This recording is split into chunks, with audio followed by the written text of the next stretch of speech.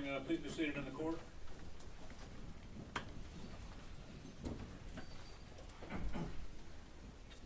Ladies and gentlemen of the jury, when we recessed yesterday, we were in the cross-examination of this witness. So I'll ask the defense to proceed, please. Thank you, Judge. Good morning, Mr. Reyes. Yesterday when we ended the day, remember reminding you of a way that you testified to the grand jury different than you testified to this jury. Do you remember that? Yes. Okay. I wanna ask you some more questions about how you testified yesterday to this jury versus that body. And I want you to know something that my questions don't diminish what you went through, okay? I want you to know that it's apparent to us. I think everybody, what you went through, we see that the results of it. But you understand I have to ask you questions, right? Yes. You understand that the government has brought Adrian into this court, and they're essentially blaming him for the cascade of horror.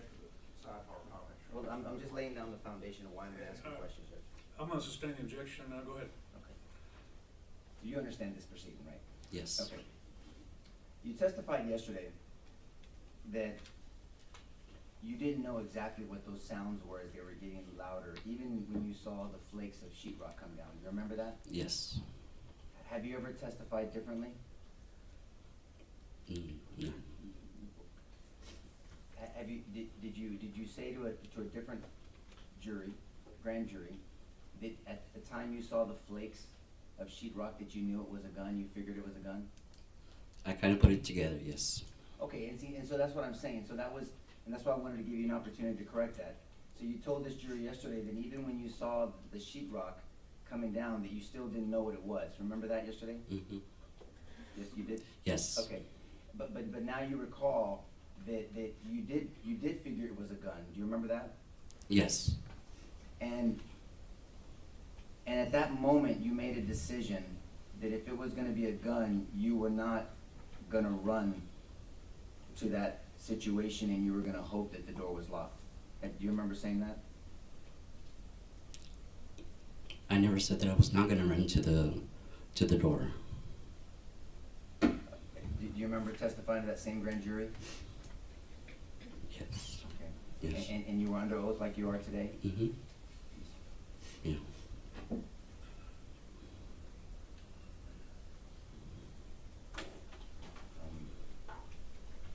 And you testified to the grand jury just similar to what you're testifying before this jury, correct? Yes. I'm a direct opposing counsel to transcript of the grand jury, page 54, lines 2 through 5.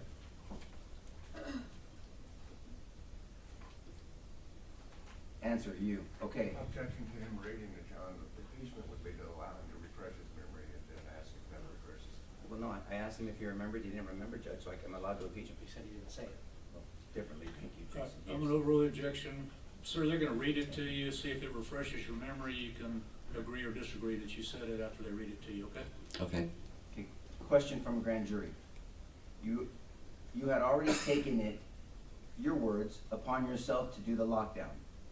Turn off the light, secure the kids, but you never went or thought about locking the door and making sure it was locked? That was the question. Answer, okay, the reason that I didn't do all those because the lights were already off. And when I saw the sheetrock falling, I figured that it was something like a gun. So I told them to get in place, and seeing that I was not gonna run to that. So I was hoping that my door was locked. Yes. And that's how you testified to the grand jury, right? Yes. But then you also took it a step further. You almost tied the fact that you weren't gonna go running to the shooting to what you thought the officers weren't doing at that time. Do you recall that? No. Answer. Go ahead. I might have made that statement because when I got to the other side, I was shot already. So there was no chance for me to even run, and it happened like that. Well, I'm just going over what you Yeah. testified to the grand Yeah. jury, right? Would you like to look at it really quickly? No. Oh, you don't? Okay. So I'm gonna read it to you, okay? Mm-hmm. If officers didn't want to go to the shooting, I didn't want to go either.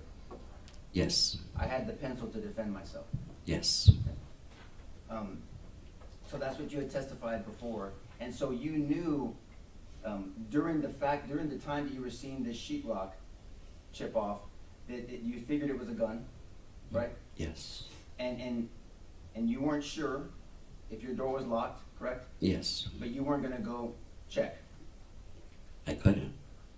Well, that's not what you testified to before, right? You just weren't gonna go. You were hoping it was locked. Do you remember that? We talked about that? I guess, yeah. I guess when I got up, I just had hope that it was locked. Right. Yeah. And I also want to direct your attention about something you testified yesterday about teachers at the school.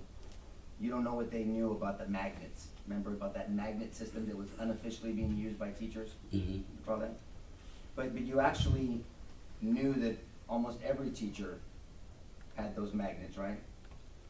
I would say that most teachers have that kind of magnet because it's a manipulative, and so we do use them for math to do assignments. Yes. Okay. Well, two things. I want to ask you what a manipulative is. But number two, yesterday you said, I don't know what other teachers do. Do you remember saying that to this jury? Yes. Okay. But you did know. You knew that almost every teacher had those magnets, correct? Most teachers do have those magnets. Yes. And they use them in the doors, correct? Sometimes. Mm-hmm. Now, will you explain to this jury what a manipulative is? A manipulative is an object that is used to try to make the connection of, we use them mostly in math to make the connection. So like, it would be like a small little toy, like we use a lot of bears. So that would be like adding 2 red bears to 2 blue bears, and that makes 4 bears. Okay. But they were used to bypass locks, Yes. right? I mean, so because it was out of convenience, like you with the copier, but other teachers, because if kids needed to go in and out of the bathroom, because the school only gave keys, actual keys, teachers didn't want to go and have to unlock the doors. Yes. And then when it came to substitutes though, when it came to substitute teachers, doors were left unlocked constantly because they didn't have even keys. Yes. Okay. So those doors were left locked whenever substitutes came in to teach. I think so. Yes. Well, you knew so when you testified to the grand jury, right? Mm-hmm. Is that yes? Yes. Okay, so- Yeah. I want to talk to you about those tables that you directed the children to go under. The tables in your room were different than the tables in 112, would you say? In the sense of curtains. Your tables didn't have curtains. No. Right. No. And the tables in 112 did, to where kids could go under and then be covered by the curtains, correct? Yes. So when you say, and again, I say this respectfully, so when you say when children were hiding under the tables, the only way that would work is if somebody was looking up through a window for a moment. They weren't really hidden, correct? I guess if they looked from that side, I don't understand what you're trying to. Okay, that's fine. May I stand up, Judge? Yes? If you're walking from this way, and let me present to you that there's an opening here. That I don't know if you noticed it when you walked in. Right Mhm. here. If my co-counsel and us get under this table, and I'm walking from the gallery here, we're not really hidden because we can see. I can see under the table, correct?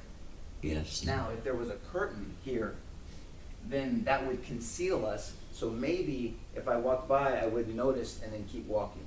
Now do you understand my question? Yes. Okay. So your room didn't have those curtains, No. No. but the children were under the desk, correct? Mm-hmm.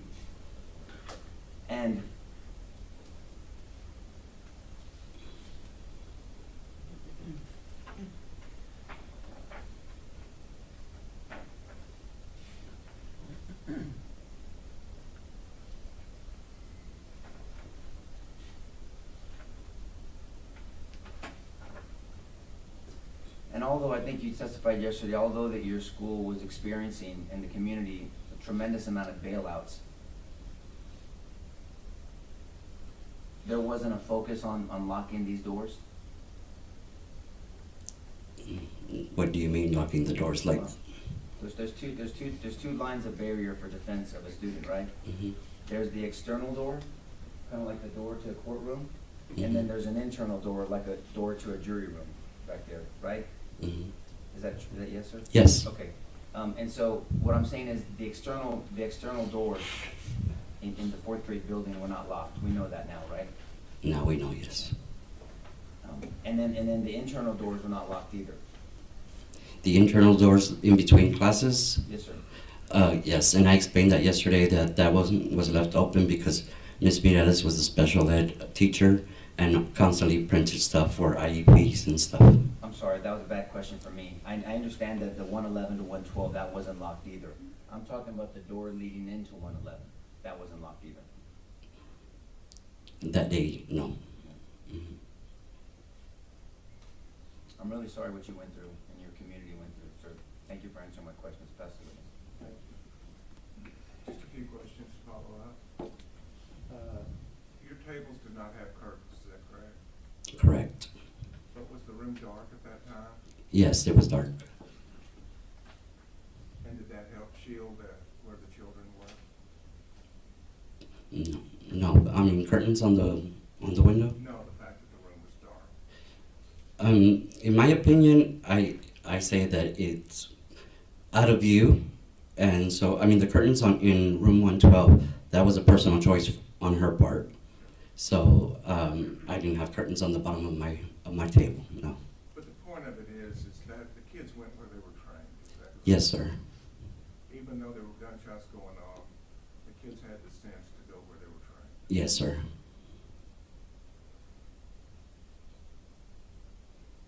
And we talked a whole lot about magnets, but the gunman entered your room, correct? Yes. Did a magnet have anything to do with him entering your room? No. And the question about officers didn't want to go in, and I didn't want to go toward the shooting either. Were you armed with a firearm? No, sir. Did you have bulletproof vest on? No, sir. Had you been trained on how to confront an active shooter? No, sir. And did you have the duties a police officer has? No, sir.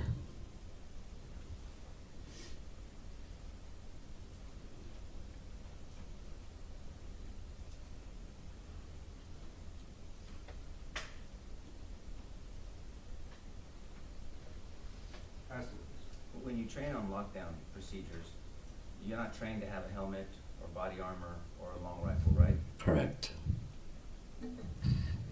You're trained just to go lock the door. And other things as well as to hide the kids. Yes. Yes, sir. Mm-hmm. But hiding the kids isn't as effective if that door is not locked. I guess so. Yeah. And I think that the government asked you that the magnet had nothing to do with the gunman entering that room. Do you remember that question? Mm-hmm. But that door being unlocked had an effect on that gunman entering the room. Would you agree with that? Can you repeat that again? Yes, sir.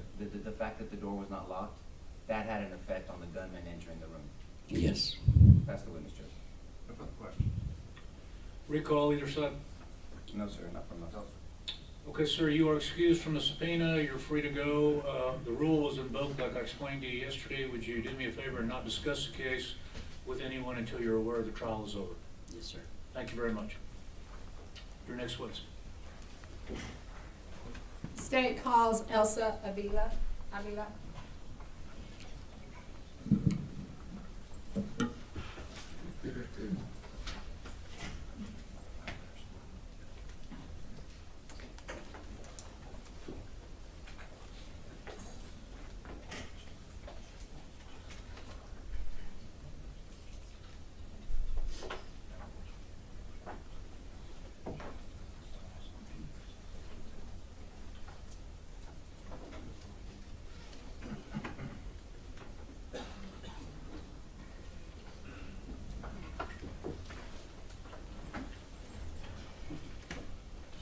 Morning, ma'am. If you just come up to the bench here and raise your right hand. You do solemnly swear the evidence in the testimony given in the cause will be the truth, so help you God. That's our witness. Stand right there. Have a seat. Make yourself comfortable. You may proceed.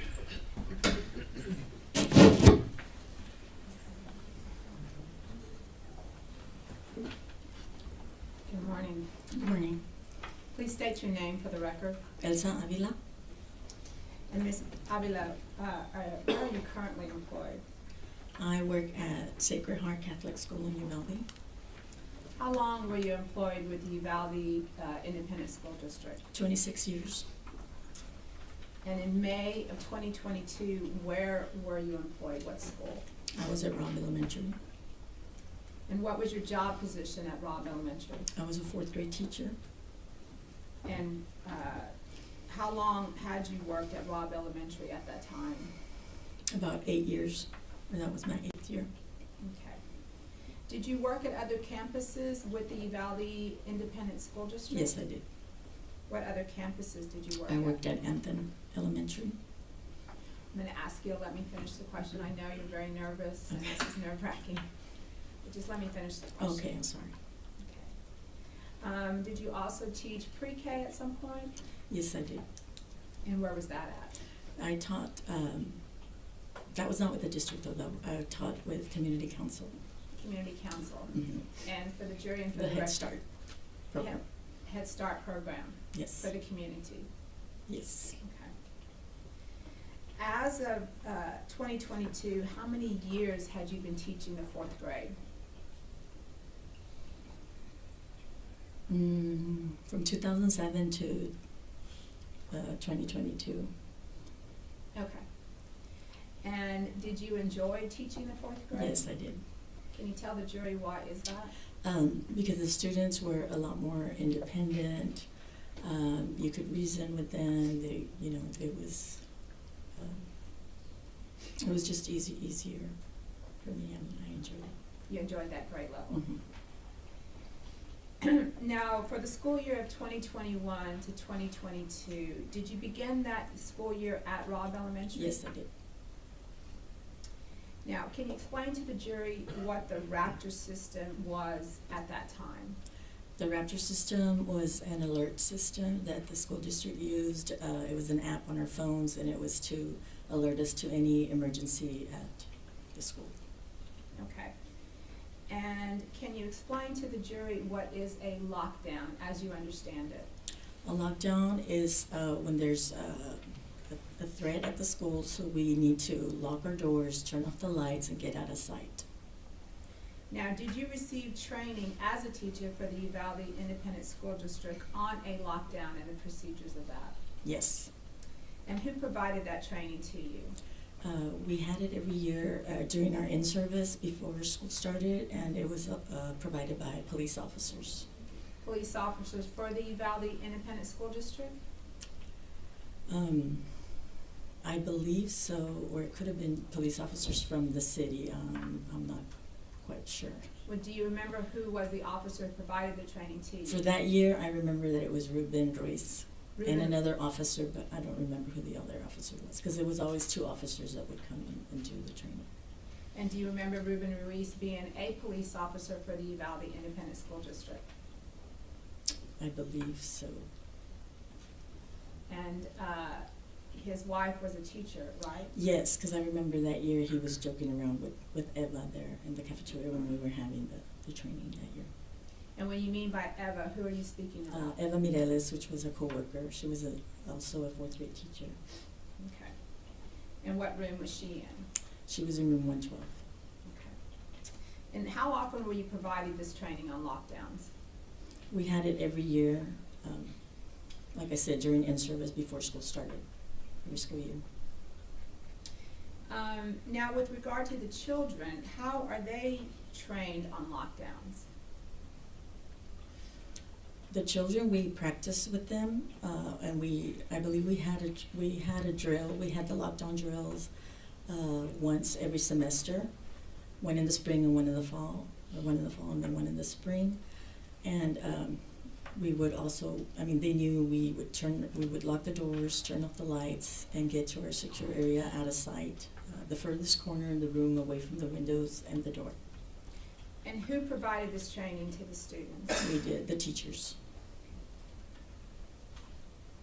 Now, when you are in training as to a lockdown, what are you trying to do as to the termination of that lockdown?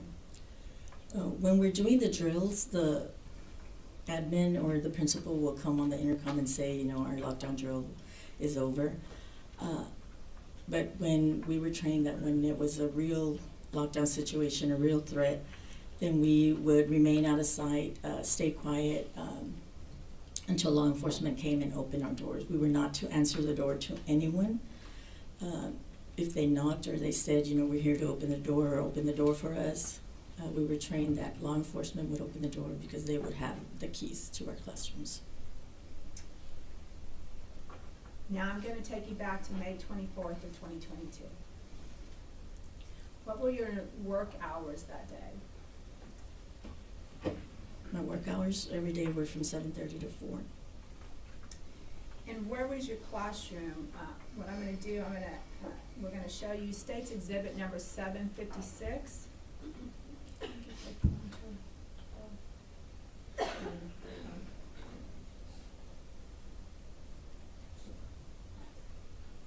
May I approach the witness, Your Honor? Yes?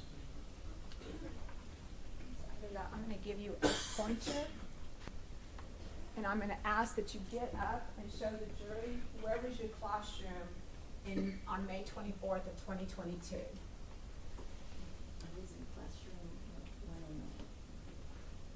And for the record, you're pointing to classroom number 109, Yes. which is on the southeast side, second classroom north from the south door, is that right? Yes. Okay. You may sit down, thank you. Well, I'll tell you what, stay up there. Can you explain to the jury, when you walk into your classroom on May 24th of 2022, what would you see? You walk in my door, this is a door to the hallway, you walk in, the connecting doors to 110, on the east side we have 2 windows. Excuse me, Judge, I'm so sorry. Can we ask Ms. Avila, do you mind raising your voice so we can hear you? Why don't you go ahead and sit down, Ms. That way you have the microphone. My teacher desk, or actually a kidney table, was at the far east wall by the windows, and then the students' desks were around the rooms in a U shape. And when you say kidney table, I think we need to clarify that. What do you mean by that for the jury? Is it the table's in the shape of a kidney? Yes, it's Okay. a table in the shape of the kidney, yes. Okay. So we did not have teacher desks. That was our small group table and also our desk. Okay, so it doubled as an activity desk and a desk for you then. Yes. And how many years were you in that classroom as of 2022? I was in that classroom, let's see, I was around 8 years, and I was in another classroom 2 years, so I was in that classroom about 6 years. And where were the windows in your classroom? They were on the east wall. And did you have curtains or blinds on your windows? I had blinds and curtains. I had blackout curtains because since we used the ViewSonic screen monitor, the glare would, even with the blinds, there would be a glare. And it was hard for the students to see, so I had blackout curtains. And did your classroom adjoin another classroom? Yes, it adjoined room 110. Now, on May 24th of 2022, was that a special day? Were there special activities that day? Yes, that was awards day, so we had our awards ceremonies for 4th grade on that day. And what time was your award ceremony? My award ceremony was from 10 to 10:30. So, because it was a free day, was it unstructured? Yes, because a lot of children leave after the award ceremony. Not all the students stay, so no one was really following like the regular schedule on that day. Everyone was at different schedules. What time did you get back to your classroom? I got back to my classroom about around 10:30, 10:35. Did all of your students stay? Did you have any leave? I had one student that decided to go home. Did the rest of your students stay? The rest of them stayed, And yes. why is that? Because they knew that we were going to be doing fun activities.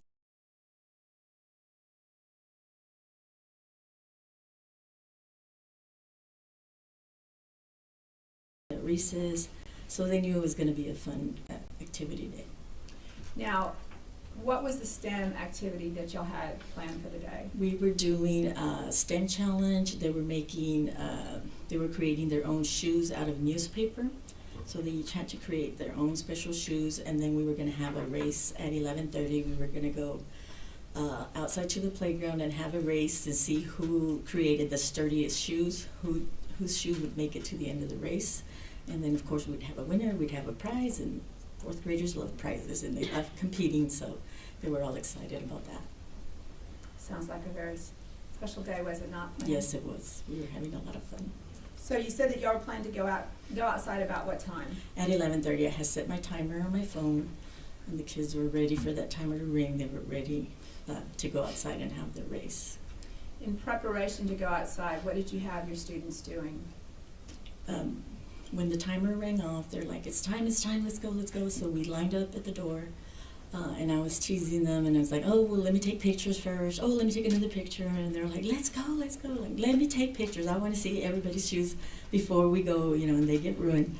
So we were spending some time there taking pictures, and they were lined up at the door, and they were making their faces, and I was just taking pictures of their shoes. They were posing with their different shoes. And then as I'm taking pictures, my line leader, one of my students, a little girl, she told me, Miss, there's something going on. Miss Deming's class is running to her classroom, and they're screaming and running. And I told her, well, let's let Miss Deming worry about it. I'm sure she'll take care of it. It's okay. And so I continued with the other students taking pictures, and then she told me again, no, it's like they're scared, they're crying, they're running. And so I told her, okay, well, let me go take a look. So I told her, stand back. And I went to the door. I opened the door. I poked my head out into the hallway, and I heard a female voice yelling, get in your rooms, get in your rooms. So I knew, okay, something is going on. Now, how would you describe that yelling for the jury? She sounded terrified, anxious. I mean, she was really screaming loud. So I knew, okay, something's going on. So I slammed my door shut, I turned off the lights, and I told the kids, let's go. Okay, I'm gonna stop you right there. Did you see the woman that was screaming? No, Did you see anybody in the hallway at that I time? didn't see anybody. So right now you have a woman screaming. She sounds terrified, is that right? Yes. Okay, so then what did you do? Like I said, I slammed my door, I turned off the lights, and I told the kids, let's go. And I mean, they know that that's I'm gonna That's stop her. you right there. You said you hear a woman screaming, you don't see anything, but you go into lockdown? yes. Explain to the jury why that is. I mean, right now, all you know is that you have a teacher screaming, you have kids that are running. Why did you go into lockdown immediately? Because I knew there was some kind of threat, there was some kind of danger, and we had to go into safety mode. We had to protect the kids. We had to be sure that everyone was safe. So what did you do then? Like I said, I slammed the door shut, I turned off the lights, and I told the kids go. They already knew, when the lights are off, we lock our door. We know our next step is out of sight, stay down, stay quiet. So that's what I told them, to stay down, stay quiet. And I started directing them, but as soon as we started moving, we heard shots. We heard loud shots in the hallway. What were your students' reaction upon hearing these shots? That some of them started crying, they started moving faster towards the corner, getting under the counter, they knew that it was, a real thing, that this time it was not a drill, that it was something real, because they could hear the shots being fired. Now, what were you doing as the kids are getting down and hiding? What were you doing? I was directing them, to making sure that everyone was safe and out of sight, was down, and I saw that some kids had gone further down the classroom by the whiteboard, and they were getting too close to the window. So I stood up and was directing them to come closer, to the corner, to the west side, closer to me, where I could see everyone and where everyone was. And as I stood there and I was waving them over, that's when I felt, well, we were hearing shots, and I felt a shot on my left side. So you were shot at this point? At this point, yes. The moment that you're standing up directing the kids to get closer to you. Is that correct? Yes. So did you realize you were shot? I mean, what did you feel? Yes, because I felt the pain, I felt the burning pain, and I know I yelled, oh no, I'm shot, and I fell to the floor. So yes, I knew I was shot, and I put my hand on my side, and I saw blood, when I took my hand away, I saw blood, so I knew that I had been shot. Once you fell to the floor, what happened next? I fell to the floor, and we kept hearing the shots. They were just going like that, just one after the other, one after the other, and it would stop, and then it would go, it would go, it would go, it would go. And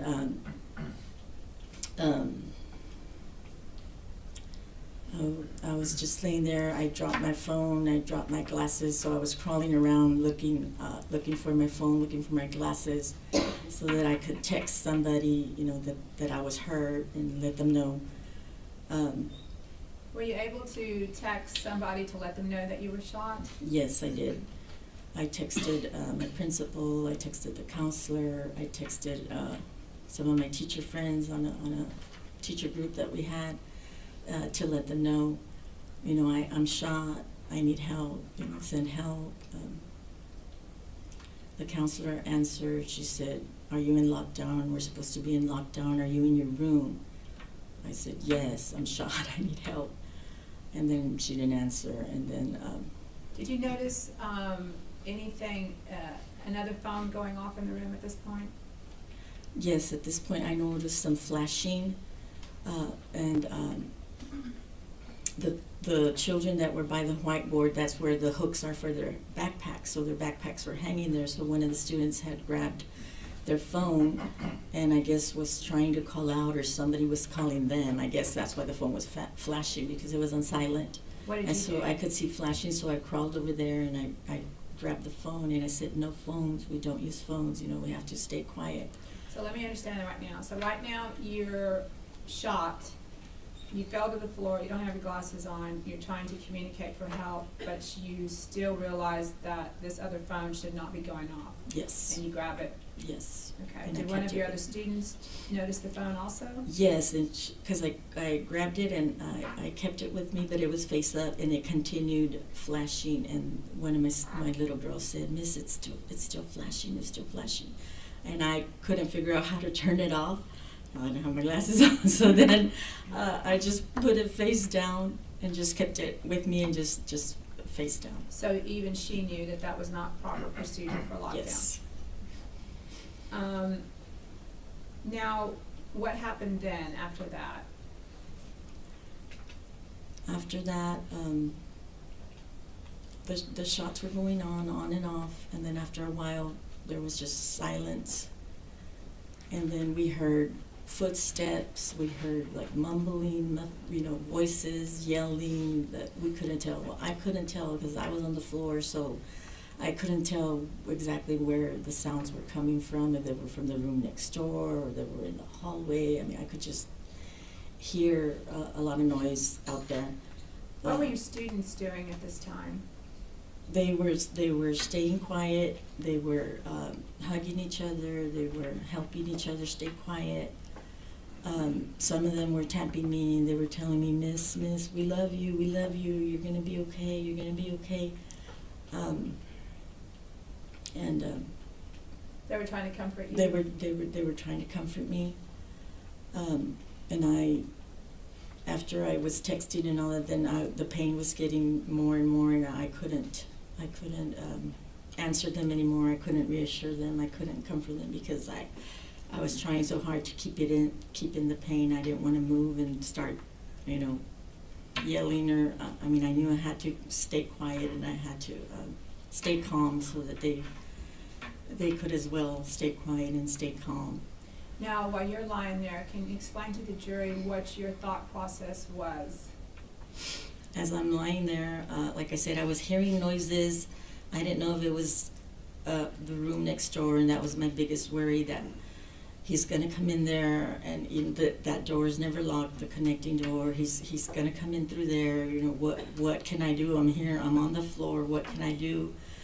I was under the desks because I'm on the floor, and the desks were there. Now, the thought that came to my mind was I can push the desks. You know, if I see movement at the door, I can try to push the desks over that way to topple the desks, maybe trip them up. So you're thinking of ways to confront Ways the to try to trip them up or try to slow them down, stop them, something. Now, were you eventually evacuated? Yes, we were. And how did the evacuation occur? After, I don't know how long it was, it seemed forever.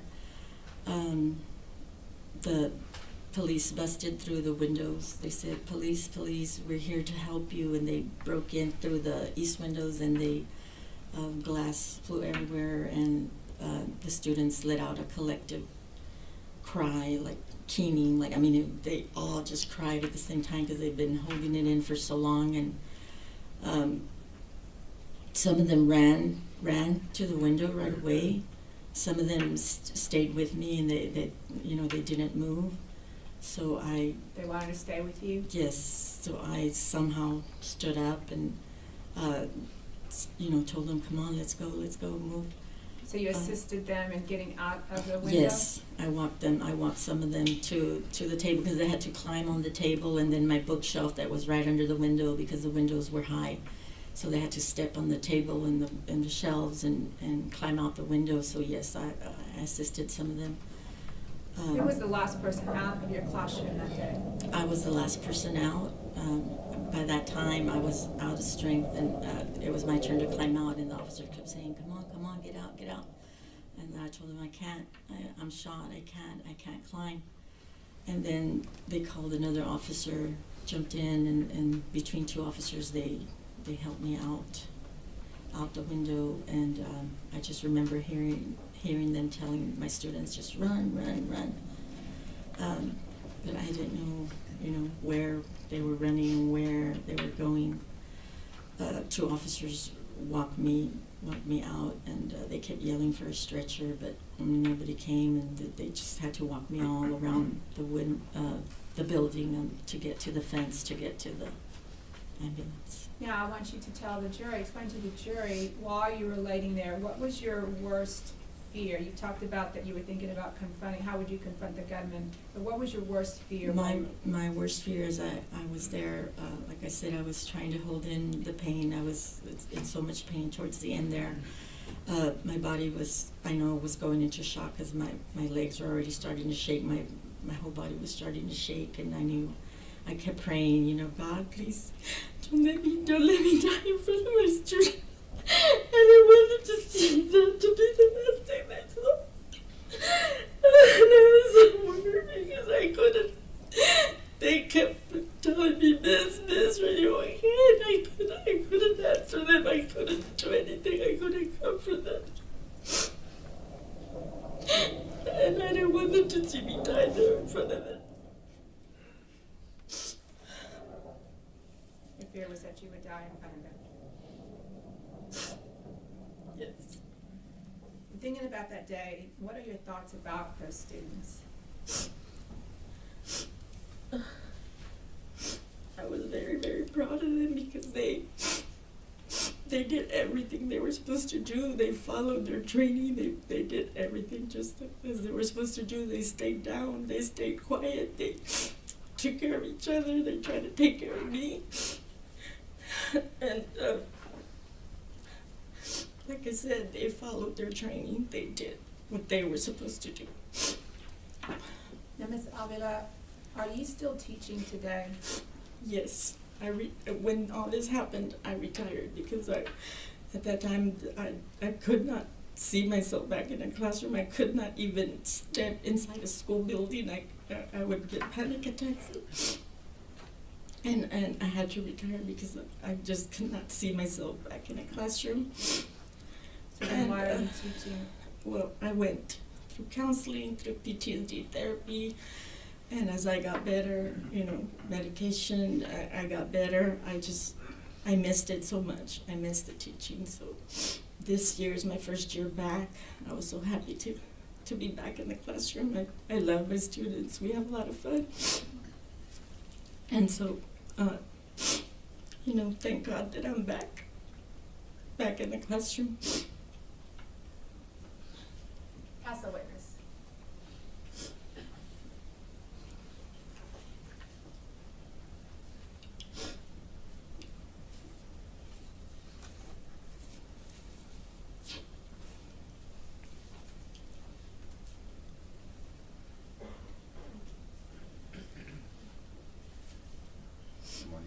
time? One more time? Yes, please. Yes, ma'am, report. Yes.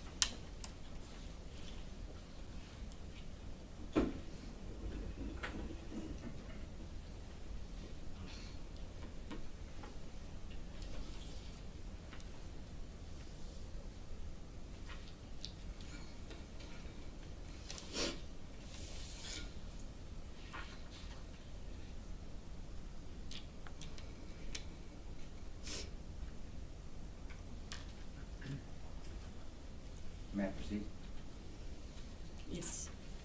Well, let me just say this, any child that has the blessing of being under your tutelage is blessed, there's no doubt about that. I think we all can see that you're an amazing teacher and a wonderful person.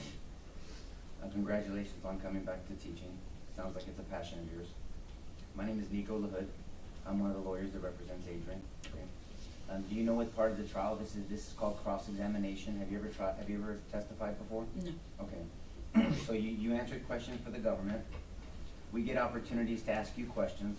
I promise you I'm not gonna be mean, and I'm not trying to trip you up. I'm just gonna ask you some perspective questions, okay? Sure. If at any time you don't understand my question, just say, Nico, and you can call me Nico, please. Nico, can you repeat that, or whatever you want, just stop me and ask me to rephrase it, okay? Mhm. And just for the court reporter, we have to say words like yes, no, just because she's typing it down. Okay, Yes. thank you. So I guess we can start with like a Raptor system. I know that the jury's heard it a number of times about the Raptor system, but is it fair to say, I think we've heard testimony that the Raptor system, no one got notifications on the Raptor system to this incident, right? Or do you recall? I don't recall. I mean, I was holding my phone, but I don't recall the Raptor system going off on my phone. I don't know about everybody else. And was the Raptor system kind of something new that the school was trying out? Yes, I believe so. Okay. So it wasn't really refined yet, and teachers weren't using it as much as probably they intended it to. Is that a fair statement? Well, it was only for in case of an emergency, so we really hadn't had any emergencies, so we hadn't used it. Okay. You didn't have emergencies, but there were quite a number of bailouts in that season of the school, right? Yes. And then the jury's heard this. Bailouts are where someone here, allegedly here illegally, is trying to get away from police. They ditch their car, they bail out of their car, and they're running, correct? Correct. Now, whenever the school did have bailouts, it was in relation to, whenever the school did have lockdowns, it was in relation to bailouts. Is that fair? Yes. How many bailouts, if you recall, do you remember during that season of schooling, of that last quarter? We had many. I can't recall a certain amount, but we did have very frequent ones, yes. Very frequent bailouts. So the lockdowns were in relation to that, right? The ones we had so far, yes.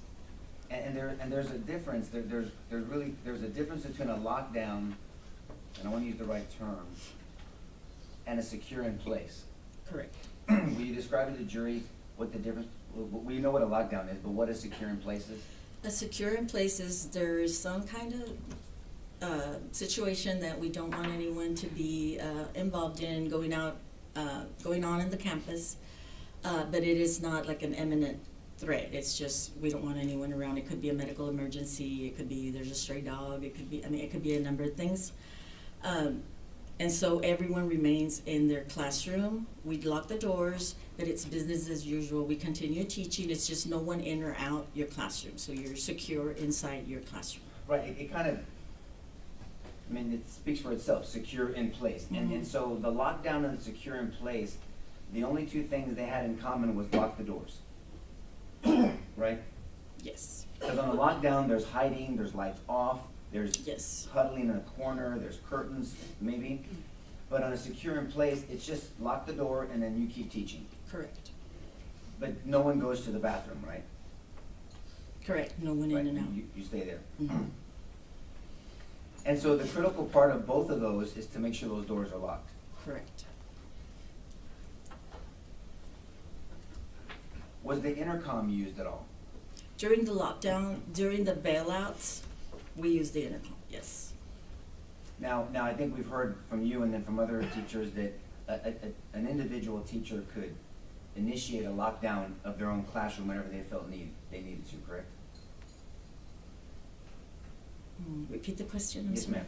You didn't have to wait for the principal to tell you lock down. You can make that call yourself. For your class. For my class, Yes, ma'am. I never did. You never what? I never did that, so I'm trying to think. Well, maybe it's a bad question. Let me just, actually, you testified to this jury, you did a lockdown. You heard something, you sensed danger, you didn't wait for the principal, you didn't wait for the intercom, you didn't wait for Raptor. You did the right thing and you said lockdown and you told the kids to hide and you turned off the lights, correct? Correct. Okay. Now, you mentioned it, but I don't think you said it. You actually locked your door. My door was always locked. Okay, and that's, so even without a lockdown, you always had a locked door. My door was always locked, yes. Why did you do that? Because it was our policy to have the locked doors because of the bailouts and all that. I mean, for security, yeah, we were supposed to have our doors locked. Okay, so let's talk about that briefly. So aside from a lockdown, the doors are supposed to, school policy, the doors are always supposed to be locked. Correct. So when you come in the morning, you set up class, and your doors are locked, if a child has to go to the bathroom, would you go open the door for them, or were there kids designated to open doors for each other when they went to the restroom? The doors can be open from the inside, so I didn't have to open it for them. I mean, they could go out, but to come in, yes, my students knew. I had designated the students that were closest to the door. They were designated. They knew that they would open the door for the students going to the restroom. And that was, through your experience, it seemed like a very simple and practical way to handle the inconvenience of having to stop class and opening the door. Yes. Any teacher could have done that. That sounds like you took initiative and you did that on your own. Like you implemented That's what that. I did in my classroom. I don't know what others did, but in my classroom, that's what I did. But there's nothing that would have stopped other teachers from doing the same policy. I cannot speak for other teachers. I mean, that's what I did in my classroom. Yes, ma'am, I understand. And so when it came to the incident, now we'll direct your attention to this horrible incident. 1 second, ma'am, I'm sorry.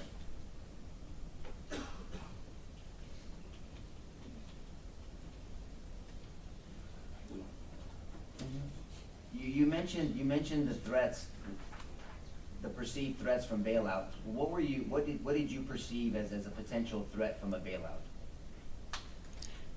That the person that was trying to run away, would go into our school and, try to barricade in our school or, something, an unauthorized person entering our school. And so you understand about what a barricade is, right? Well, somebody hiding inside our building. Yes, ma'am. And could one of the potential threats be hostages as well? If someone's trying to get away, they get into the school and they'll maybe use you or a student as a hostage to get away? That could be a threat, yes. So now I want to bring your attention to May 24th. So you described the award ceremony and you described what you were thinking and what was going on and the nature of the classroom and what you guys were doing with the STEM project. But when you said that one of the students alerted you of some type of danger, do you know now, how did she see that if she was in line? Did she look out a window? Did she hear something? Yes, our door has a window, Yes, so ma'am. she was looking out the window, yes. So she was earlier in line, and so she was looking at the window, getting ready to go out of your classroom, not the building, right? In my classroom, yes. So as you get out of your, may I approach the witness, Judge? Yes, sir. Stand behind you, okay?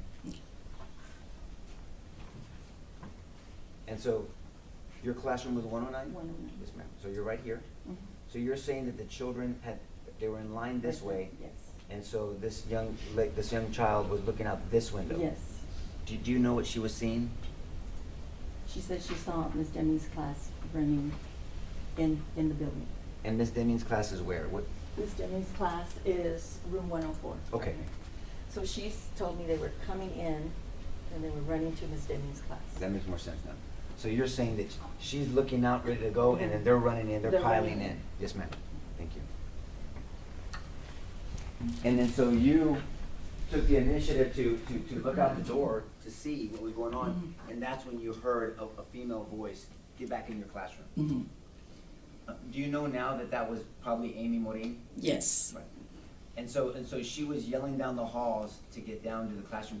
You could hear her, you understood what she was saying? yes, And so then, you didn't even have to take it another step to lock the door because you have a policy in your classroom, that door is always locked. yes, So you focused on the children. yes.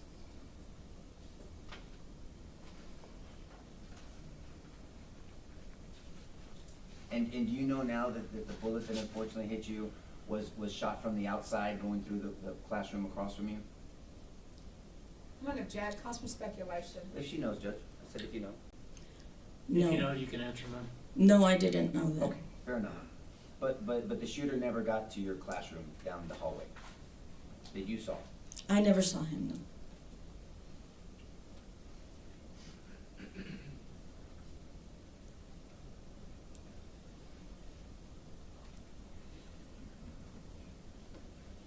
At some point, you said that you heard footsteps and yelling in the hallway. Mhm.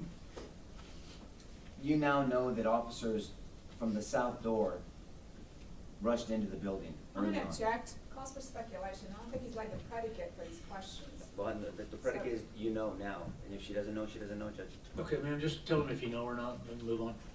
Yes, You do know that officers came in the building, yes, and early on in the process, earlier on.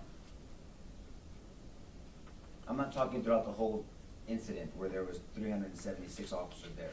I'm talking about early on, a number of officers came in to that side, the south entrance. Do you not know that? now do I know that? Yes, ma'am. After the fact, yes. Okay. But I'm just trying to correlate it, that those are the footsteps maybe that you were hearing and the talking, the yelling back and forth, that's all, I'm correlating it to that. I don't know, I just heard noises, I don't know where they came from. Yes, ma'am.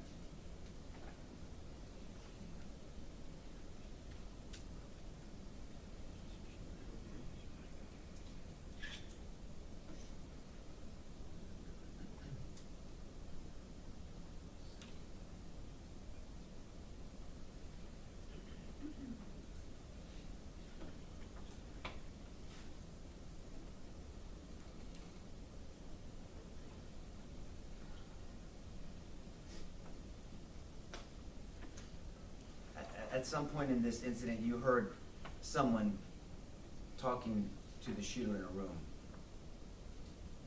Correct, and you heard them asking that individual, that voice, talking to the shooter, talk to us, and telling them that we don't want anyone else to get hurt. They were trying to get him to get out. correct. And so, from your experience, if you know, that was what they perceived, or what you perceived as a barricaded person. I heard a voice saying, you know, sir, we need you to stop. We don't want anyone else to get hurt. That's what I heard.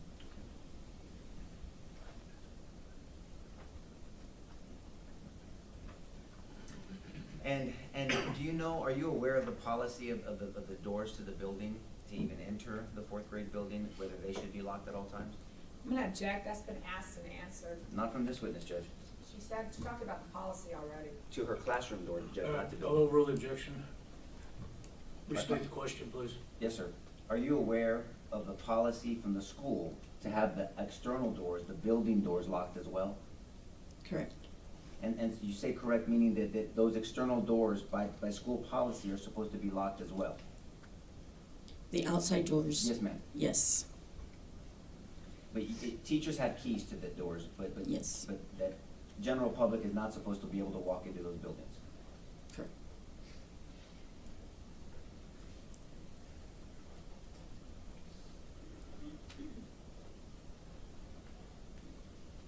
Ms. Alvet, thank you for your testimony, and I'm very sorry that you went through this incident. God bless you. Good. Yes, ma'am. With regard to your door to your classroom, you said it was always locked, but did you have to lock it from the inside or the outside? From the outside. And in order to get it locked, did you have to slam it, or would it just shut on its own and lock?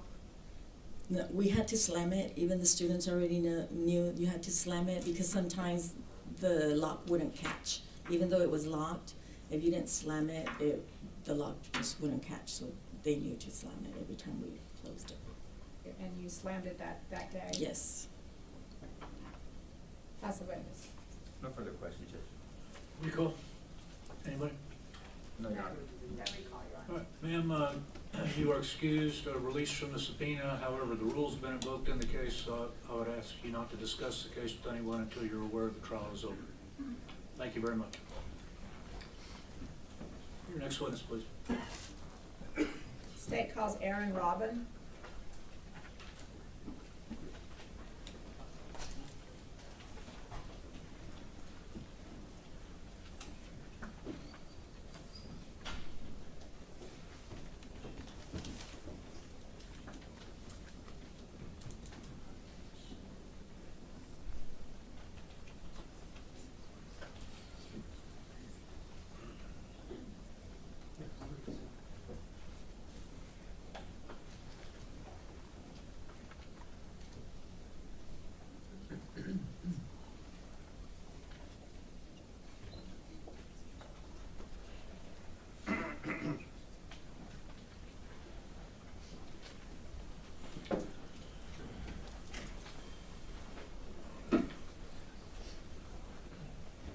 Good morning. Could you raise your right hand, please? You do solemnly swear the evidence in the testimony given in this cause will be the truth, so help you God.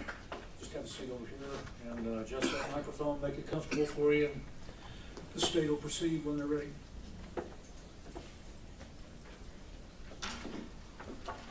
Good morning. Morning. Please state your name for the record. Aaron Robin.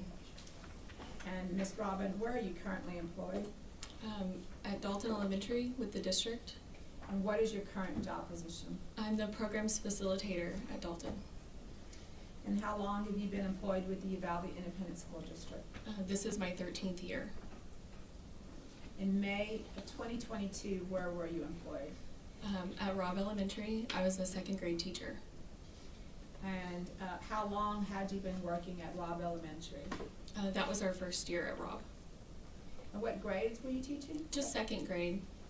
Okay. And did you begin the 2021-2022 school year at Robb? Yes, ma'am. Okay. Now, can you explain to the jury what the Raptor system was as you understood it? I understood it as a way to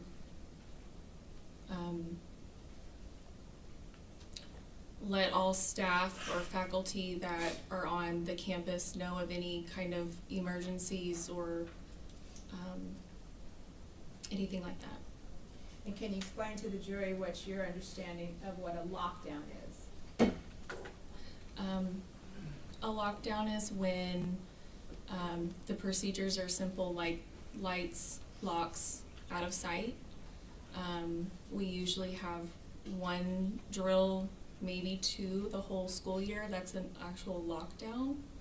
We'll have monthly drills, but they're not always a lockdown drill.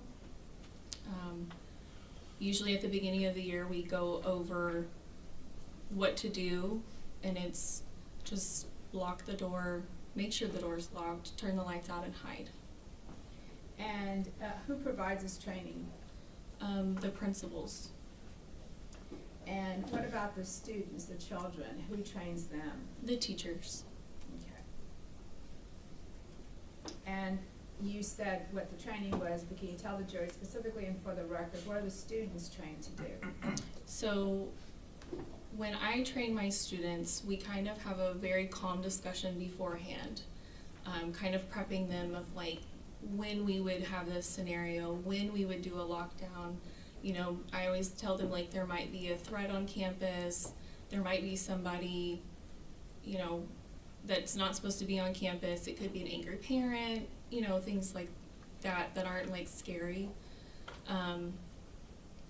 And I always told them, you know, look around the room, find somewhere that if somebody looked inside the window, they wouldn't be able to see you. And we kind of talk about just like hiding. Okay. Now, with regard to the training as to a lockdown, what are you expected to do as to the termination of the lockdown? How does it end? Will you repeat that? Well, while you're in your lockdown, what are you waiting for? We're waiting for an announcement to be made that the lockdown is over Okay. and that all is clear. Okay. And that's if it's a drill. Yes, ma'am. And if it's not a drill? Wait for instructions somehow. Okay. Now I'm gonna take you back to May 24th of 2022. What were your hours that day? 7:30 to 4. And may I press the witness, Your Honor? Yes. There's a pointer there, Ms. Goffin.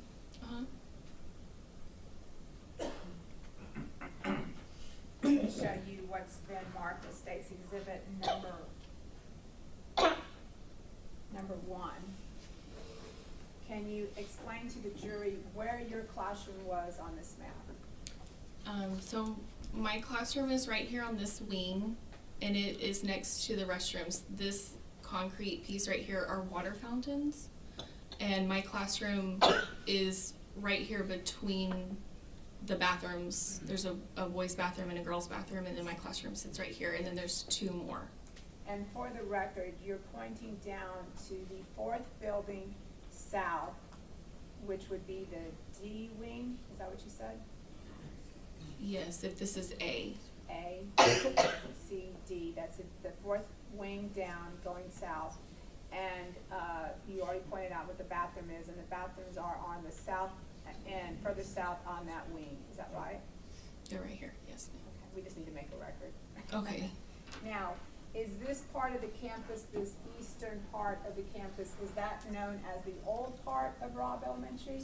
Yes, ma'am. And what is this area right here? That would be considered the new building.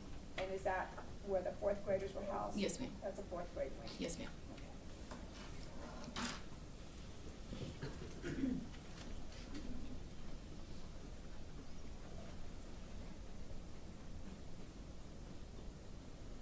Now, when you walk into your classroom, can you explain to the jury what you see once you walk into your classroom?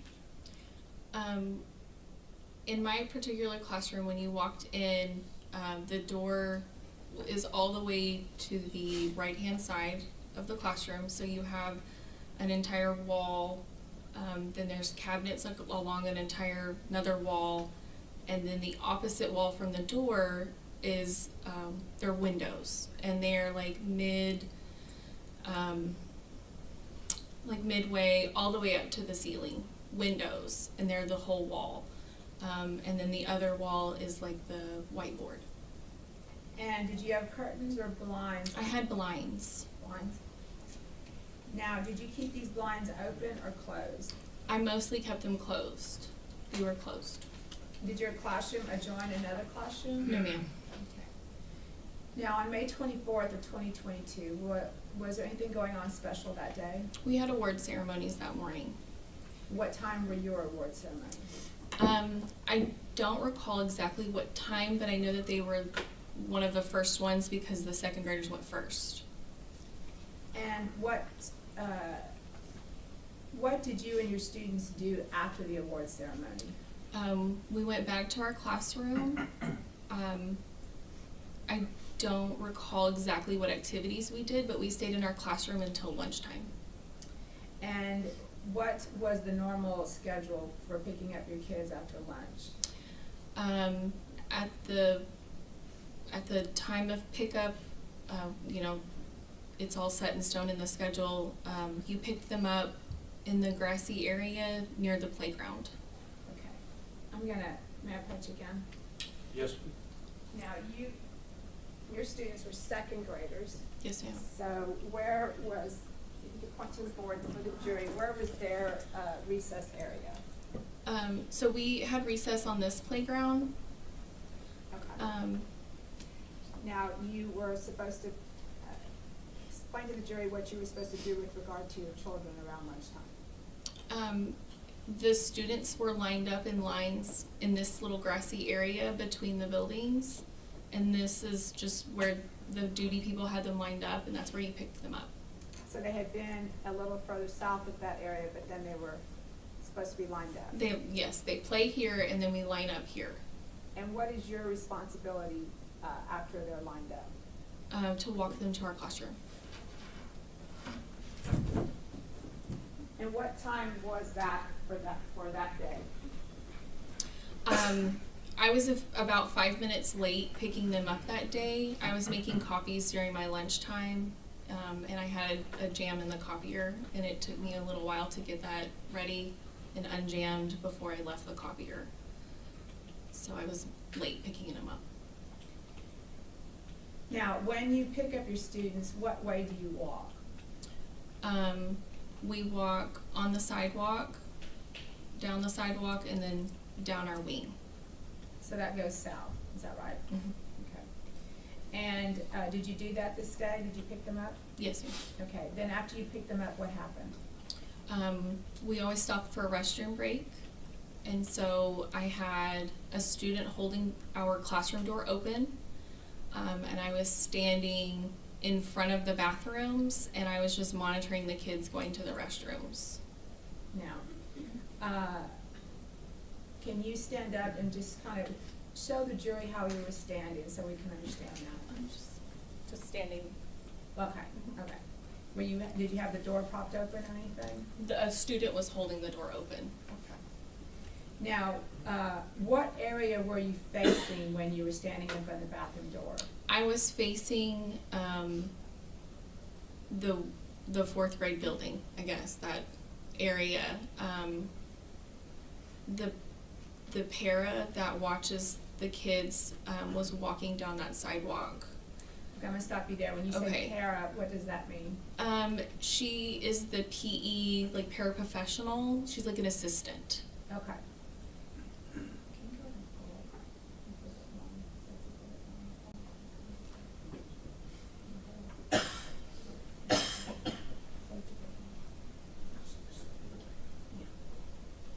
Now, I'm gonna pull up State's Exhibit number 1, so I don't have to keep going up there. Sure. So, and I think we have a pointer up there for you so that you can point. I want the jury to understand where you were coming from. So Okay.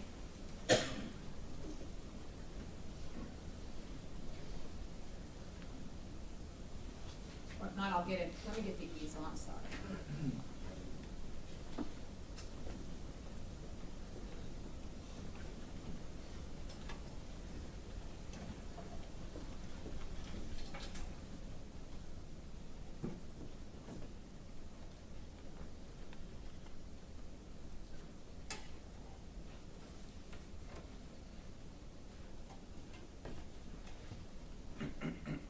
Okay, Ms. Robin, if you can.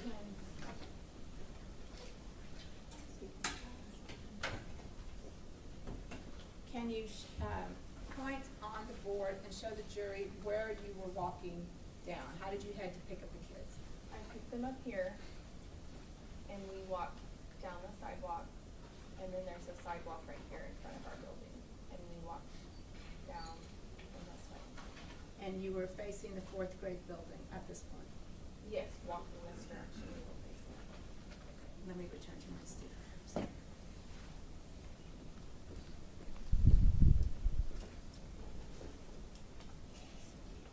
When you were standing there facing the fourth grade building, you said you saw a Yes. paraprofessional, which is a teacher's aide, so to Yes, speak. ma'am. And what did you see her doing? She was walking normally, and she got, do you want me to point to the sidewalk where she Yes. was? She was walking down this sidewalk to the PE pavilion because there was like a next PE class. She got about right here. She turned around and ran back towards me. And what did she, did you see the look on her face, or could you see her? Yes, she was very panicked looking, scared, and she got to me and she said, "There's a man with a gun." I was surprised as well, and it kind of took me by surprise, and I'm like, "What?" and she repeated it, "There's a man with a gun, I heard it on my walkie." She carries just like one of our school walkies. You mean walkie-talkie? Yes, a walkie-talkie, yes, ma'am. Now, you're saying it very calm today, but was she telling you that in a calm voice? No, Explain to the jury her tone. just frantic, panicked. What else did she say to you?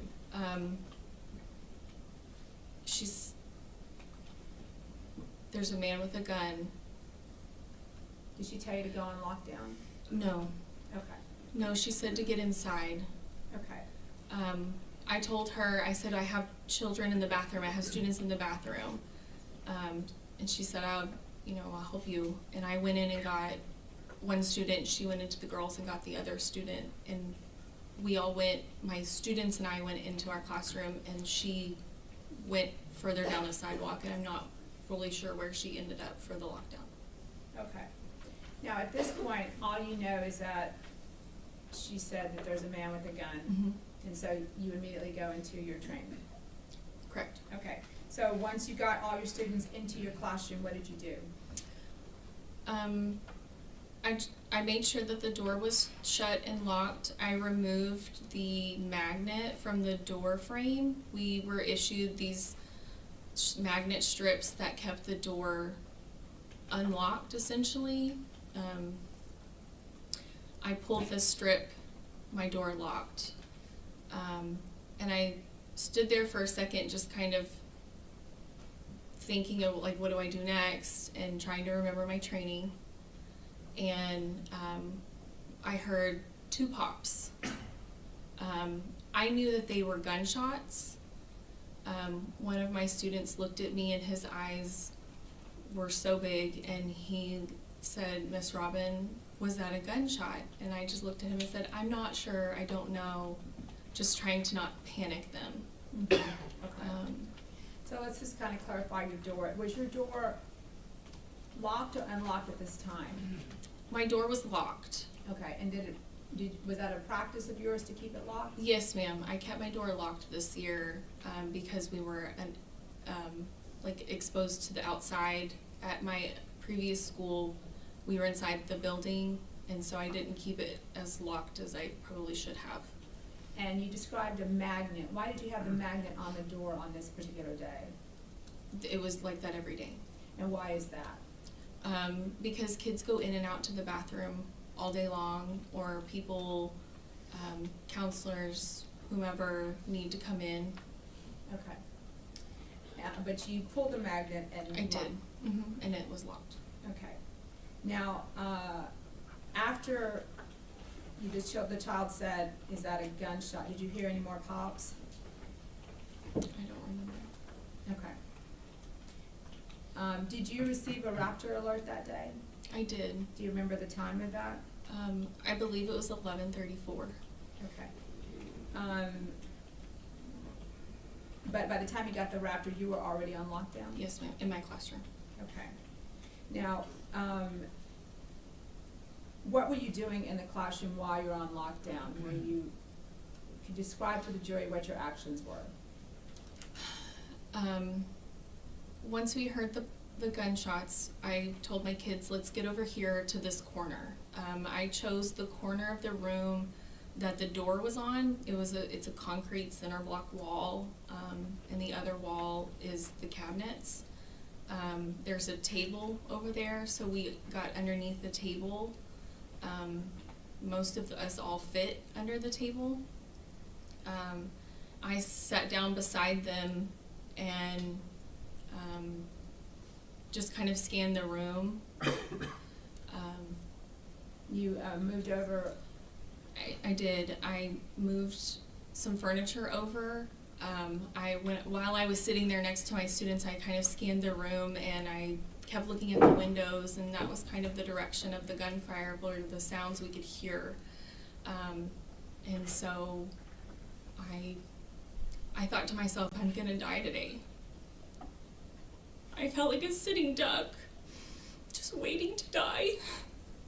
Sorry. Did you rearrange the furniture to make like a cover for the children? Yes, so I we have these little square wooden desks, and I just started flipping them over. And I flipped them over their side, and I made like a wall, and I stacked a desk on top of the other, so I had 4. And I kind of crouched behind those, and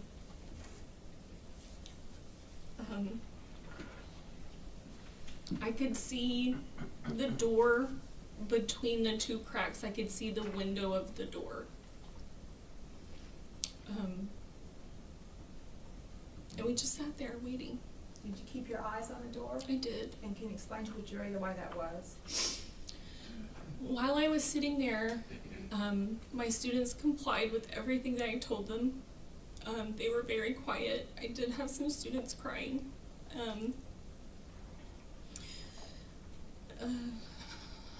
Sorry.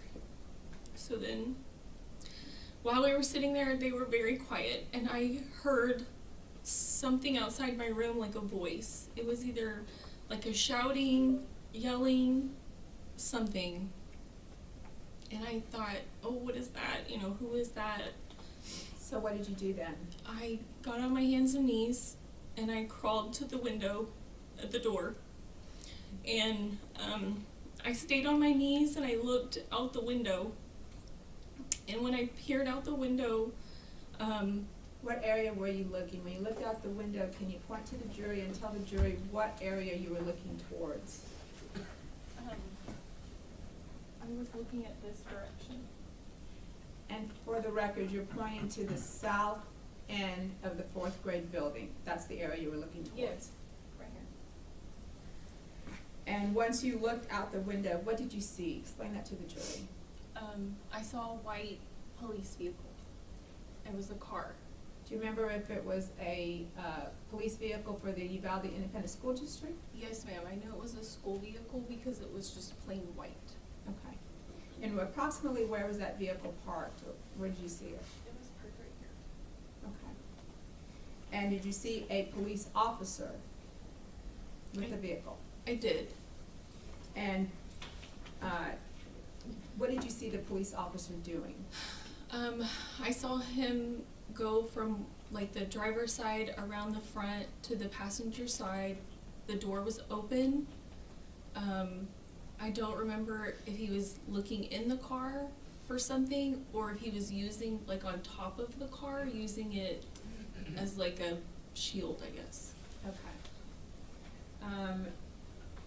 And what else did you see the police officer doing? Just kind of moving around. The car? Mm-hmm. Okay. Now,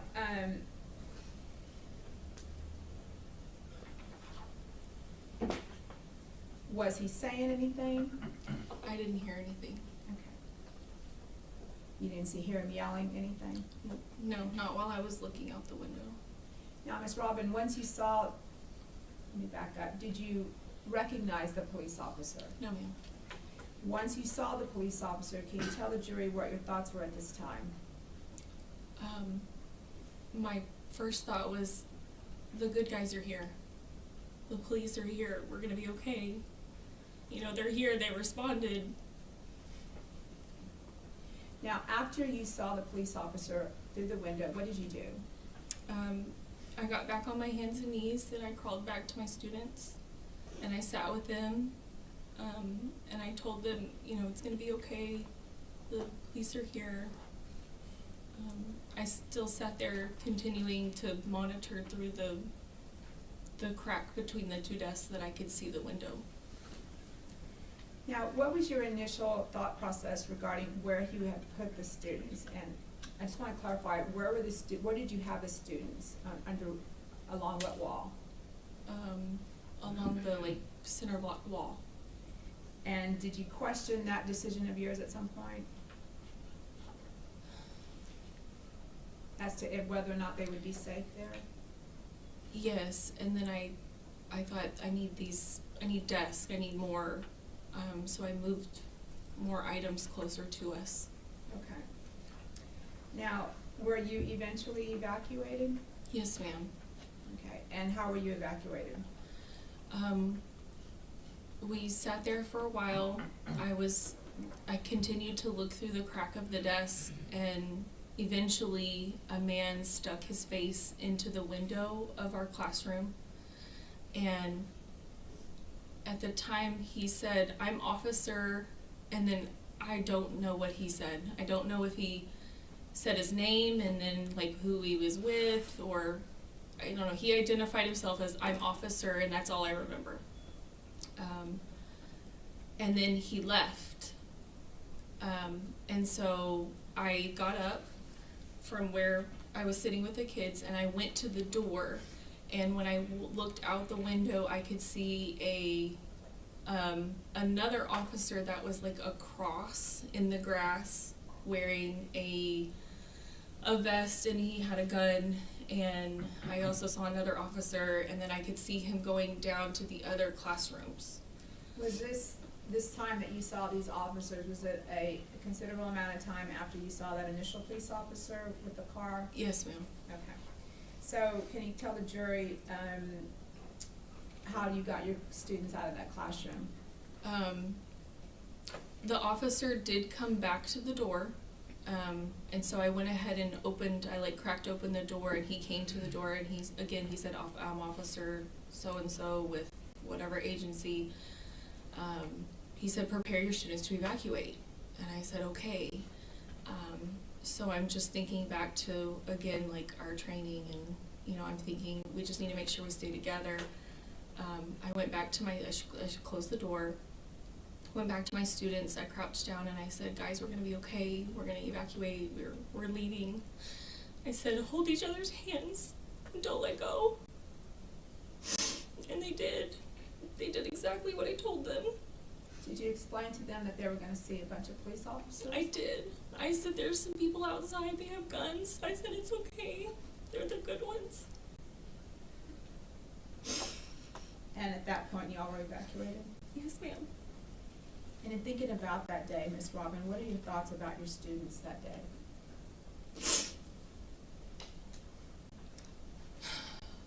They just did such a good job.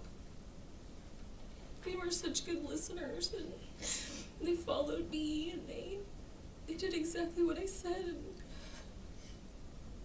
I'm just glad that we made it out.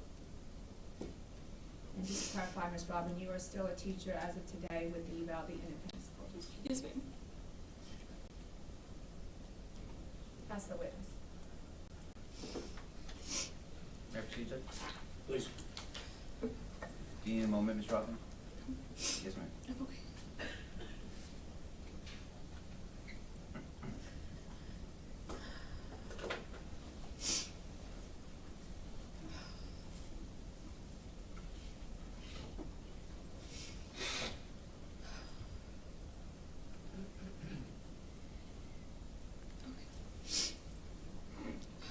Thank you for coming in and testifying.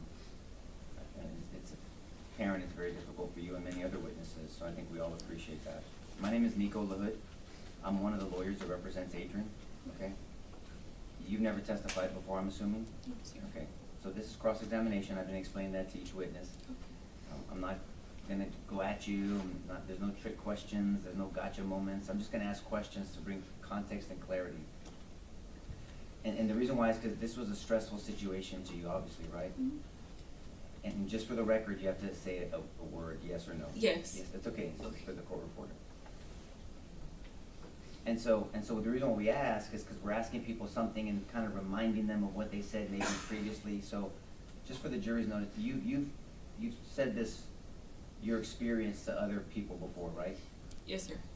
And you I think interviewed with the Texas Rangers, Yes, sir. and you've also spoken with the government. Yes, sir. And have you spoken any other times before those two?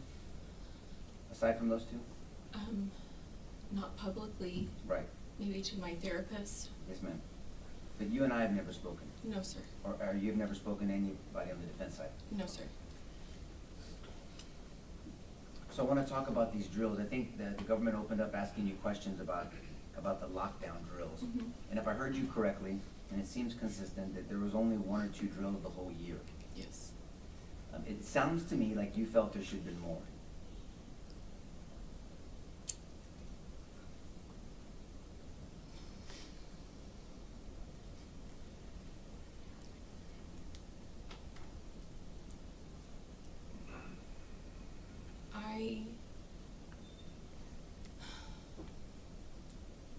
you still work for the Uvalde Independent School District? Yes, sir.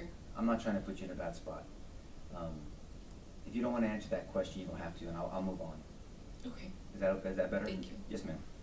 Okay, so, and it also sounds like you prepared your students yourself.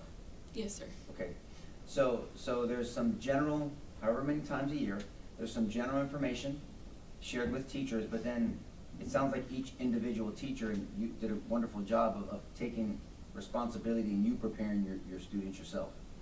Yes, sir. That's right. Yes. Because you're with your students every day. Yes. And so, and it also sounds like you explain some practical things to them as well. Yes, sir.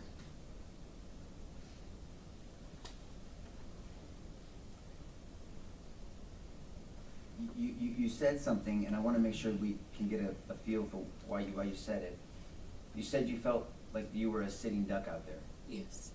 Is that because you were in a separate wing outside of a building, or is it because the school did not have a designated police officer full-time? I felt like a sitting duck because of my room, of the wall of glass. Okay, so we know that you're in the wing, you're in the D wing, like D for Delta, right? Mm-hmm. Okay, so A, B, C, D, E, you're a D, and you're in room 16? Yes, sir. Okay, and so you just felt because you were kind of winged out, you weren't within the confines of a building, felt like a sitting duck. Correct. But I guess the second part of my earlier question was, it's also a fact that Robb Elementary unfortunately did not have a full-time officer assigned to it. Are you aware of that? Yes. And so the high school had a full-time officer, but not the elementary school. Yes.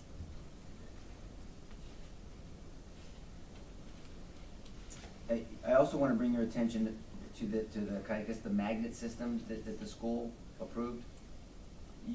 I believe you testified to this jury that these magnets they were used every day. I used mine every day. And that was allowed by the school? Yes. And I believe you said they were issued by the school? Yes. Okay. So the school issues these magnets, is it because that the school, and I'm not ragging on the school, they just didn't have the resources to do like a key fob for the teachers and, Correct. and install that? Correct. Have you worked at other schools where they had that, where it was easy access through some type of security mechanism that way? Yes. Okay. But Robb Elementary didn't have that? No, sir. Okay. So there seemed like that the school district had to adjust with the teachers, and from a practical standpoint, these magnets were used, but you testified that you could easily remove the magnet and it would automatically lock. Yes. So there's a latch in these doors, and so the magnet would stop the latch from catching on the frame. That's right. Am I using my hands properly? Yes, sir. Okay, and so then when you, on the inside, when you open it, the catch would come up and you open out, and it would come back, it would automatically lock on its own. Right. And the magnet would be inserted between, and they use terms like it would defeat the lock, meaning that it would allow it to be open and closing as you want. Yes. Okay. And was it was obviously approved and issued by the school, so most, if not all, most teachers use that procedure. I'm not sure. Okay, but they were issued by the school. They were. So the school approved this. Yes. You were not violating a policy. Not that I'm aware of. Right. So the policy was to keep the doors locked. Your door was locked, but there was this magnet used just to make it Yes. easy access. Okay.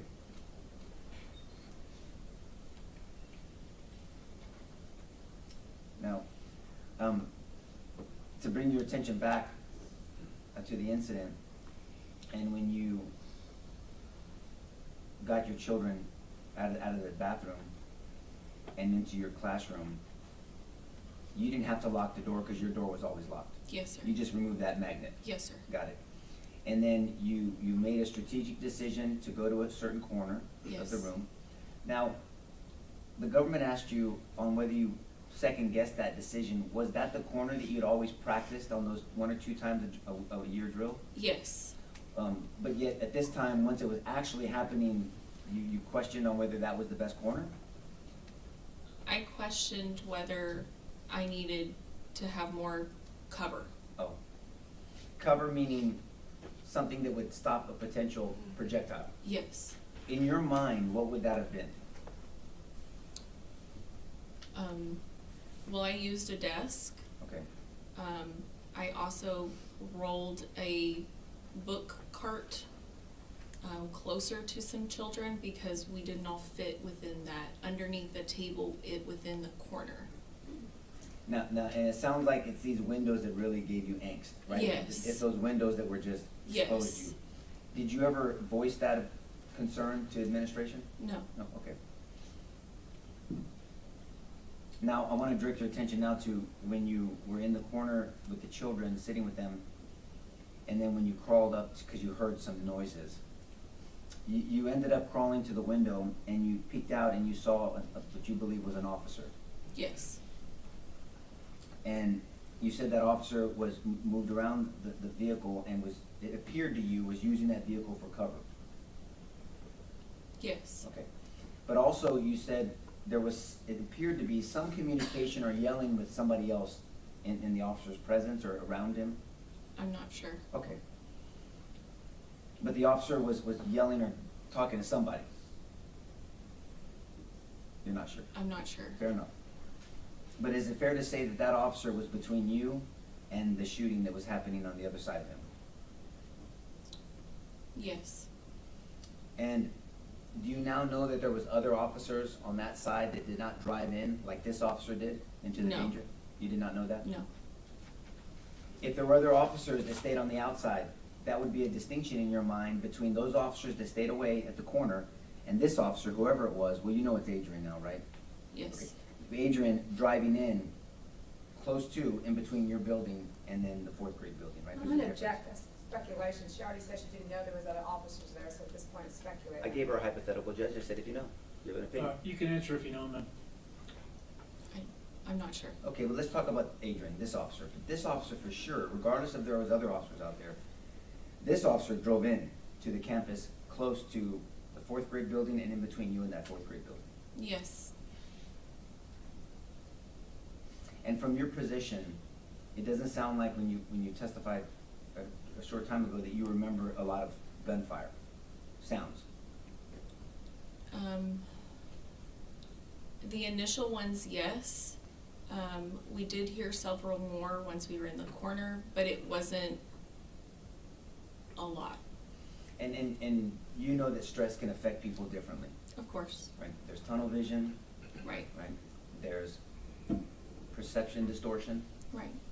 and there's something called, have you ever heard of auditory exclusion? Yes. Right, there's things kind of, and it sounds like maybe that was happening understandably a little bit to you. Mhm.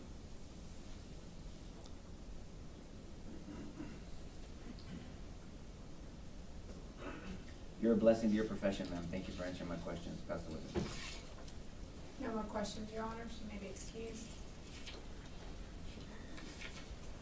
Excused, Mr. LaHood? Oh, yes, I'm sorry, Judge. Yes, yes, sir.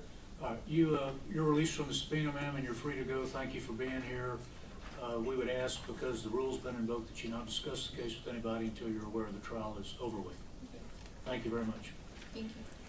All right, ladies and gentlemen, let me go ahead and give you your morning recess. Take about 10-15 minutes. We'll call you back in shortly. Would everyone rise for the jury?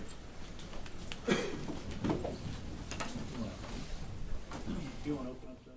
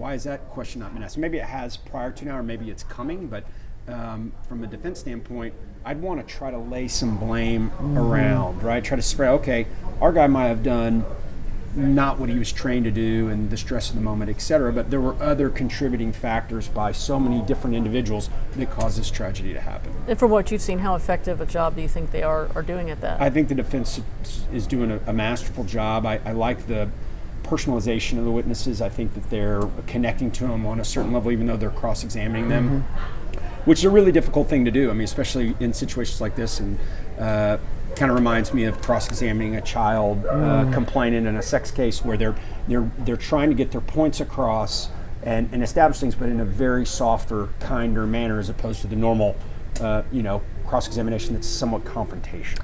And I think one of the things that I've seen in the comments from the viewers is the demeanor of the prosecutor, because we actually noticed that also in when we were in Corpus Christi. A lot of the media was saying the same thing. It seems so detached at times, and I'm wondering if we're noticing that. Does the jury notice that? The jury notice that, pass the witness, and not like, thank you for your time, and I'm sorry. God bless you, God bless your family, God bless your children. We're all humans in this courtroom. It's a very emotional case, and for the prosecutor to be somewhat so robotic about their delivery, at least from what we've watched this morning, I can see that being a turnoff. Mm-hmm. Yeah, and then we also hear, the defense going out of their way to be kind and say, sorry for what happened to you, and the one teacher, so glad, it's amazing that you're back teaching. It's such a difference in almost like bedside manner between the two sides. Well, and the families have noticed that. The families told us when we were in Corpus Christi, at least some of the families that were there, not all the families wanted to go through this process or be there, but the families that were there felt like this prosecutor has not even tried to really get to know them, has been difficult to deal with when it comes to answering families' questions. And I get it, sometimes you have to protect the case and you're not wanting to always talk to the witnesses or the families, but at the same time, the families feel like this prosecution is lacking in compassion towards them as well. Yeah. Do you think that will play at all into the jury's connection with the prosecutors? Because they're the ones, they have the burden. They have to make the case here. I think to a certain extent, but once again, the lawyers aren't the ones that are on trial, and ultimately I think jurors do a good job of recognizing that there are good lawyers and bad lawyers, and they may think one side is more polished than the other, but at the end of the day, when they're deliberating, is that going to be at the forefront of their minds when they're talking about whether or not to hold this individual accountable and find him guilty of the crime? It could just add to maybe just the overall tone and feeling. I just didn't really like the prosecution's presentation. Certainly it could have an impact. There's no doubt about it. When I was in the courtroom, I watched some of the jury, and they were wiping away tears during some of the more emotional times. Are the lawyers paying attention to that as well? Are they worried if the jury is getting emotional during some of this, or what do you think? I mean, again, you were in there. You said you watched their emotion. I mean, obviously I can't see that from the screen, but I would think that would have an impact. Yeah. So we've spent the morning with a lot of really emotional testimony. Teachers describing what they saw and did as this massacre begins. Where would you go if you were the prosecutor on this case? Where do you go next? Well, I think that we've got to retrace the steps of this officer very, very specifically. Timeline-wise, when did he arrive? When did the call go out? When did he arrive? When did he make entry into the school?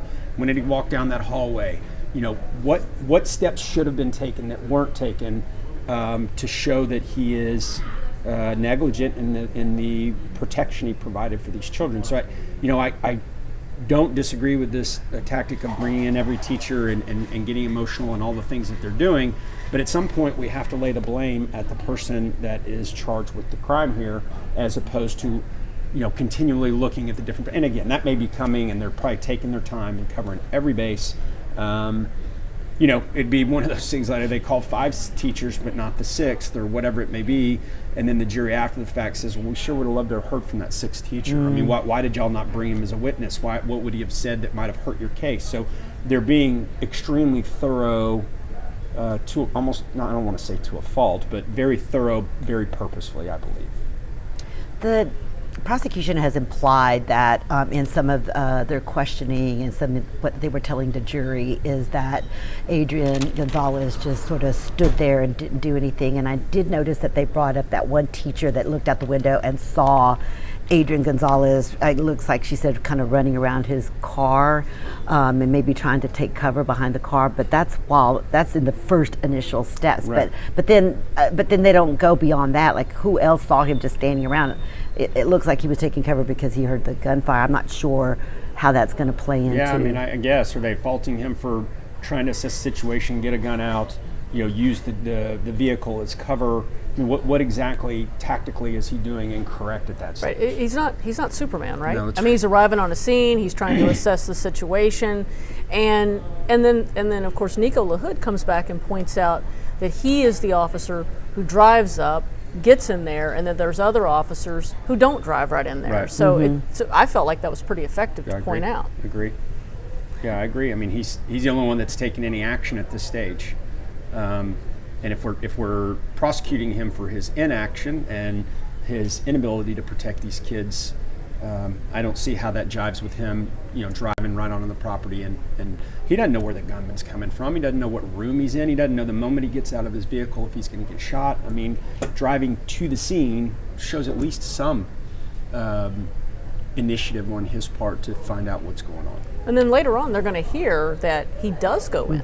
He does go in with the other officers. He goes in with Arredondo. He goes in with Coronado. And then, of course, they're going to, I assume they'll see the body cam of him rescuing children, pulling them out the windows. And he actually is heard on the body cam saying, shouldn't we get some of the children out? So, I mean, I just, you wonder how when this jury comes into the final analysis, how will they put that all together as a totality? Yeah, I mean, I think that's kind of hard to say at this point because I think there's still so much that needs to be developed by the prosecution as it relates to this officer that, there's no denying the, like I said, the human nature part of this and how upsetting it all is. But at some point you've got to turn the page to, all right, we're all upset and we're all sad and it was a tragedy, but why is this person that's on trial guilty of the crime?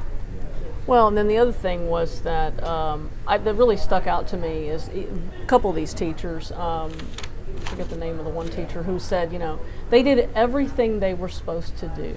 They stayed, they stayed quiet, and that seemed like the implication you felt like was, Adrian Gonzales did not do everything he was supposed to do. Did that come across to you, or how'd you take that? I could see that, yeah. I mean, the teachers and the students did everything they did to stay alive, self-preserve. The teachers were incredibly heroic. I mean, both these ladies that we heard from this morning, they've been working for multiple years in the school district, and it just shows, again, what great human beings they are, that both of them are back in the classroom again, that they do believe, both of them, this is their calling, and this is what, if they can't go back to teaching, what lessons can be learned from a tragedy like this? I think both these ladies were extremely heroic and probably saved a lot of lives.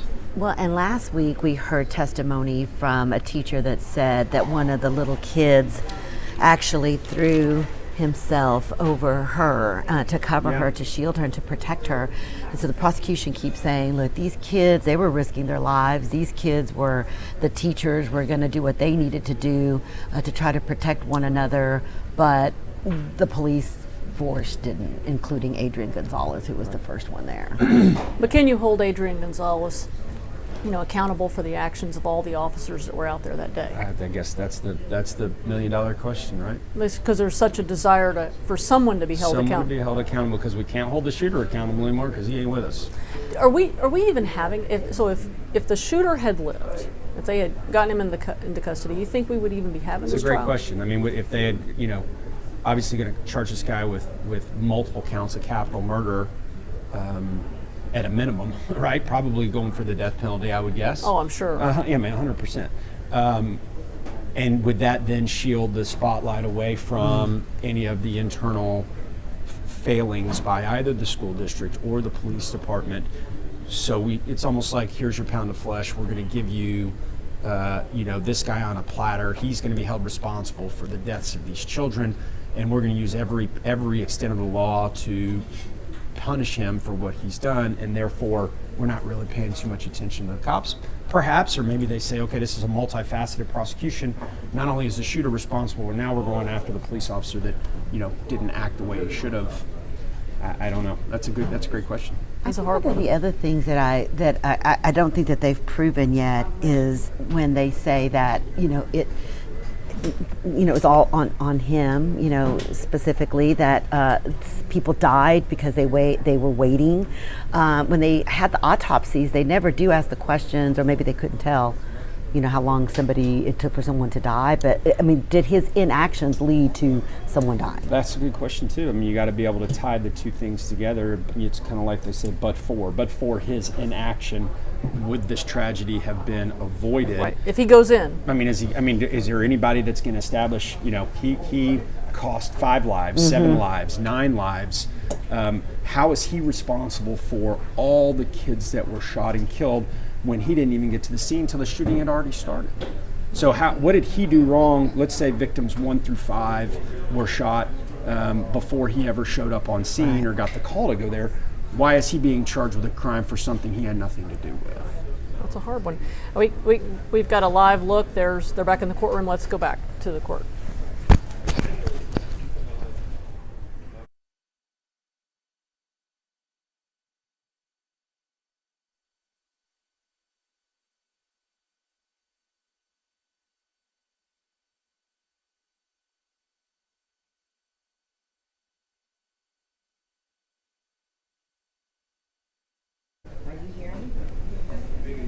No. Okay, so 12 hours, folks, 10 to 12. okay, now we've got audio. And how many men do you have working with you? Any given time, it could be 4 or 5.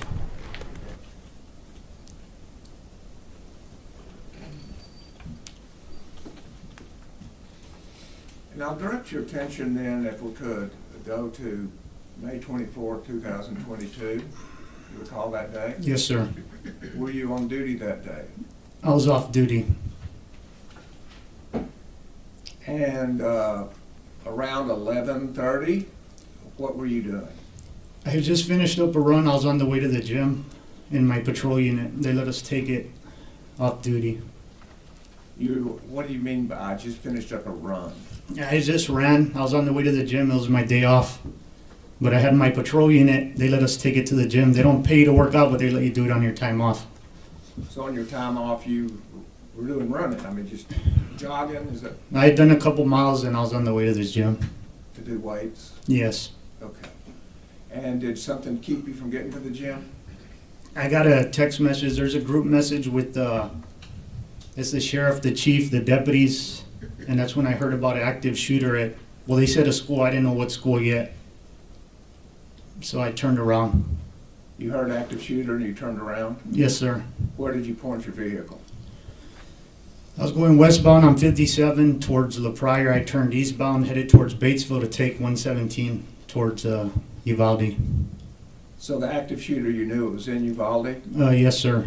And is that your jurisdiction? No. Is it your county? No. And yet you went? Yes. And how long did it take you to get there?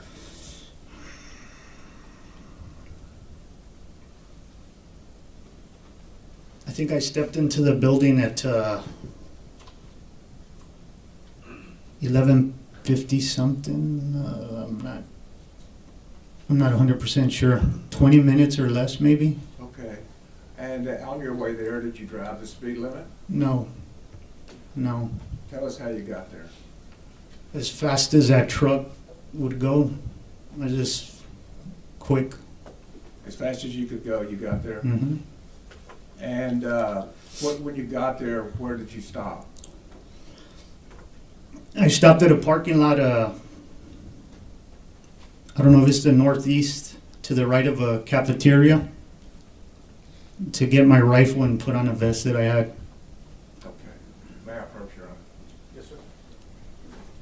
There's a pointer right there in front of you. Take you a second to look at Geraldine Street, Rose Street, and Robb Elementary. Okay. So this would be the cafeteria? There's people right here on the end. If you could just scoot that way just a touch. I'll scoot it over. Okay.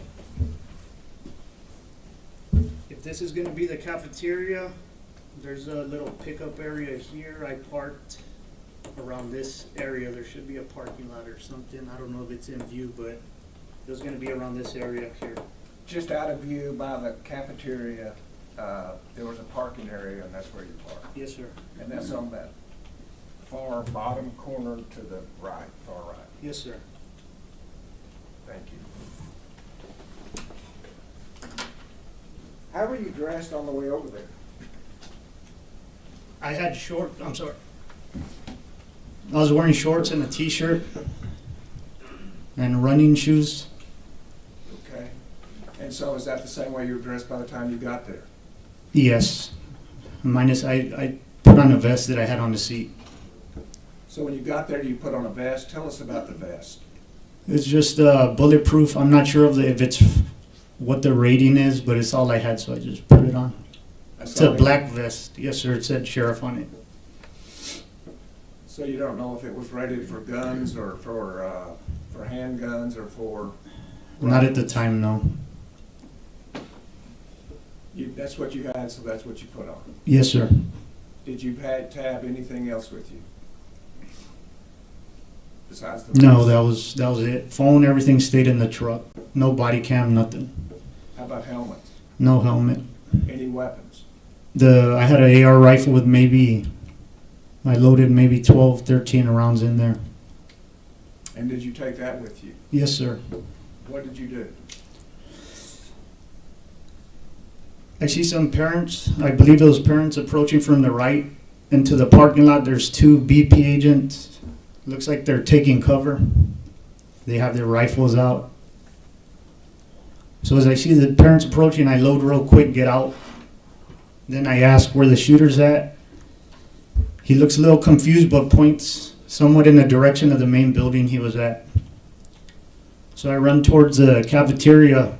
I know there's a gate there. I picked my kid up there. I know the school. I just didn't know the name at the time. Let me stop there for a second. You said you picked your kid up there? Yeah, I picked my daughter up. Right there on the side of the cafeteria, there's a little driveway you pick up the kids. So I picked her up there before I know where the main office is at and the cafeteria. Other than that, I just know that location. So was she going to school there that day? Yes. Okay. So then what happened? So I know there's a gate right there to the cafeteria, so I make my way to the gate. There's a school, I think it was a school officer coming out. I think it was Mike Hernandez. He has something in his hand. He's walking away and ask him where the shooter's at. And same thing, he looks kind of confused, points. So I go past him. There's a parallel buildings after the cafeteria. Behind it, you have those parallel buildings and the main building. So I run in between those buildings. I think I don't know if it was county or those two officers. Same thing, I ask where the shooter's at, and they point towards the main building. Like, I don't know the direction. They say, be careful, he's shooting out of the window. So I make my way past that, and then next thing I know, I'm in the building. I don't remember if there was somebody at the door or not. And from there, I just remember linking up with Gonzales and whatever officers were there, pointing their barrels down the hall. Okay. Now approach again, Your Honor, to show. Yes. You'll show us the path that you took from your vehicle to get to the building that you're talking about. So I was parked here. I made my way over here towards the gate. This is where I ran into the other officer. Ran through here. Those two officers, I believe, right here. Then I made my way into the building right here. These are the windows they were talking about that he was shooting out of. Where were the officers when they told you, be careful, he's shooting out the windows? Somewhere right around here. And did they point to the windows they were talking about? Yes, it was gonna be these windows here. Okay. So when you found out that he was shooting, did that stop you from going forward? No, I just ran quicker. You did what? I just ran faster to get in there. To get in there? Yes. When you found out he was shooting? Yes. And where did you go? I made entry to this doorway right here, and that's where I can't remember what happened between here, and I linked up with those officers. I can't remember if someone was at the door either. Okay. But you got to the main hallway, Yes, sir. and then you say you linked up with other officers. Yes. Tell us what that means. So when I get there, I make contact with Lieutenant, I believe it was Lieutenant Heidi Gonzales, and they're just briefing me on the situation. They're telling me which classroom they think the shooter's at. I remember them describing the chair. They point, they're like, where the chair's at. At some point, I ask if they wanted to make entry, and they're, no. They say something about a negotiator and a shield. He explains that they got fired at as they approached the door. And so what did you do when you found out that that police officers had been fired at? There wasn't really much I could do. Whatever they needed, I just joined in on whatever they were doing. So what did you do? What did you join in on? On the hallway, I just stood left of, I believe it was Eddie Canales. I just stood left of him, pointing my rifle there, waiting to see what was the next plan. So you joined in with a group of officers? Yes, sir. And do you know what the purpose of those officers was? I think they were waiting on like I said, I remember him mentioning a negotiator and at some point a tactical team of something. And while you were there, did a tactical team arrive? Eventually, Bortax showed up. And what did you do when Bortax showed up? It's a little bit of a blur, but I know I talked to them, asking if first, when they got there, I thought they were going to have some kind of equipment to breach the door, which they didn't. I remember asking about a sledgehammer. Eventually, that rifle-rated shield came up, and that did show up eventually, but just little things like that. I could hear them talking about breaking windows. It didn't happen. And so, with Bortax, you expected there to be some equipment, Yes. and that equipment wasn't there. No, just what they were wearing. Okay. Well, and one thing specifically you said was a sledgehammer. So anything to maybe break the door handle. That's what I was thinking at the time. And then the shield, because I don't know how many whacks it's going to take. But just little things crossing my mind. What do you mean by how many whacks it's going to take? To break the doorknob. For what purpose? Or I don't even know, at the time I don't know which way the door opens, just to try and break the door down.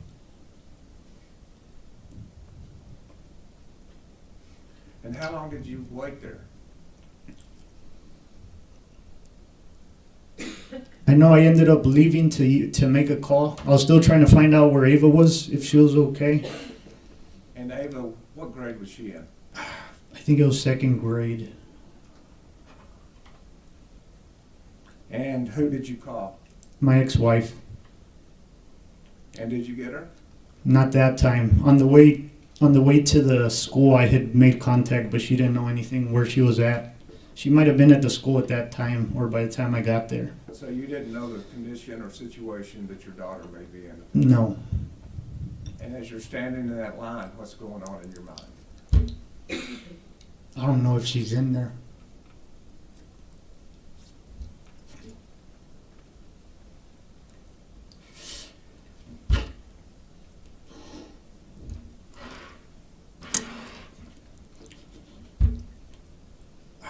And was there any further delay? Just the locked door situation. And how did y'all resolve the locked door situation? With the master key. Once the master key arrived, what happened? I'm not sure if it was used on the janitor door, but When we breached the classroom, they did use that master key. So they opened the door and we breached. So they used the master key and you breached. Yes. Well, you weren't a school district police officer, is that correct? No. Were you a Uvalde police officer? No, sir. Uvalde County Sheriff's Office? No. You were from Zavala. Yes, sir. How is it that you ended up ahead of those people? Nobody stopped me. And when you were part of the breach, why is it that you went in? I was there. Nobody stopped me. Wasn't it dangerous? Yes. But that didn't stop you? No. And why is that? Because I was there. And how many people made up the breach? It was 4 or 5 that I remember, but the line could have been bigger because there was officers on both sides of the hall. But as far as I remember, it was 4 or 5 of us that were going in first. And what agencies were they with? It was me with BORTAC, and then I'm not sure if the PD was behind me. Across from me, there was a sheriff's office for Uvalde County, and then maybe some PD guys with him. Everybody was there. But no school district police officer?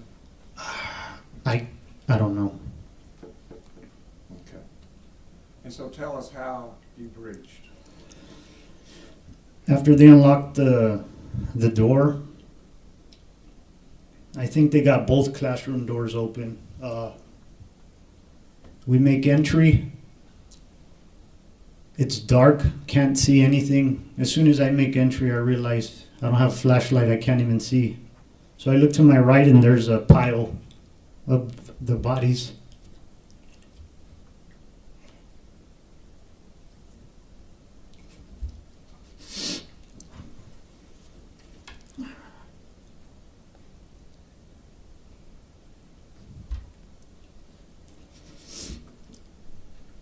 We didn't get shot. Excuse me? I was expecting to get shot.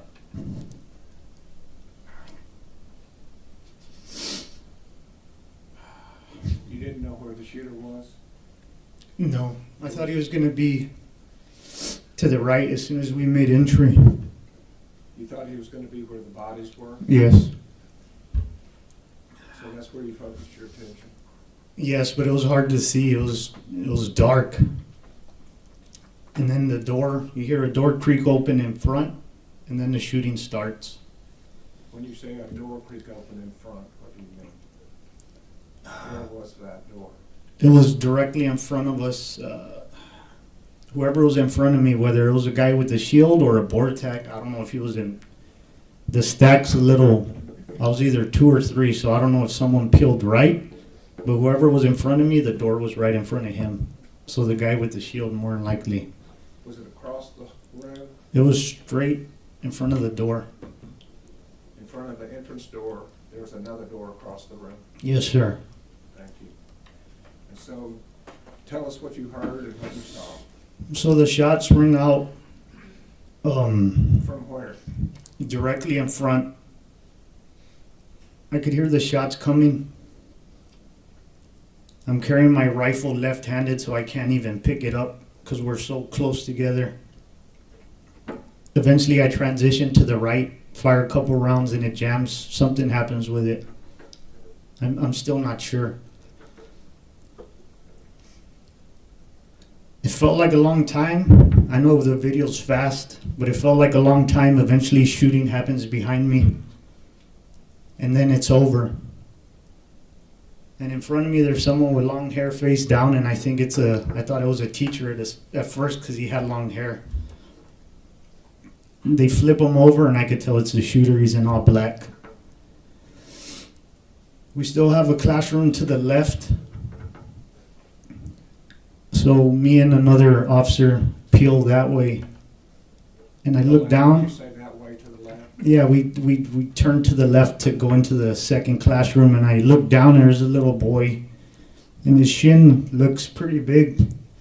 He looks older than my daughter.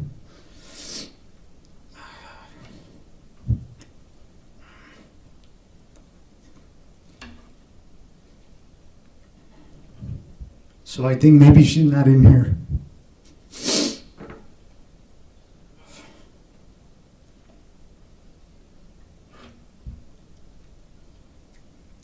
And then in front of me, there's a girl with a pink dress. And I thought I saw her stomach move. Like she took a breath and held it, I'm not sure. And I asked the guy to my left, did you see her breathe? But at this time, it makes sense now. I'm not getting responses, but I have a gas mask on. I don't know if he answered me or not. But right after seeing hers, when all the chaos in there started, the desks being pushed everywhere, screaming, I got out of there at that point. Once they flooded the classroom, I left to look for my daughter. I didn't want to look in there, see her in there. So you took care of the shooter, and then you went to look for your daughter? Yes, sir. Mr. Turner, microphone. I'm sorry, I moved away from the mic. And where did you look for your daughter? From where I parked to the east of that towards Highway 83, there was a little field there. Somewhere along the way, I got info that there was kids there, like a staging area. So I made it there, looked for Ava. She wasn't there. The superintendent, Dr. Harold, was there. There was a teacher there, a teacher aide, and I asked for Ava, and she said she's at the Civic Center. So I felt a little relieved, and I asked her, you saw her get on the bus? And she says, no, and it makes me mad.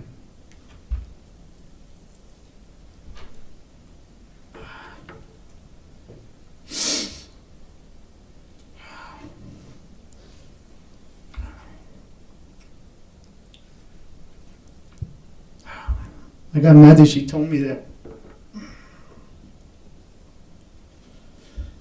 So I asked Dr. Harold if I can get on the bus and go to the Civic Center, and he says yes.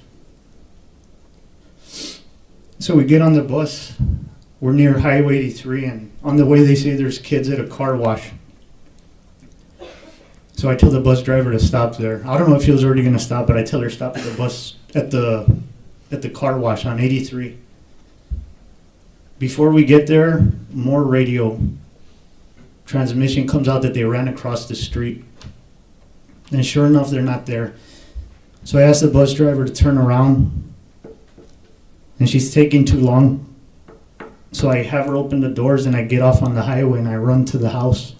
And you see the kids there. To your house? I ran to the house where the kids ended up. Yeah, I get off on the highway, and I run, get to the kids. Look through them, Ava's not there. They're in somebody's front yard. There's a lady at the door. I asked to use her phone. Same thing, no answer. So I don't know where Ava's at. The bus ends up getting there. We get on the bus, go to the Civic Center, get off, walk in there, and the kids are in rows, almost like a formation. And I don't see her at first. It feels everything leaves my body. And then out of nowhere, she like appears, and I hug her. We go towards the back wall. And then a teacher, but I don't know if it was a teacher, but she kicks me out of there because I have a rifle. So I leave my daughter with a relative there. He was looking for his kid. I asked him to give me a ride back to Robb because I fired my weapon. Pretty sure I had. So I knew I had to go figure out what they wanted to do with me. So I went back to the school. I met with a ranger, and he took my weapon later on that day. Because it potentially had evidence of, since you had fired shots. Yes, sir. Is that standard procedure when there's a police shooting? Yes. So that's nothing unusual? about No, they that? take your weapon. Very good.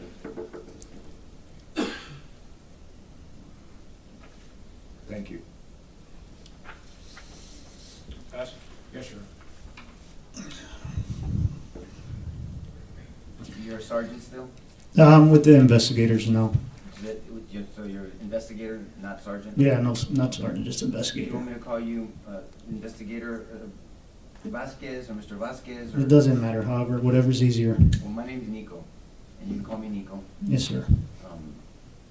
I didn't want to cut you off. A lot of that you were saying was not relevant to Adrian, right, or this trial, but Okay. I think we all just wanted to hear from you, and we're grateful that your daughter's okay, and thank you for your service. But have you testified before in your duties as a police officer? Not to this magnitude, but In trial you have? yes, sir. Have you been cross-examined by a defense attorney? Yes. Maybe, okay. Well, there's no gotcha. I mean, you're not the opponent here. We're just gonna ask questions. I'm gonna ask for your information and what you knew or didn't know, and really talk about some of your experience, okay? Okay. If you don't understand my question, you stop me. Say, Nico, can you repeat that? Or I don't understand what you're saying, and I'll do that. Yes, sir. So it sounds like, may I call you Joe? Yes, sir. Okay, thanks, Joe. It sounds like that you were kind of operating in two functions. You were operating as a law enforcement officer, but also as a daddy. Whatever I was needed. I know, but you don't divorce yourself from being a daddy, right? No. I mean, you weren't just going to any school, you were going to the school. I mean, in all of us as parents, there's a lot of schools that we care about, but then there's the school that we care about where our children go. Is that a fair statement? Yes. Okay. And no trick questions, just No, tell I me if you understand. understand me if I'm, so you were driving, at some point you realized it was Robb Elementary, Yes, sir. and then you knew that your daughter went to school there. I didn't know at first, so I have the kids and the ex on a group, and I know two of my kids were going to Morales Junior High, one was going to high school. Ava, I didn't know what school she went to. They said Robb when I was on the way. Got it, okay. But at some point you realized that that was the school that your daughter goes to? Yes, Because you've actually, like you testified to this jury, you've picked her up from there before? yes, Okay. And so you get there and you testified that it took you 20 minutes or less to get there, believe so. About and you said that you stepped in the building at 11:50 something, right? so, yeah, I'd have to look at the video. I believe it was something like If I represented to you that it's 11:56:28, does that sound about right? sounds about right. 11:50 something? And you said that you threw on your vest, but you weren't aware of its rating. Yes. Is it a vest that you wear on a regular basis? No, Okay. that's not a duty vest. Okay. Where did you get that vest from? It's from the sheriff's office. So is it kind of a vest that you grabbed and maybe that's why you didn't know what was it rated for? It's more of like a tactical style vest, something you wear over, not part of a uniform. And for the jury's sake, for tactical, you mean people can put extra magazines in there, you can put a flashlight, a knife, something like that? Yes, sir. It's not necessarily for protection, No. right?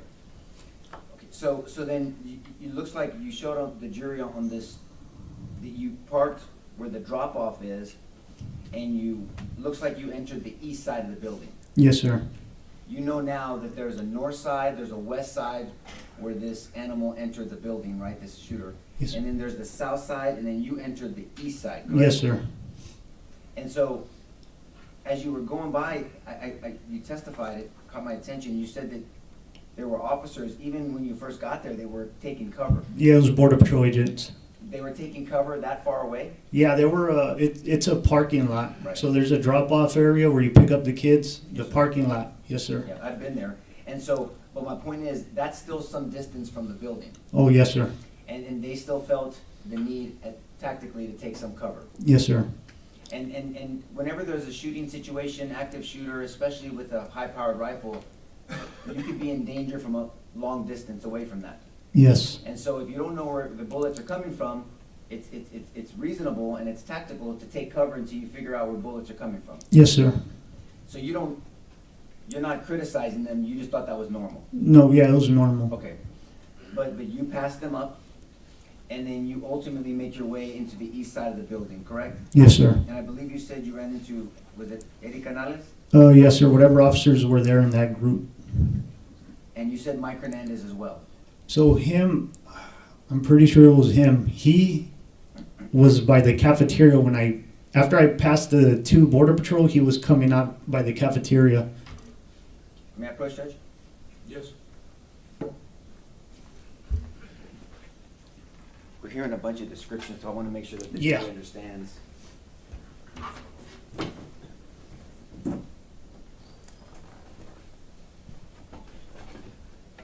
understand what this is? Yes, I'm sir. talking about? Can you show us what we're again, so for clarity?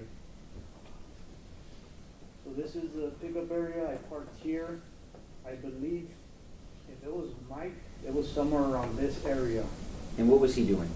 I'm not sure. He was walking out. I don't know if he had keys in his hand or something. He was doing something. I don't know what, but he was walking. So you're walking this way and he's walking opposite? Yes, sir. Okay. And then, and Mike Hernandez, he works for what? Investigator, could you move? I don't think these folks can see, maybe just their. Oh, I'm sorry. Sorry about that. And so Mike Hernandez works for which PD? I think he was part of the school. at Okay. the time. And then so you make your way down, and then where do you see the Border Patrol agents? So the Border Patrol, the first ones I come into contact with were it's a parking lot. I believe it's right here. And then it's Mike. I believe it was Mike. And then I run into another couple officers here. I don't know if it was PD, county. I don't think it was Border Patrol. And for the record, you're pointing out the Border Patrol agents were kind of parallel or side to the drop-off area on the entrance. This is really the entrance of the school, right? Yes. It's really it's east facing, but it's the entrance to the school, right? Yes, sir. And the Border Patrol agents reasonably and tactically were taking cover over here. Yes. You later knew that the shooting happened here, but they were taking cover over here. Yes, sir. Okay. And so then you make your way down, and then you enter through the east side of the building. Yes, sir. Okay. And then now that you passed Mike Hernandez and you passed the Border Patrol agents, now you come in contact with Eddie Canales? Yes, sir. And who does Eddie Canales work for? Uvalde PD. Uvalde PD. That's different than the school district, right? Yes, sir. Okay. And does he have rank with UPD? I think he was a lieutenant at the time. So Eddie Canales, and is he briefing you about what happened? Yes. Okay, you can have a seat now, sir.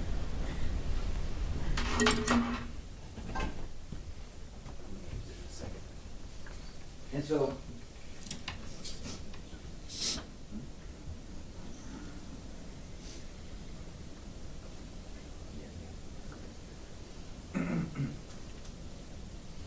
so, you got briefed by Lieutenant Canales about the attempted breach, initial officers that had went into the building, and the fact that the shooter shot at those officers, and 2 of them were hit. Yes. One of them was skinned in the head, and the other one was hit in the ear. Yes. You're aware now that officers early on initially tried to get into that building and tried to breach that classroom, right? Yes. And one of those officers was Adrian Gonzales. You know that, right? Now? Now, yes. Yes. At the time you didn't know, but you knew there were early officers before the 376 officers showed up. There were early officers, 5 to be specific, that tried to breach, that went into the building, and 2 of them were hit. Yes. Do you know now that they came in from different angles? Some of them came from the south, Adrian and another officer, and others came from the north side. Yes. And tactically, that's not wise, but you had no choice, right? Yeah. So may I stand up, Judge? Yes. So if you and I are in this hallway, and you're standing over there, Joe, and I'm here with a weapon, and we're both going to a danger, what could potentially happen between you and I? Crossfire. Explain to the jury what crossfire is. Crossfire is pretty much as he explained it. I'm not going to want my partner on the other side of wherever I'm shooting. You got to keep in mind the backdrop, right? Make sure nobody's on the other side of the bad guy, pretty much. Stay out of the path of fire. But you later found out that those initial 5 officers, they didn't even think of their own safety. They went in and they subjected themselves not only to this shooter, but to crossfire. Correct? Yes. It's called friendly fire or blue on blue fire. Right? Yes. Okay. And that happened. And so that might not have been explained to you at that moment, but you were prepared to help out in any way possible. Yes, sir. And by the time you showed up at 11:56:28 roughly, There were numerous officers there. Yes, I'm not sure of the number, but those officers. Did you later find out that there were 376 total officers there? Yes, And so then you offer your help to Lieutenant Canales to go in, correct? well, not me by myself, but I did mention making entry. So you suggested, are we gonna try to make entry? Yes, But not by yourself? no, not by myself. Why? You need a team, and there was enough of us there to form one. So, 'cause I don't know if that's been explained to the jury, so explain, why do you need a team to breach a door? Of course, they teach if you're by yourself, you go by yourself, but if there's enough for a team, you're gonna form a team. The first guy, the second guy might get hit, second or third, the rest can return fire and take out the shooter. And there's a difference in breaching a door. There's a difference between an inward breach door, inward swinging door, and an outward swinging door, correct? Yes. And we're gonna talk about some techniques of breaching, but explain the difference between an inward swinging door and an outward swinging door and what the complications are. An inward door, you'd be able to probably kick open. It's easier to breach. Outward door with a steel frame, you're not gonna be able to kick it open. Usually those open towards hallways, corridors. Judge, may I stand up? Yes? So if we have an inward swinging door this way, if this is our room we're trying to breach, this is the hallway, and you agree that a doorway is a fatal funnel. Yes. We explained to the jury, they've heard it before, but from your perspective, what a fatal funnel is. Fatal funnel is this is where you're gonna die at the door. It's easy to, like right now, you can point where you came in through without even looking. That's the advantage this person has. They know where you're coming in, you don't know where they're at. And you're funneled in, and so it's a narrowing of an area that subjects the person coming through the fatal funnel to high vulnerability. Yes, And that's what you said, you're gonna die in a fatal funnel. yes, And so officers are taught to, at almost at all costs, to avoid a fatal funnel, yes, tactically. So an inward swinging door, you said you can either get a ramming device or you can kick open a door and then you can breach it. correct? yes, And then actually the inward swinging door tactically is to your advantage because if there's someone back here, it's used as distraction or some type of distortion so you can tactically. yes. react. But an outward swinging door is different. Mhm. So let's talk about that briefly. So Judge, may I use the witness for a demonstration? Yes? Joey, do you mind coming here, please? Do you mind if I use you in my demonstration? No problem. Okay. So what is it called stacking if we're gonna breach a door? Speak Stack. loud, please. So stacking's gonna be me and 2-3 officers, they're gonna line up behind me. That's a stack team, Do you need a shield to have a stack or can you do it without? without But a shield is better. shield's better. Okay. And so if you breach an inward swinging door, you go where you need to go and tell me where I need to go because there's corners and then you don't know where the thread is, right? Yeah, well, it depends. If it's without a shield, you're probably gonna have the second guy peel right. The second guy's gonna do the opposite of the first guy. Okay, so let's go. So you go first and so peeling right would be as you go in, I would peel to this corner, correct? Yes, sir. And then I would clear the corner, you would clear the corner, and we would try to see where this thread is. Yes, sir. Okay, and so if you have, so one peels right, you would peel left, who would go for, who takes what role? So if, like I said, if it's somebody with a shield, you might stay behind the shield. Especially if you're gonna get fired at, you're not gonna really be able to peel away. So your cover's gonna be behind that shield and hopefully he takes care of it. And so the shield person, depending on the rating, and there's different rated shields, right? There's one for handgun and there's one for long rifle. Yes, The one for long rifle is much heavier, yes. right? And so usually the person covered with the shield, and then is it called the stick, the stack, is it called kind of a stick sometimes, slang? And so people are back here, the person with the shield, and the person holding the shield, that's their duty. They don't have a gun, they're holding that shield. Well, yeah, Typically. it depends on the training, but there's some Right. that he's gonna be in charge, he's gonna be point, and his weapon's gonna be out. Like if it's a hall, then the other guys will pop out, but it's different tactics. And so different people have different opinions about tactics, right? Yeah. Can we talk about an outward swinging door?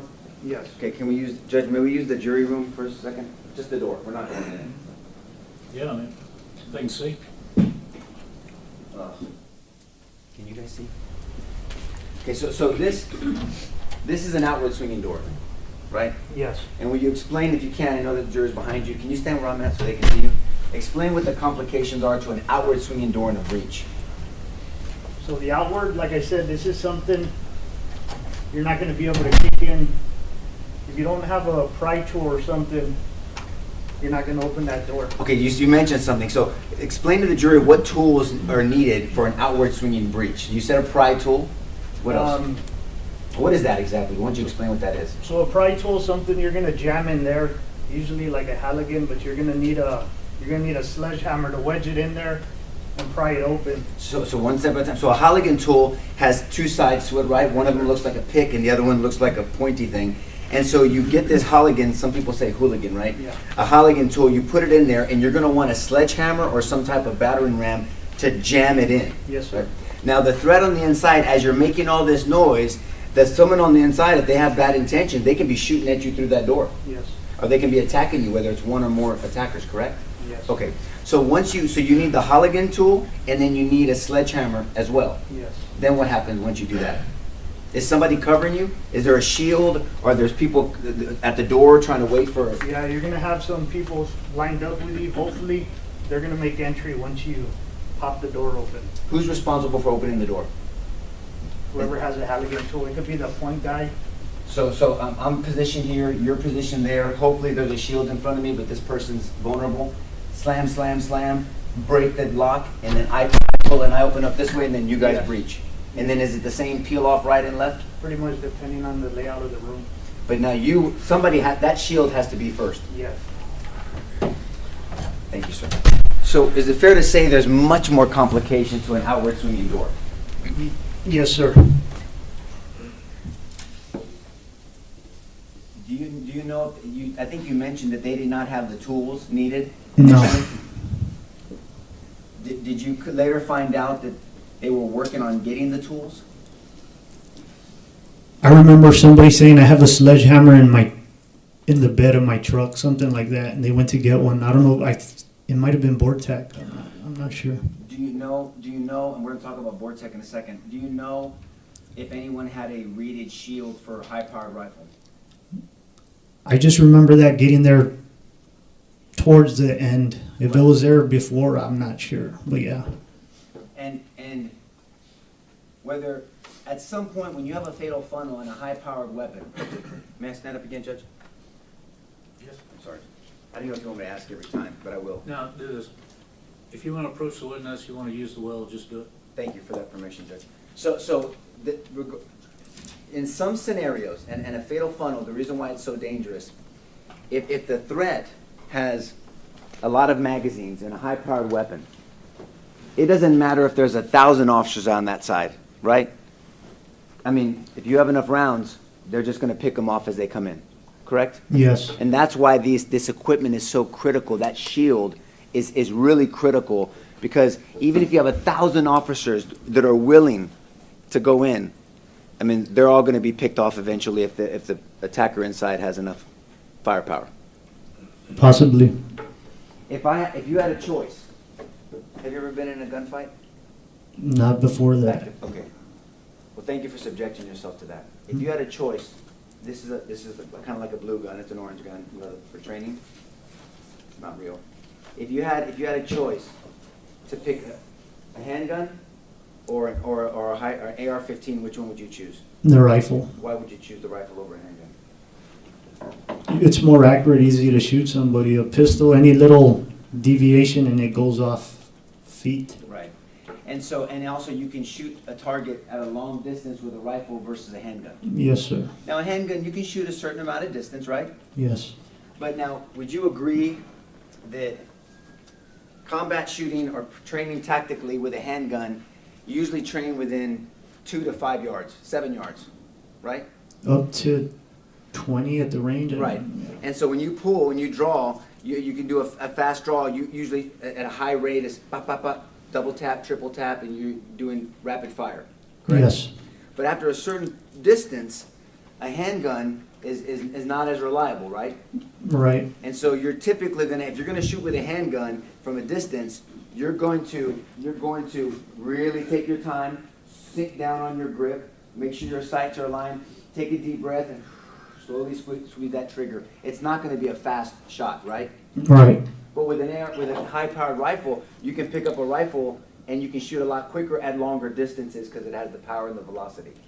Yes, sir. So now I want to ask you about potential activity by officers outside the building. So, you now know where some of the early officers were in this incident? Yes.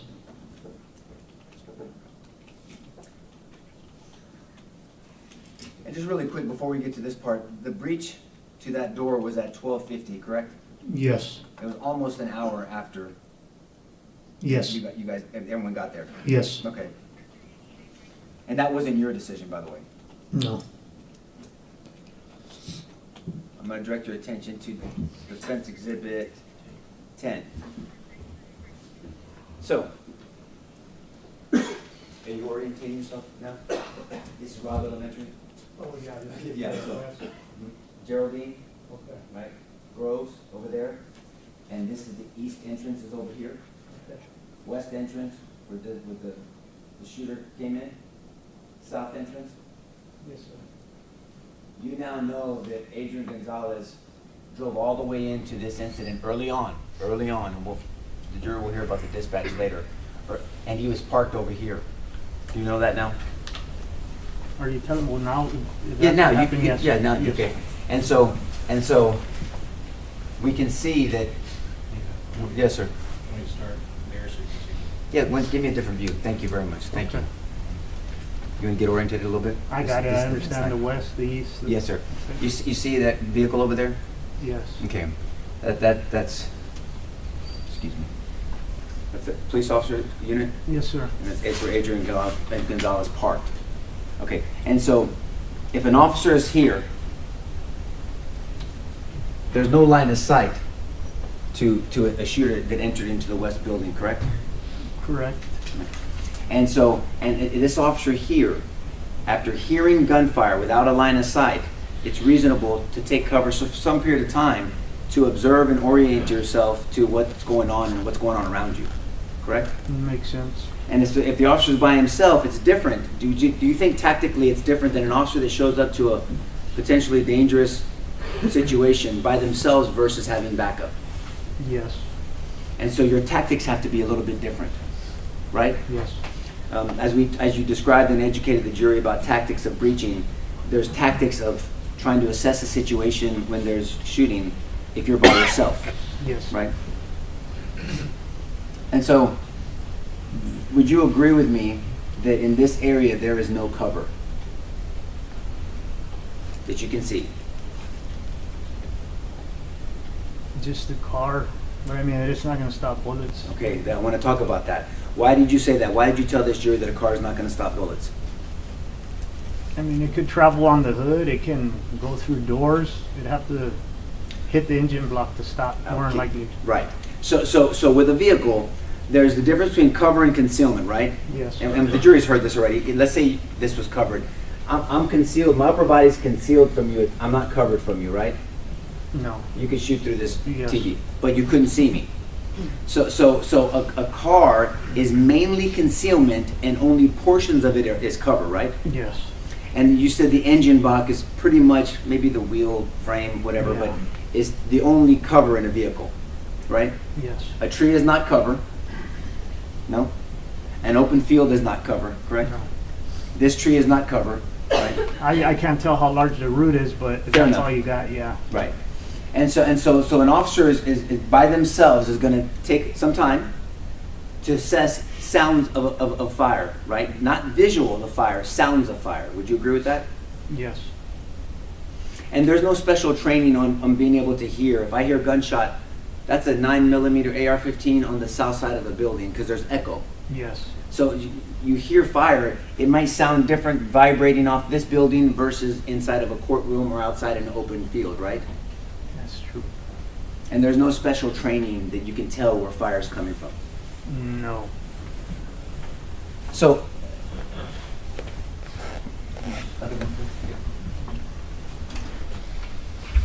there it is. Now we're back to this one. So, we have an officer over here, and let's say for hypothetical, maybe you know now, there were 3 officers over here, right? Okay. And that these 3 officers arrived 25 seconds after Adrian to the scene. Would you agree that these 3 officers have a different line of sight to the west side of the building than Adrian over there in this southeast corner. Yes. Line of sight meaning that I can get a visual. Like I can see the person at the back, even though I have my glasses on, the person at the back of the courtroom, I have line of sight to the gentleman at the back of the courtroom, right? Yes. These officers potentially, you may or may not have personal knowledge, have line of sight to the west side of the building, right? Yes. And if an officer had a long rifle, a long gun on this side of the building, that would be a weapon that would be more suitable to making that shot than a handgun. Yes. And if those officers thought they were undertaking fire, then they know that there's a threat from this individual on the west side of the building. If they're taking fire? If they thought they were taking fire. Oh, yeah, then they, yes. Would it be reasonable for these officers to think they're taking fire even though there would be no evidence of them taking fire? Could it be reasonable? If they're hearing gunshots coming from directly in front of them? Yes, sir. Yes. I'd wonder if I'm getting shot at. Okay. What would verify that for you? If you're taking fire, you're wondering if you're being shot at, but then at some point, what would verify that to you? Someone with a gun? Maybe you'd hear or you'd see the Oh, bullets? yeah. If bullets are bouncing off the road or Right. either that or you see somebody with a gun, then you know. And are officers trained to ask for permission before they need to shoot? I don't know of any. No, I've never. So if one of these three officers says, I see him, can I shoot? He didn't have to ask to shoot. No, you don't ask for permission. Well, I don't know what the policies are with whoever that was. Let's just talk about the law. Yeah, there's a difference between law and policies, right? Yes, sir. Under Chapter 931 and 932 of the Penal Code, you have a right, every citizen, including officers, have a right to self-defense and defense of a third person, correct? Yes, sir. If somebody, and this applies to everyday citizens as well, if somebody is is carrying a weapon and they see someone being attacked with deadly force, I don't need to ask permission to use deadly force to stop the use of deadly force against that third person. No, you don't. And so if this officer felt they were being shot at, saw an individual with a weapon, and had the time to ask for permission to shoot, that officer didn't have to ask for permission to shoot. I wouldn't. I don't. He shouldn't. He didn't have to ask. And you wouldn't have asked for permission No. to shoot.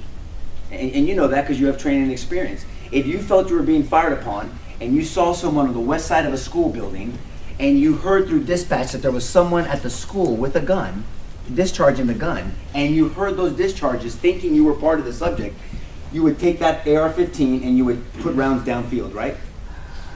I wasn't there, but I have to believe I would. That's such an honest answer. Thank you for that. Only one other officer answered that way. Everybody else answered like if they knew they were going to do something. Thank you for saying it that way. You would like to believe that you would put rounds downfield to try to stop that attacker from going into that school. Yes, sir. But there's nothing legally that would have stopped one of these three officers from doing that, right? No. Let's say that they didn't shoot that officer. That officer did not discharge that weapon. And this, as we know, this animal made it into this door. Do you have any knowledge of school policies of whether that door should have been locked? So, the Chief Arredondo, the town that I live in, Batesville, it has a school district that's part of Uvalde, and Yes, sir. and we had done a walkthrough where he walked us through the campus and he showed us that the doors were locked. So I would have assumed that They should have been locked. they should have been And locked. so other officers would have assumed that as well, maybe? Yes. Right? Okay. But this door should have been locked. All school doors should be locked. Right? Yes. But if, for some reason, if these three officers saw this shooter get into this door, in your training experience, you would agree that those officers should have driven to that west side door and breached and gone into that door following this shooter, right? If they saw someone with a gun going in there, yes. Would it make any sense to you, practically, legally, tactically, why they would drive all the way around to this side of the building and enter the other way? Does that make any sense? No. So out of the four officers, the four first officers at the scene, between Adrian Gonzales over here, there's no evidence, and he did not see this shooter, and these three officers, who had a better line of sight of this shooter? It would have been over here. Who had a better opportunity to stop this shooter? It would be the three on this side. If they actually saw the shooter, then it would be them. Who had the ability to stop the shooter? Whoever had a rifle. And someone on the southeast side of the building could not see when this person entered the building, correct? From where their vantage point was. Well, if they're From- if from over there, you wouldn't be able to see anything around that corner. Right. So out of these 4 officers, who would have known, from vantage points, who would have known when that shooter entered the building? From These that- 3 or Adrian? It would have to be those 3. on It would that side. have to be these 3, right? And so if it has to be these 3, whose responsibility would, because they know, to chase this animal from going into this building? It would have to be whoever saw him on this. Whoever had visual of him. And can you think of any reason why they wouldn't run and chase into this west building? Can you think of any reason why they wouldn't do that? Tactically. I don't know. I don't either.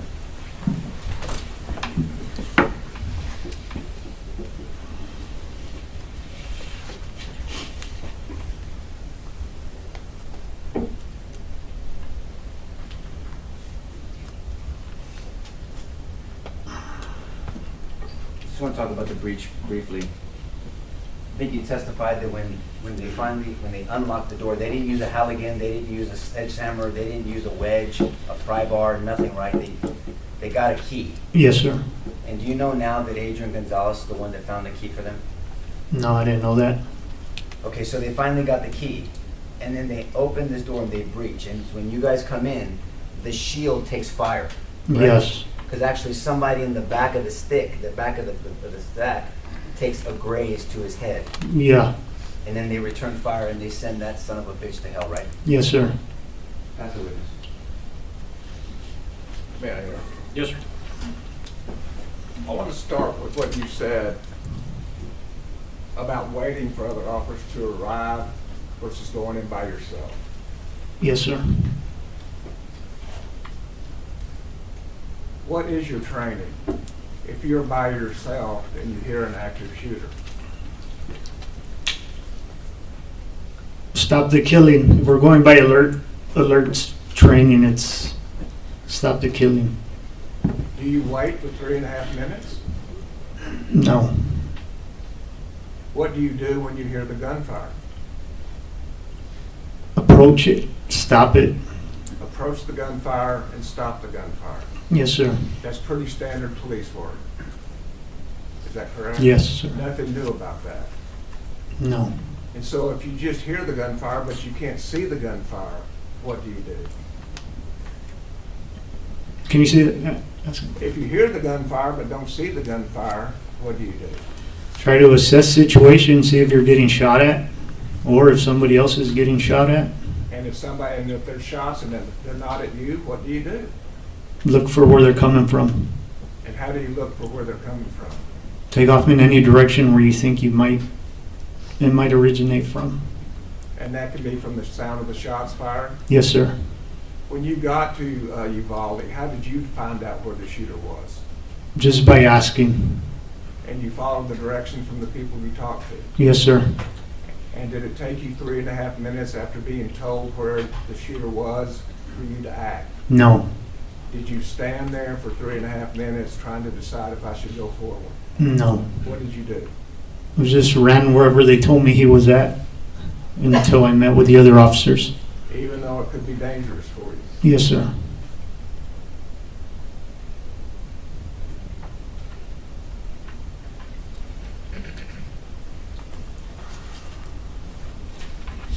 You also said that you walked with Chief Arredondo. I want to make sure we're clear on that. Chief Arredondo, the chief of the Uvalde Consolidated School District. Yes, sir. The chief of the school district where this happened. Yes, sir. And why were you with him? So the town I live at, that school is part of the Uvalde School District. He was a fairly new chief at the time, and I'm not sure if we reached out to him, he reached out to us, but we were going to do a school walkthrough so the deputies could become familiar with that school. So we did a walkthrough. I'm not sure if it was a year before that, months, but it was shortly after he was hired, and that's where we went through, and he checked all the doors. Not every single one, but every door he checked was locked. And what was his response to that? He was proud. He was the security for the school. Yes. And he was proud that his people did as he, the security chief, had said. Yes. And when you say you wanted to be familiar with the school, tell me about that. Well, I was familiar with the school. I grew up there, so unless they renovated, added an extra room, other than that, I knew the whole layout. But the other deputies, they needed to become familiar with it. So before something horrible happens in a school, the people that are going to be in charge of responding to it go familiarize themselves with the layout of the school.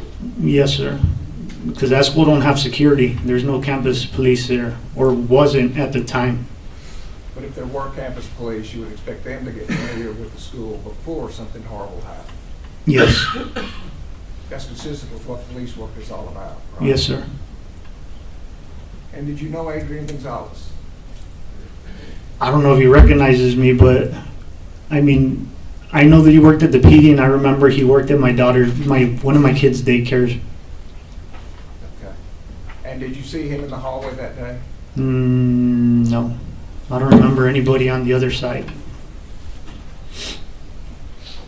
And if you hear gunfire and you're by yourself, what do? You have to, if there's active killing going on, of course, you're supposed to stop it. And so what does that mean? What do? Find the source and eliminate it. Is time of the essence? Yes. If you wait longer, what happens? Possibly death. More people die. And you're trained on that. Yes, sir. The time is of the essence. Yes, sir. Every second counts. Yes, sir.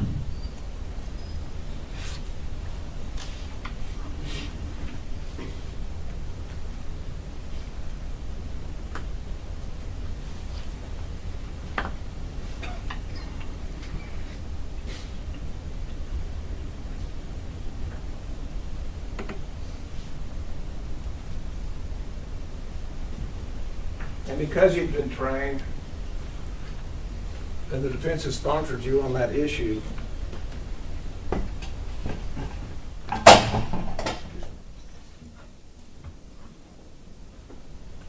if there's a police officer in a vehicle here,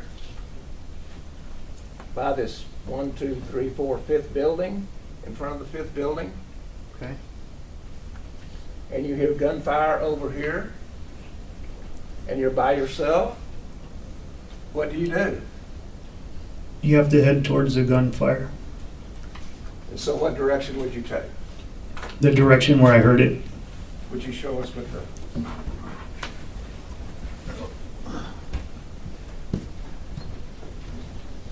So it depends where I would have heard it. If I heard it over here, I'd go over there. If I heard it on this side, I'd make my way this way. I'd just go towards where I hear the sounds. Would you go on the other side of your car? If I didn't know where the shots were coming from or if they were directed at me, the first thing I do is probably take cover to make sure I'm not being shot at. And then from there, if it's not at me, if it's somewhere else, then I'd approach that. And if you heard a repeated fire? Yes, I'd be under the understanding that somebody else is being shot at. So it's time of the essence at that point? Yes. And then you move? Yes, sir.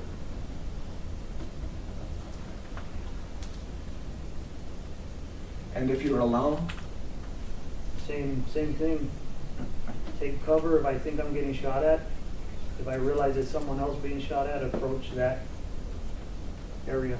And if you believe the shots are coming from the teacher's parking lot and you start here, what happens? I mean, is this building covered for you at that point? It's brick, yes. If it's brick, it is covered. But what happens as you get to the end, to the edge? There's something in the way, so you'd have to stand far away from it to get a pretty good view. But you just pile around here and see what you see. And if you see the shooter, what do? Eliminate them, shoot them, whatever you can do. And if you have a handgun? That's all you have, you use it. Preferably you want to get close enough so you don't miss, but you use what you have. What if he has a rifle? I try to get close to something as I shot to get stable. But you would still shoot, Yes, even if you had a handgun and you knew he had a rifle. yes. Especially if there's other officers over here, they'd probably follow suit if I started firing, and maybe they'd have a better chance. And you might be able to distract him. Yes, suppress something. And fire, you could delay, Yes, even if you missed. yes, Is that correct? yes, sir. So just engage. You would engage. If I see someone with a gun as I cross that corner right there, yes, I have to. And would you distract Either or, or delay yes, or eliminate? yes, But you do what you could do to do one of those things. yes, sir. And do you know how full the parking lot was that day? With cars? I made it out after, I didn't come out of there till it was over, so 12:51, 52. By then it was flooded with everybody. So I don't know before how many cars were there. Thank you.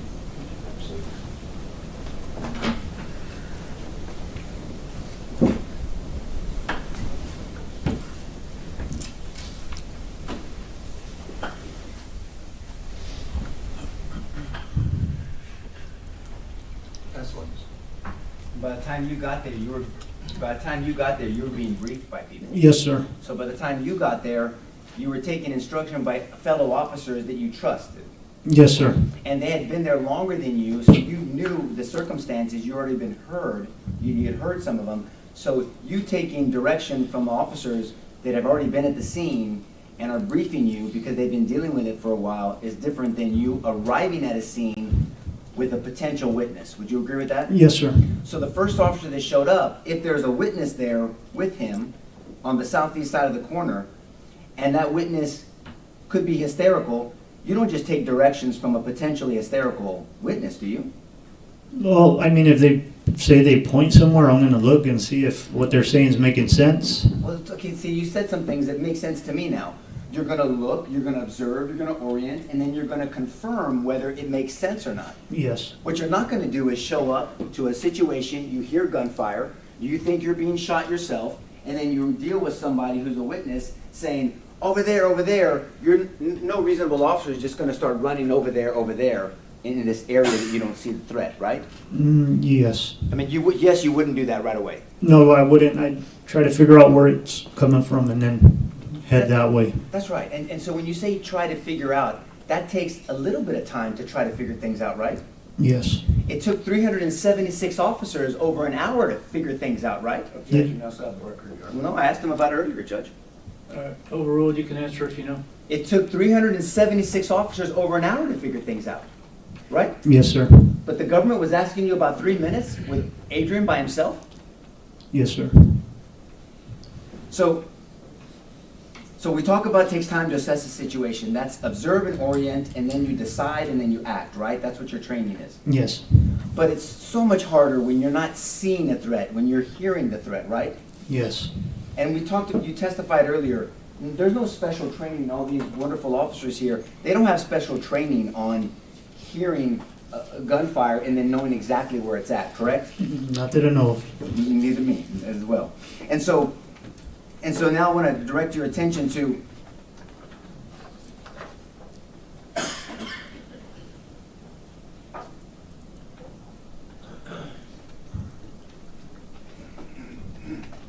So I want to talk to you about what you know now, maybe what Adrian did. They were looking for a master map, a layout of the school, correct? Yes. Because you said you were familiar with the school because of your daughter being there. I knew of the two buildings. I knew where the check-in was and the cafeteria. All the other buildings, I've seen her run from every direction. I don't know which kids go where. So you know now though that Adrian drove into the trouble, right? All the way in the southeast corner. Yes. Right? By himself, right? By himself. Yes, sir. Okay. And then you know now that he was one of the first officers, one of the first 5 in the building. Yes, sir. You know now that he was in a fatal funnel with those first 5 officers, and 2 of those officers got shot. Yes, right? sir. You know now that he stayed in the fatal funnel until he got directions from a supervisor to go call SWAT, right? I didn't know Do that. you know that now? I know that now. But if an officer is told by a supervisor, once there's other officers in a fatal funnel or in a situation, to go get help, get SWAT, would it be reasonable for an officer to leave the school or leave a situation to call SWAT? If the supervisor tells you to, you're gonna follow his instructions, more than likely. Right, and that's reasonable because other officers are there covering and containing, right? Yes. And you would agree that that animal that was in room 111 and 112, he was contained, right? Well, he couldn't leave without us That's my point. shooting him. So Yeah. he was contained, right? Yes. And if it wasn't for those first 5 officers, let's forget the 376 for a second. If it wasn't for those first 5 officers, that shooter potentially could have walked through the whole school and done the same thing to all those other precious children. Yes. Potentially. Yes. Because without those first 5 officers to contain that animal, there would be nothing stopping him from going to the other rooms, right? Yes, sir. So those first 5 officers played a key role in containing, which is part of your training, containing the threat. Would you agree with that? Yes, sir. And then so you also know that Adrian ultimately, not only did he go to the danger initially by himself, not only did he go into the school as one of the first 5 officers, not only did he stay into the fatal funnel, not only did he take instruction from his supervisor to call SWAT for backup, he ultimately found the map of the school so they can make further assessments. You know that now, right? Now I know that. And you also know that he's the one that found that master key to give to them to breach, so you guys could breach. Correct? Now I know that, yes. And you also know that he, with other officers, once he saw that that hallway was covered, they are the ones breaking the windows and helping those other children get out. There's pictures and video of him getting out, Yes. right? You know that now. Yes. So Adrian wasn't just standing around for 3 minutes doing nothing. You would agree with that now that you know this, right? Yes. Would you think that's a mischaracterization of his behavior? Everybody has, Standing around for 3 minutes? everybody says different things. What I say doesn't matter. They're gonna have their own opinions. That's right. And really what ultimately matters what these 12 folks, 12 people think. But what I'm saying is everyone has an opinion, and we're trying to talk about some of the facts, Okay. right? Do you agree that facts matter over people's opinions? Yes. We have to analyze the facts, and so I'm presenting facts to you, and you're just sharing your thoughts with me, right? Yes, sir. 1 second, Joe. Did you have knowledge, did you come to find out that radios were not breaking in the school? Do you know what I mean by breaking? No, I understand. Yeah. We have that problem in my town, but I found out about it later, yes. Okay. Will you explain to the jury, because that's a term of art, breaking, if a radio breaks, will you explain to them what that means? It's pretty much if you don't have signal, like inside a building, it's hard to make communication with dispatch or anybody else who has that radio. It's just a brick, it doesn't work. And so maybe that makes more sense why the supervisor instructed Adrian to go outside to call for SWAT, because radios weren't breaking just like in your town? Yes, sir. And direct your attention to that breach that you and the other BORTAC officers did. That, and again, this wasn't your decision, but that took an hour to happen. That breach took an hour before it happened. From when you got there, it Yes, took an hour. yes, yes, sir. But the government asked you about 3 minutes of Adrian being by himself, right? Yes, sir. But it took over an hour for that breach to happen with 376 officers there? Yes, sir. That's the witness, Judge. Yeah, approach, Your Honor. Yes.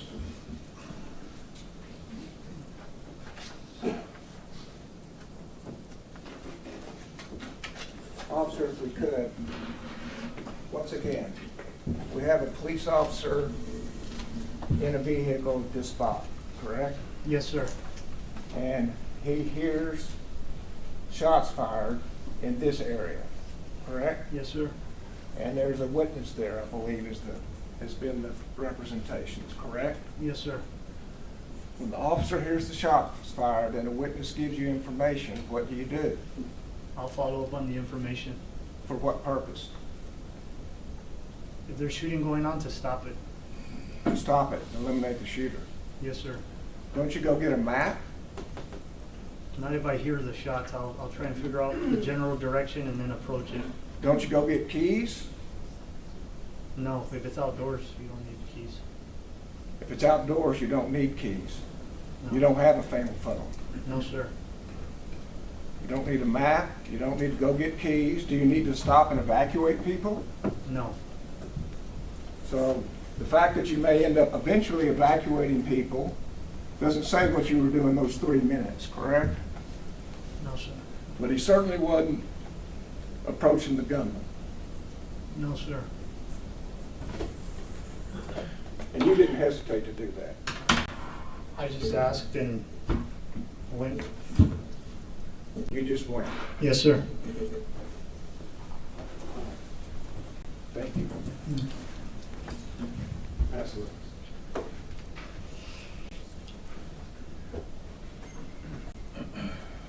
You asked about there's no fatal funnel outside, right? Yes, sir. You ever heard of a fatal field? I made it up. So a fatal field, yeah, don't worry, that wasn't a trick question. So if I'm in a field, an open field with no cover, a handgun versus an AR-15, Yeah, it's bad. yeah, it's bad, right? And so you don't just run without any, you said follow up on information. And follow up on information means assess and figure out, right? Yes, sir. And listen and observe. Again, in that scenario, there's still been no line of sight. A shooter is not in your view, in Adrian's view, right? Yes, sir. No, sir. I mean, and then we can see the distances. These are long distances, right? Yes. And so you talked about taking that corner, and it's called cutting or slicing the pie. The jury's heard about that. Yes, sir. But you also acknowledged that AC unit with that fence changes the tactics on that corner, right? Yes. First of all, we know now, and they're not even contesting this, Adrian does not see this shooter, correct? Right? Yes. And Adrian can't tell if it's on the west side or the north side. He just hears shooting, right? Yes, sir. So whether he should run east or west, maybe getting instruction from a person that's frantic and stressed out, right? Yes. And stress, as we've heard other witnesses, but you know through your training and experience, can do interesting things to your sight, your perception, and your hearing, right? Yes. You've heard of tunnel vision? Yes. You've heard of auditory exclusion? Yep. You've heard of perception distortion, correct? Yes. Perception distortion means that what really happened is distorted by stress, so your perception becomes your reality and you think that that's what really happened? Yes, sir. And that can happen. And that's why you're trained that if somebody is excited, understandably, by the way, nobody is criticizing this young lady at this point, but that you're not going to just do whatever they say immediately. You have to wait, assess, follow up on the information, meaning it takes a little bit of time. Yes, sir. Especially if you don't have line of sight of the shooter, right? Yes. If you have line of sight of a shooter, like those 3 officers in the corner, you don't have to, your assessment's going to be a lot quicker. Yes. Right? So the 3 officers in the corner, if they were getting information from a very understandably excited witness, but they can assess that words that they're getting because they have a visual, because they're following up and they're observing and orientating themselves to the circumstance because they can see what's going on, right? Yes, sir. Very different, right? And so those officers had a line of sight. One of them asked for permission to shoot and had the ability to shoot and stop, right? Objection repetitive, Your Honor. I'm going to sustain that objection. But what we know for sure is nobody from that corner followed the shooter into the west building. No, sir.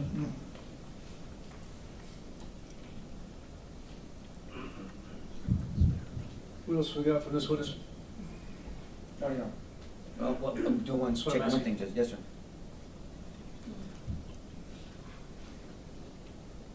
Do you know now, but by the time that Adrian radioed in potential position of the shooter, he was already in the building? Yes. Pass the witness, Judge. Okay, recall either side. No, Your Honor. No, Judge. Okay, sir, you are excused with our thanks. I'm going to tell you the rule's been invoked. You know what that is. Yes, sir. Just try to avoid talking about the case until you know the case is over with. Yes, sir. It's your time today. Thank you very much. You know who went into the fatal funnel? My Ma'am? sister went into Yeah. the fatal funnel. Ma'am, Did she need a key? Why do you need a key? ma'am, go ahead and have a Wasn't it seat. locked? Y'all are saying that she didn't lock her door. She went into the fatal funnel. She did it! Not you, bastard! Okay, ladies and gentlemen, I'm going to ask you to disregard the outburst. I forewarn these folks, if they do that, there's not going to be any warnings. They're going to be removed for the rest of the trial. That's unfortunate, very unfortunate. So thank you very much. We'll see you back here at 1:30, and remember my instructions, 1:30.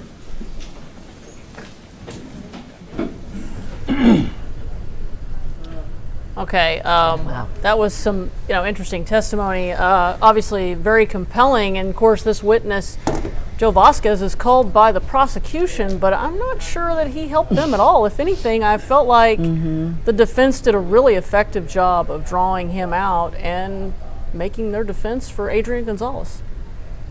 Yeah, we were talking during, the testimony's going on, and we were thinking the same thing. I felt like this witness did, in fact, help the defense, because they're showing that there were 3 other officers that were there within 25 to 30 seconds and had a better line of sight. One of them asked permission to shoot, and he was denied permission to shoot the shooter. He sees him, but Adrian Gonzales is on the other side, which is not disputed. He never sees the shooter, so I'm not sure how they're going to get to a conviction here. What do you think? I tend to agree. I think that the witness that was just called, it's not Sergeant anymore, it's Vasquez, I think, Officer Vasquez, was much more beneficial to the defense than the prosecution. I still haven't quite figured out how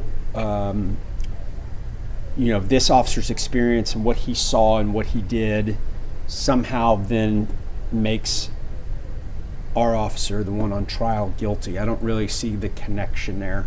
I mean, again, the human interest of this gentleman who was looking for his own daughter. Right. And you can imagine the horror that's going on with him. And I just don't really see the connection between, okay, here's the steps that I took when I arrived and what I perceived. It seems like it'd be speculation on his part as to what our guy did, simply because he said he never even saw him there. Yeah.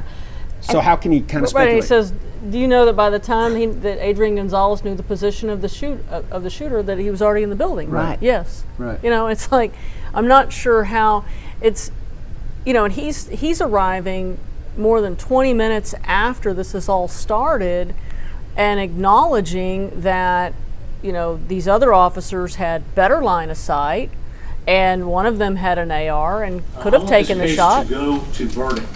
Any further outburst will just echo the attempt for another motion for mistrial. So please think about that. We're trying to get this case to the jury, and these are not helping. And soon enough, if it continues, I will have no choice but to grant a mistrial. So please think about that. All right, we're in recess, 1:30. Well, that was very interesting. Yeah, I was in the courtroom when the judge at the very beginning, and you guys probably heard it, but he's very no nonsense. He actually also said it during jury selection that you've got to keep decorum, you've got to be able to keep your emotions out of this, but he was talking to all sides. And he told them early on, the families and everybody, it's going to be emotional, but if you any outburst, I will permanently remove you from this courtroom, and you will not be allowed to see the rest of the trial. So, which I'm assuming he just did to whoever that was screaming. I'm assuming because where the yelling is coming from, that's where the family's sitting. What did you make of that, Todd? I was a little bit taken back by it because I'm not really sure what Mr. Vasquez said on the stand that would have been so upsetting and revolting to the families. It seems like he did everything that he knew how to do. He was going to throw caution to the wind. I mean, he arrived at a later time. He's got his daughter to concern about.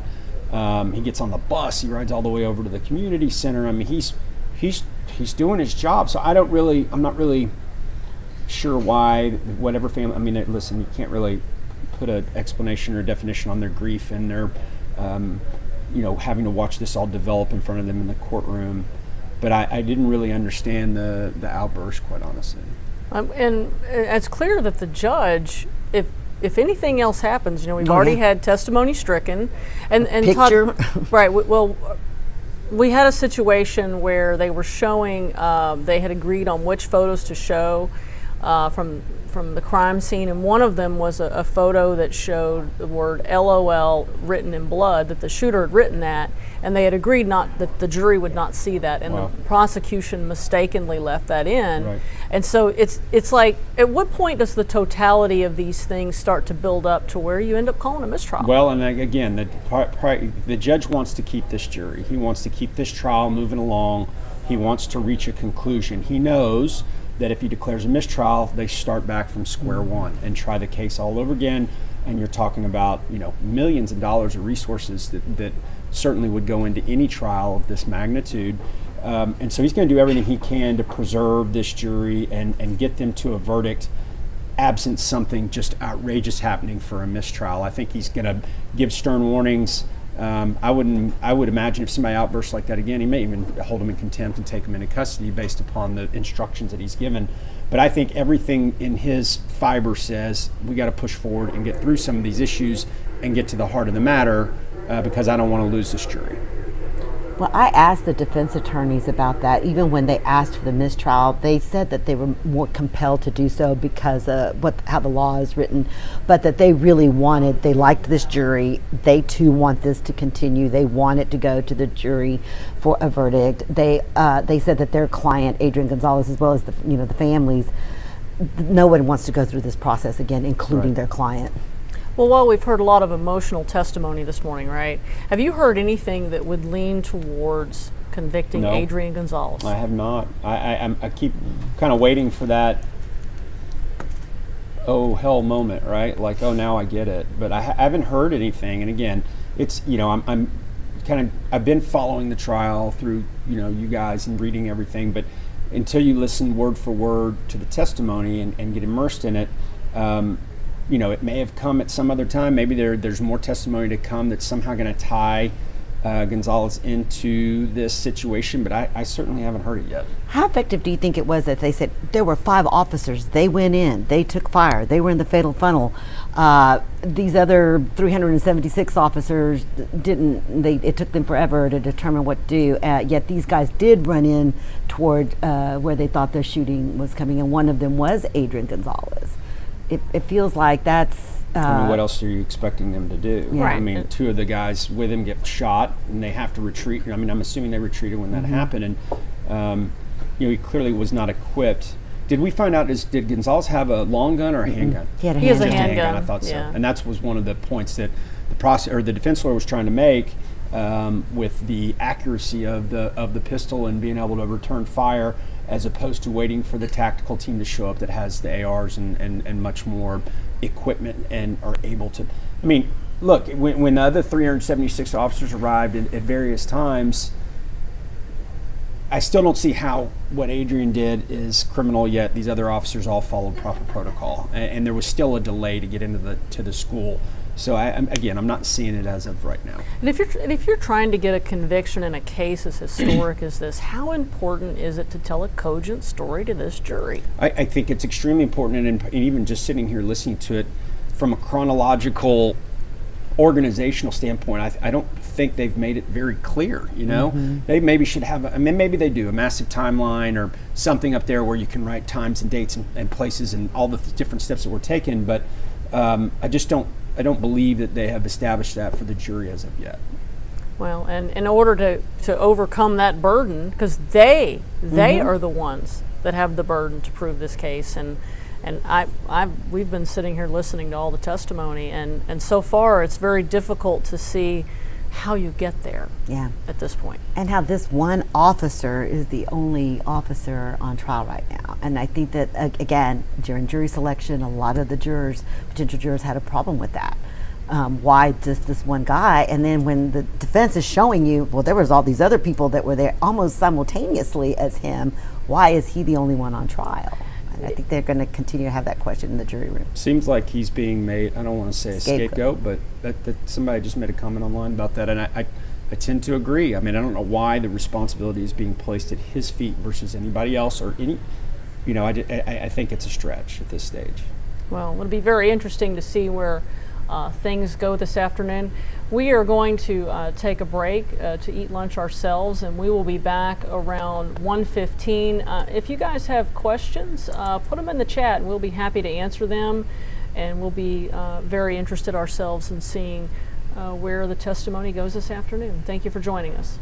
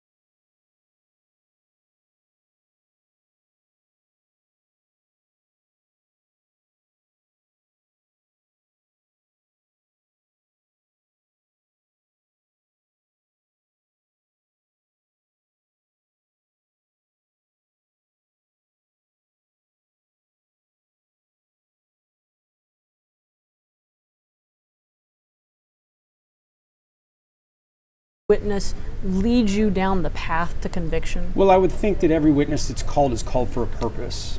What purpose of that has to tie into the general theme of the case by the prosecution and saying, here's what we're trying to establish, here where the weaknesses of our case are, the strengths of our case. We want to capitalize on the strengths, but at the same time, I've got to call all the relevant witnesses because that's what the jury expects. And if I don't, someone like me from the defense standpoint is really going to question the motive and the reason why a particular witness was not called. And we can bring up, hey, they didn't want you to hear from them, they thought it would damage their case, Right. etc. So this thoroughness on their behalf is certainly part of their overall strategy for what they have to do on the case, but at the same time, at some point you got to get to the point where we're talking Adrian Gonzales as a criminal. Right, we got to get to the indictment, That's to right. the Yeah. elements of the That's offense that correct. say that he didn't do what he was supposed to do. And I struggle after all these many days to have really heard that in a way that would lead a jury to say he's guilty in this historic case. I tell you, I'm sorry, I didn't mean to interrupt. No, go ahead. I, one of the thoughts that had been going through my head as I'm listening to some of this and trying to remember anything similar was the shooting at the Allen shopping center, where that police officer, I mean, we have his body cam, and we've seen that over and over again, where he's running towards the gunfire. Would he have been in this same position if he had waited for backup and more people had gotten killed? And now he's hailed as a hero because he ran right into the fire. Is that different from what Adrian Gonzales did? I mean, maybe to a certain extent, but we don't have any body. Was Adrian wearing a body? There's no body camera from his body cam. Well, it doesn't make any sense. Why? Was he wearing one? For some reason, not all of the police officers for the Uvalde School District, they had body. Some of them did not have body cams. Yeah, that was my understanding. I mean, the purpose of those things is to protect not only the sanctity and the pureness of the investigation and make sure nothing was done illegal or immoral, but also to protect the police officers. Yeah. To be able to show that they acted, in a rational way. So if he's wearing the body cam or not wearing the body, I mean, that is pretty standard issued stuff now. It's body cams. I haven't seen a police officer too often that's not wearing one. Well, and you'd have a much better sense of what he saw, what he did, if he had body cam on. Sure. And I, in my experience, and I think Rebecca would agree with this, generally body cams actually clear officers versus convict. And going into this trial, I felt a lot like having seen the body cam and watched the officers do nothing, and you hear the children calling 911. Like many of the potential jurors that were questioned, did you have an opinion? I think I had a very strong opinion going in that somebody needs to pay for what happened. But as you watch this case unfold, there's doubts of whether or not that person that should be held accountable should be Adrian Gonzales. I mean, why isn't the guy that said don't take the shot and orders or instructs the officer not to shoot and kill the shooter before he gets into the school, not the one on trial? So I just have a lot of questions about why they decided to charge this particular officer and how they think they could prove a case against him versus all the other ones that didn't do anything. Correct. Yeah, that's a really tough one. So they have pulled the sound from that outburst in court. Let's take a listen to that. You know who went into the fatal funnel? My sister went into the fatal funnel. Ma'am, Did she need a key? Why do you need a key? ma'am, go ahead and have a seat. Locked? Y'all are saying that she didn't lock her door. She went into the fatal funnel. Yeah, that's really, when you listen back to it, you just realize how gut-wrenching it has to be for these families. They are sitting in court, they are seeing these autopsy photos, they are seeing, like that surveillance camera video that they played yesterday that had the audio from the school, which was just painful to listen to. You hear the shot after shot after shot. So I can imagine that all of that is taking an emotional toll on the families. They've had grief counselors. Because I was in the courtroom, and they did have grief counselors there for the families, and they've also been handing out just boxes and boxes of tissue. But I watched many of family members break down in that courtroom, and it just has to be so hard to actually listen to all of that and watch it. And that's why I think that they've been warning them, if you don't think you can handle it, you might want to step out, because we're about to show you something that's very graphic and emotional. So, step out of the courtroom. And we hear those instructions from judges all the time, especially when you've got a case that's got a lot of interested spectators, and this one obviously is extremely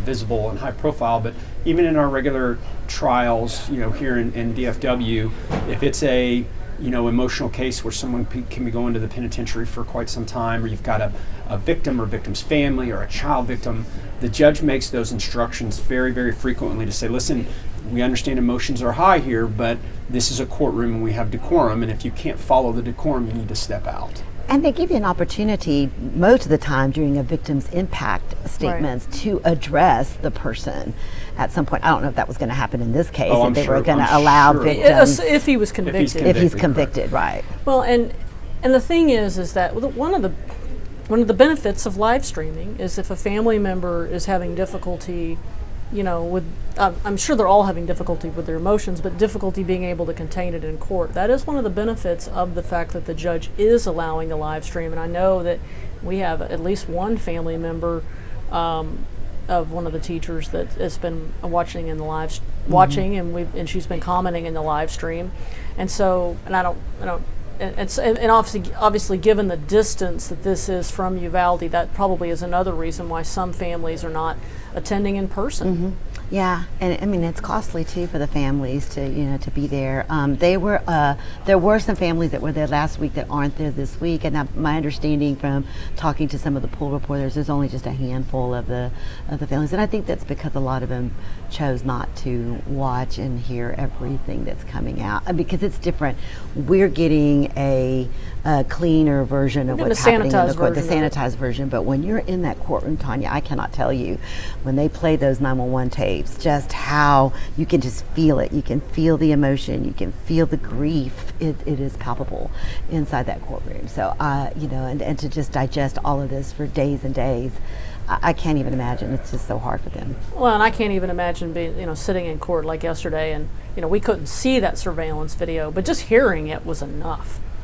That was enough for me, and that audio, and just the shot after shot after shot after shot, and I have to wonder, how it's gonna. I mean, these jurors, no matter what they decide, like as the defense, everybody said in the beginning of this trial, they will be forever changed by what they've saw and witnessed in this courtroom. No doubt about it. That will be a life-changing experience for these jurors, and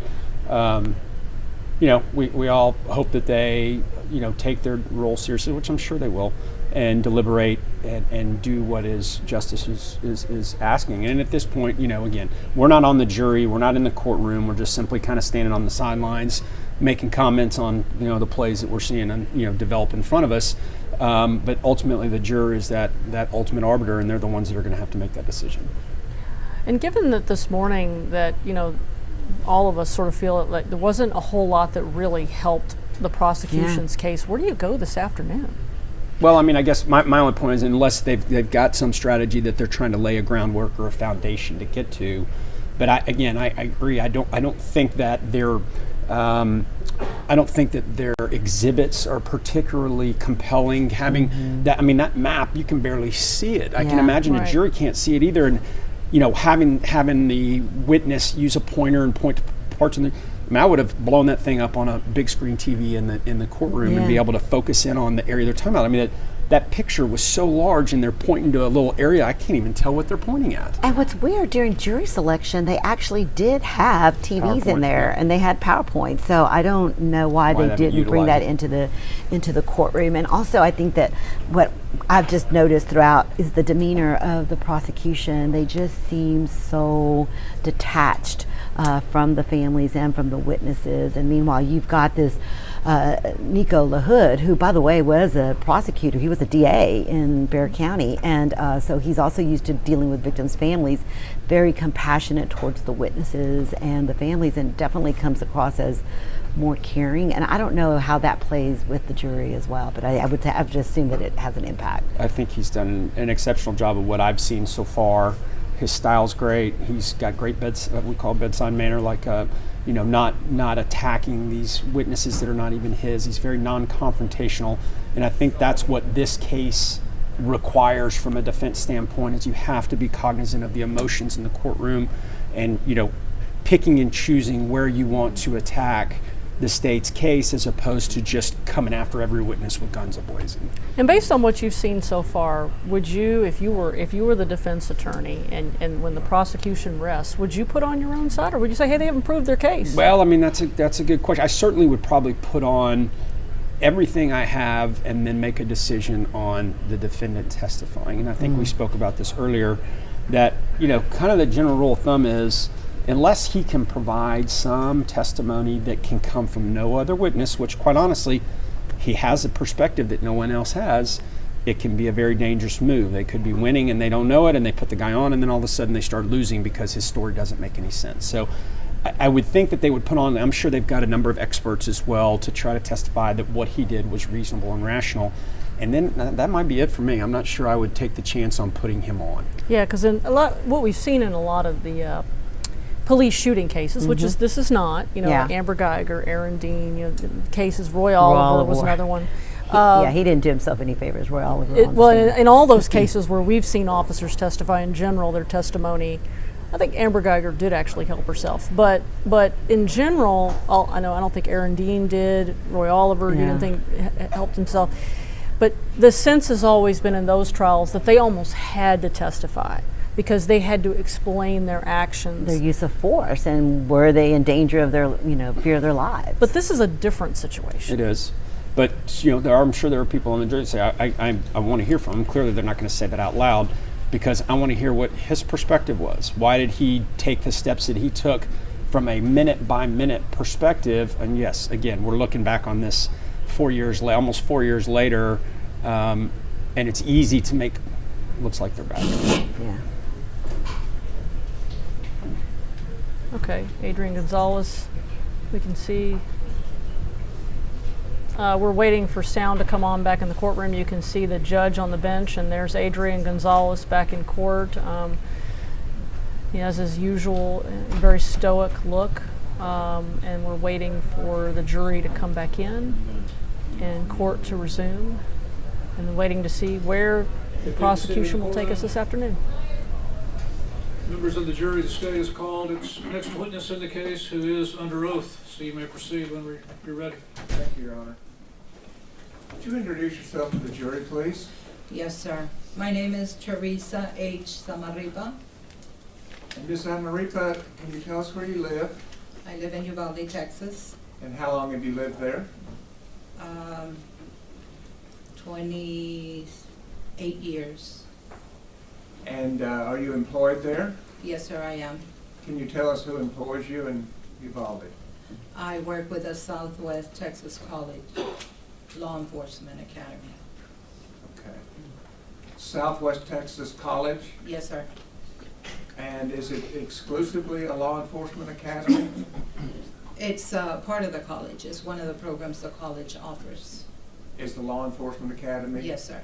And what is y'all's general purpose? We train students to become peace officers. In addition to training students to become police officers, is there also continuing education? Correct. There is additional training for the officers in the surrounding areas to take additional trainings to keep up with their 40 hours per 2 years. Okay. You said to keep up with their 40 hours. Would you explain that to us? The officers need to have a requirement of 40 hours every 2 years to keep their licenses activated. And you and this department help provide that continuing education? We provide classes for them.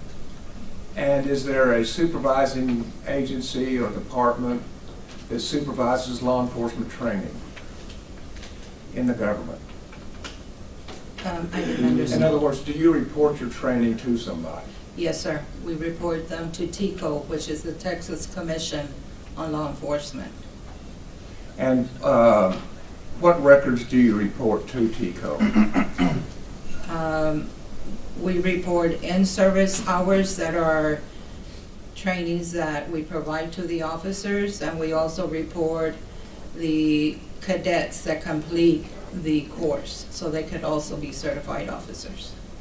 And does TICO require proof of the type of courses being presented? Yes, sir. Do they have certain requirements for each course that is presented? They have the guidelines that we need to follow to be able to provide those courses. And they approve the course before it's presented, is that correct?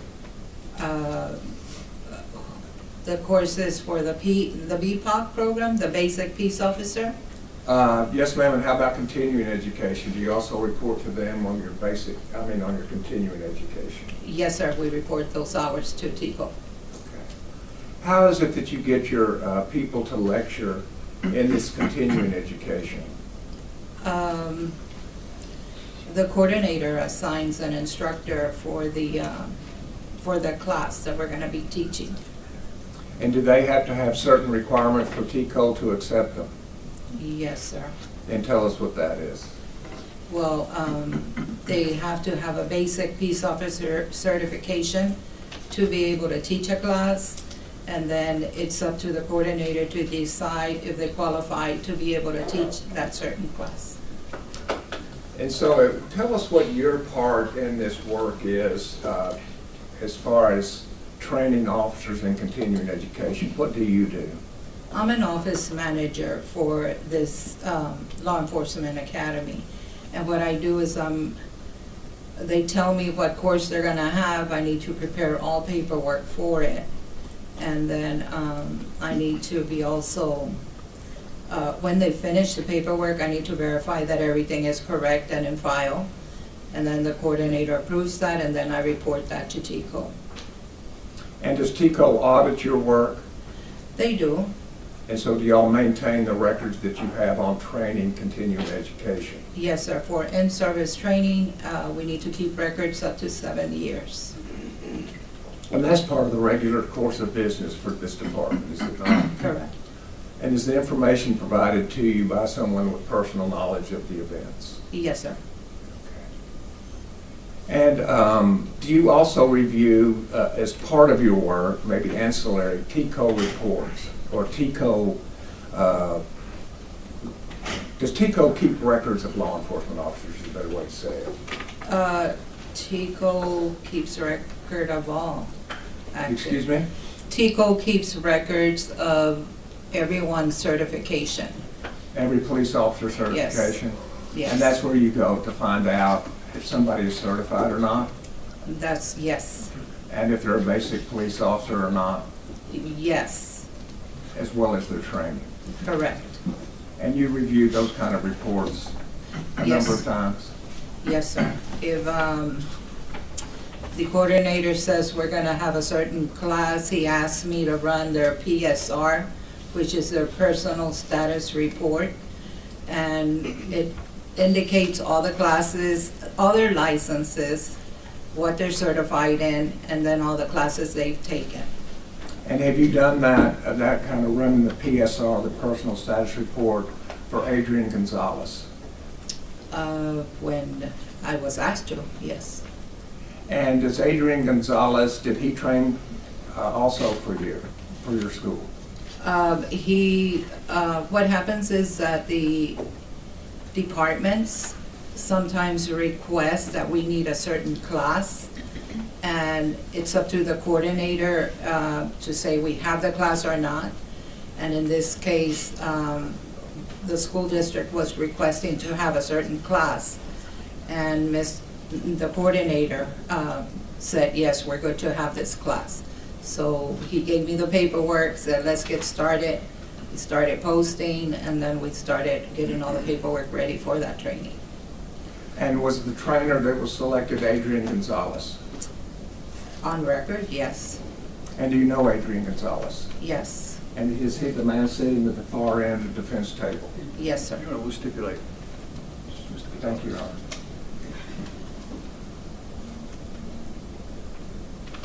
And so you've talked to me about you gather all of the paperwork for the training, is that Yes, correct? sir. Yes, sir. And then as training day comes, do you have additional duties?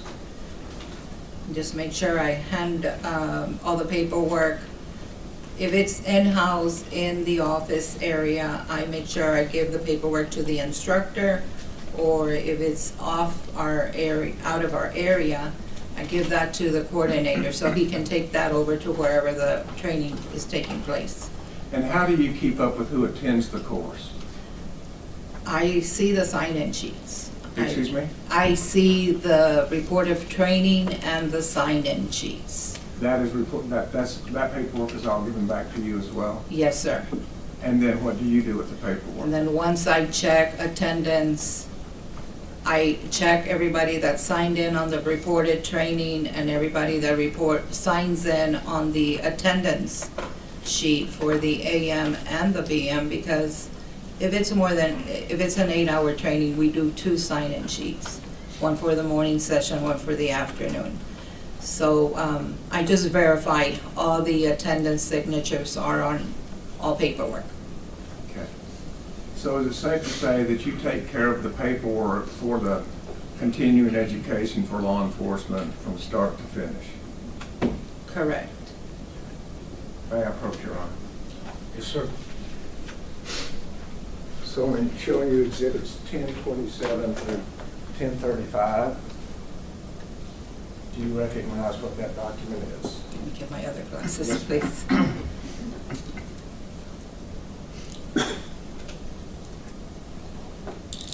Where do you want me to see? Can you tell me what that document is? This is a personal status report, the PSR report for Mr. Adrian Gonzales. The same man in the courtroom today, is that correct? Yes, sir. State offers exhibit 1027 through 1035. We tendered this earlier together.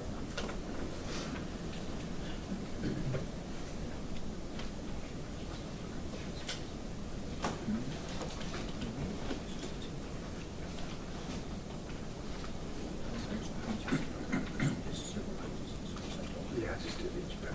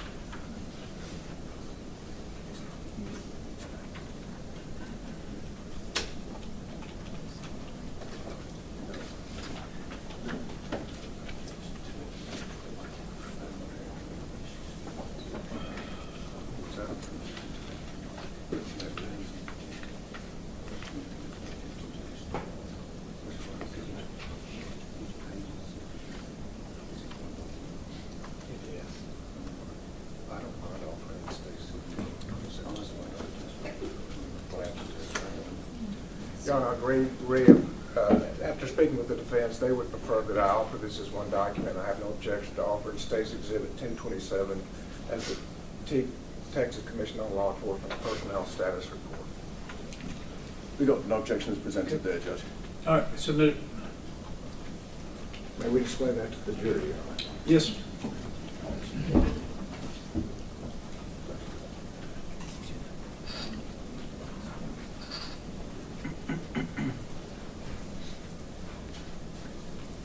Starting with page 1, on the top left, at the top, it shows that this is a personnel status report. Is that correct? Correct. And it's for Adrian Gonzales? Correct. And the next section, could you tell us what career and professional training is? You're talking about the service history? Where? Excuse me? I'm sorry, what did you ask? What is this section, the top section there, career and professional training? Oh, okay. It just, It says where he received his training hours. It's got institution, it's got Southwest Texas Junior College. He has 83 college credits.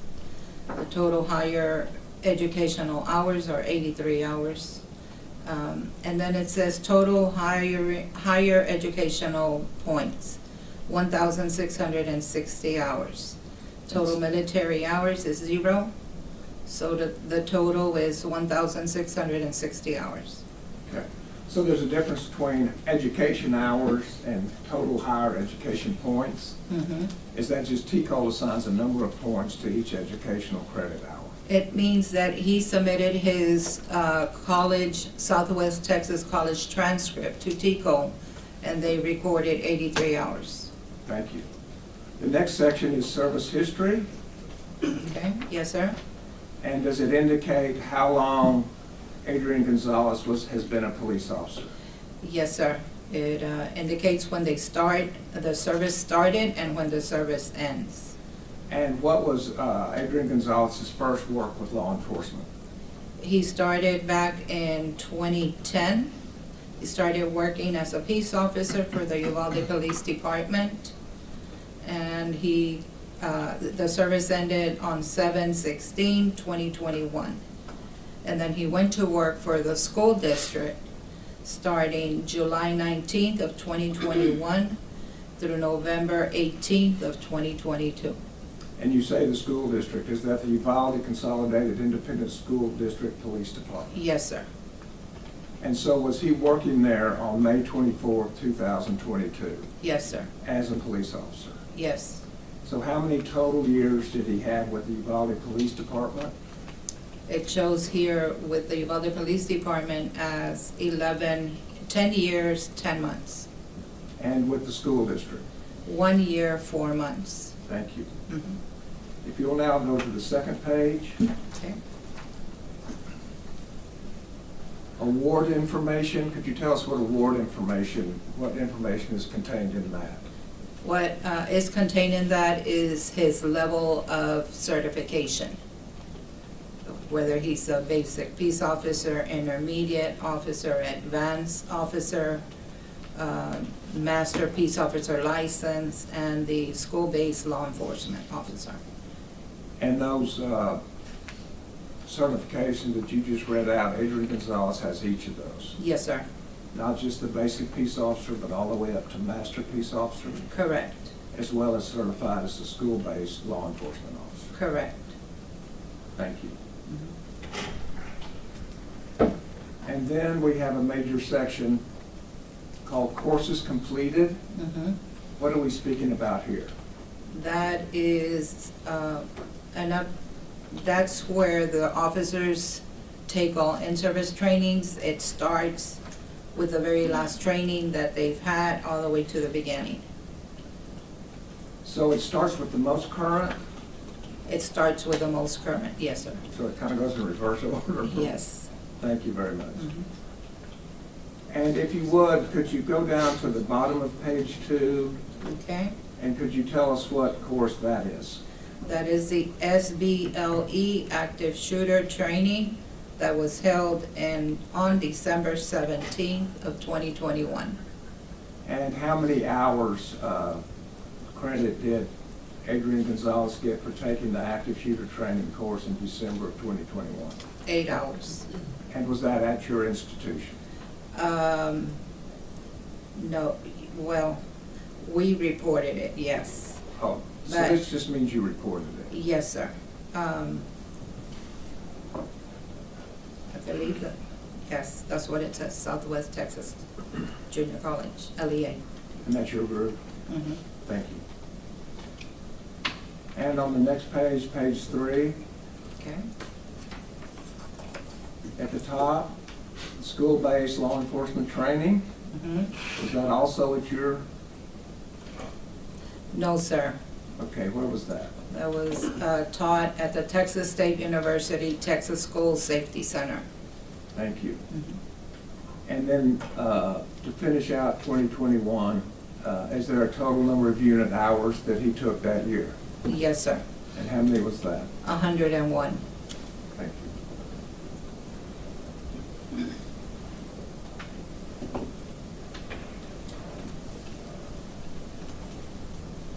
Going to the bottom of page 3. Are you familiar with who the Middle Rio Grande Law Enforcement Academy is? Yes, sir. Could you tell us who that is? That is us. We used to be called the Middle Rio Grande Law Enforcement Academy, and then we switched our name over to Southwest Texas College Law Enforcement Academy. Okay. And so, can you tell us course number 2050? I think it's the 4th line from the bottom, what that course is? 2050 is the very first one on that. The SWAT class, other than 3301 or 3310, is that? The class is 2050. That's the course number, 2050. And what is SWAT? SWAT stands for, I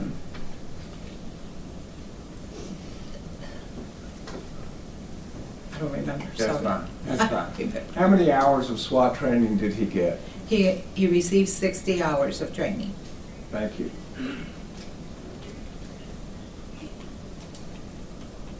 And the next page, about halfway down, I'm looking for course numbers 3305. Okay. Do you see those? Yes, sir. And could you tell us what the first 3305 states? It's active shooter response. First class was on 4/13/2018 for 40 hours with the Middle Rio Grande LEA. And was there a second training for active shooter response? Yes, sir. There was an active shooter response on February 27th of 2018 at Texas Department of Public Safety, LEA. And the 3310 just below that? It's a SWAT in-service training on January 30th of 2018 for 8 hours at the Uvalde Police Department. And what is in-service training? In-service is the trainings that we do for the officers. Thank you. Mhm.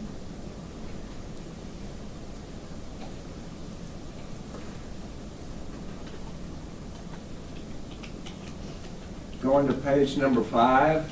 Okay. The last two courses that were reported by Adrian Gonzales. Okay. Course numbers 3310, could you tell us what those were?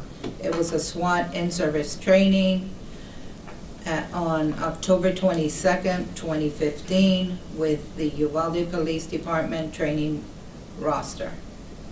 And then 3310 was also done on SWAT in-service training on 9/15/2015, 8 hours with the Uvalde Police Department training rosters. Thank you.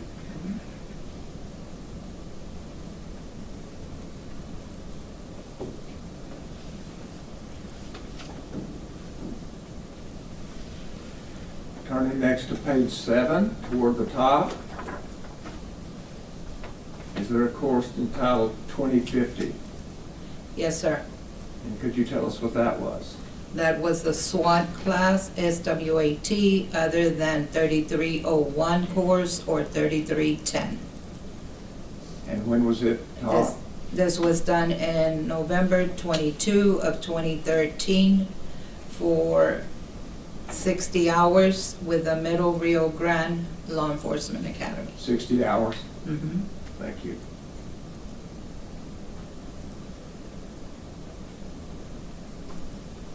And page 7, toward the bottom, 4 lines up, I'm looking at course number 3301. Mm-hmm. Could you tell us what that was? Yes, sir. Basic SWAT course on October 12 of 2012 for 60 hours by the Middle Rio Grande Law Enforcement Academy. Thank you.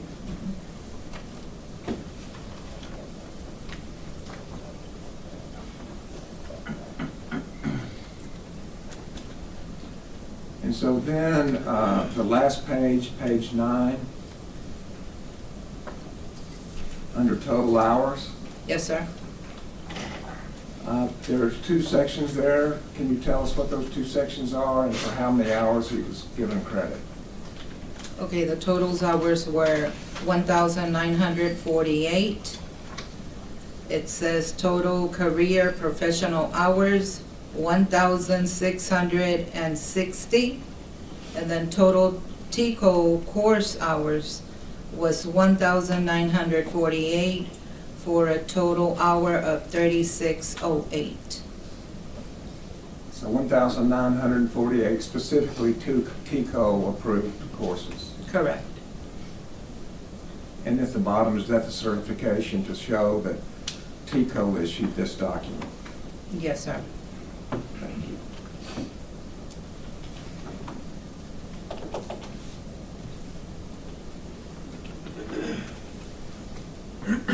So in addition to Adrian Gonzales taking some classes from y'all, I believe you testified earlier that he also trained for y'all. Is that correct?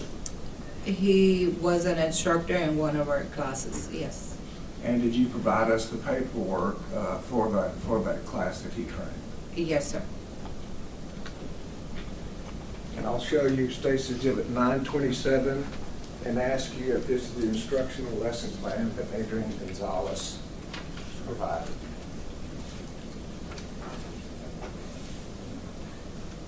Okay, this was updated by my coordinator. He's the one that composed this together. Okay, and who is the instructor of this course? It shows here instructors were Adrian Gonzales and Mike Hernandez.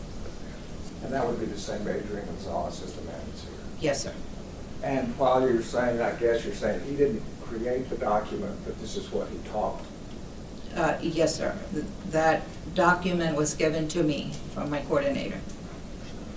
State Office Exhibit 927.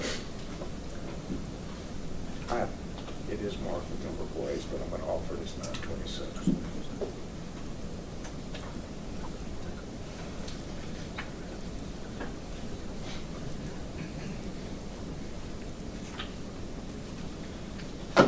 Your Honor, I'd take the witness very briefly on board. Good. Good afternoon, ma'am. Good afternoon, sir. My name's Gary Hillier. I've got a couple of questions for you. Yes, sir. We'll, if I'm speaking too fast, just let me know. I was going to ask you a couple of questions about this document Yes, that sir. the prosecutor just handed you. Did you get a chance to review it?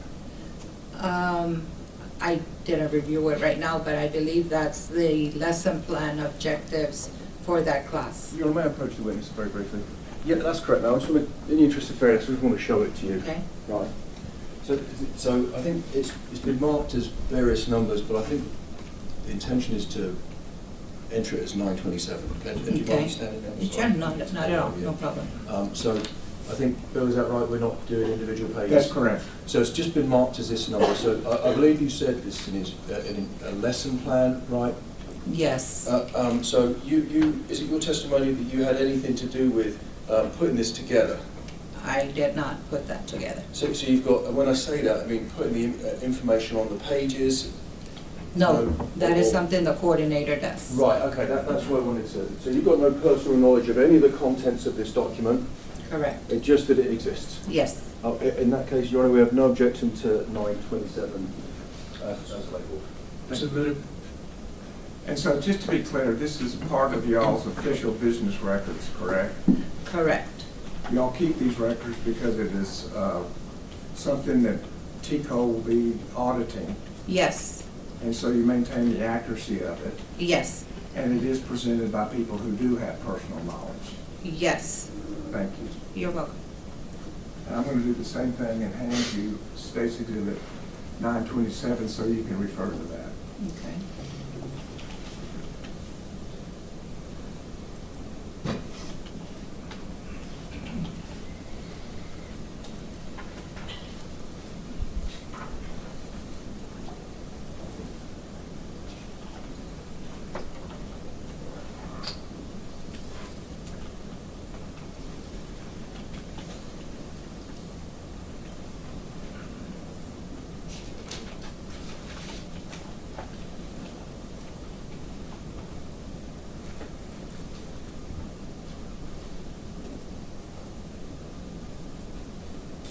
Starting on page 1, if we could, could you tell the jury what the course that Adrian Gonzales taught for y'all?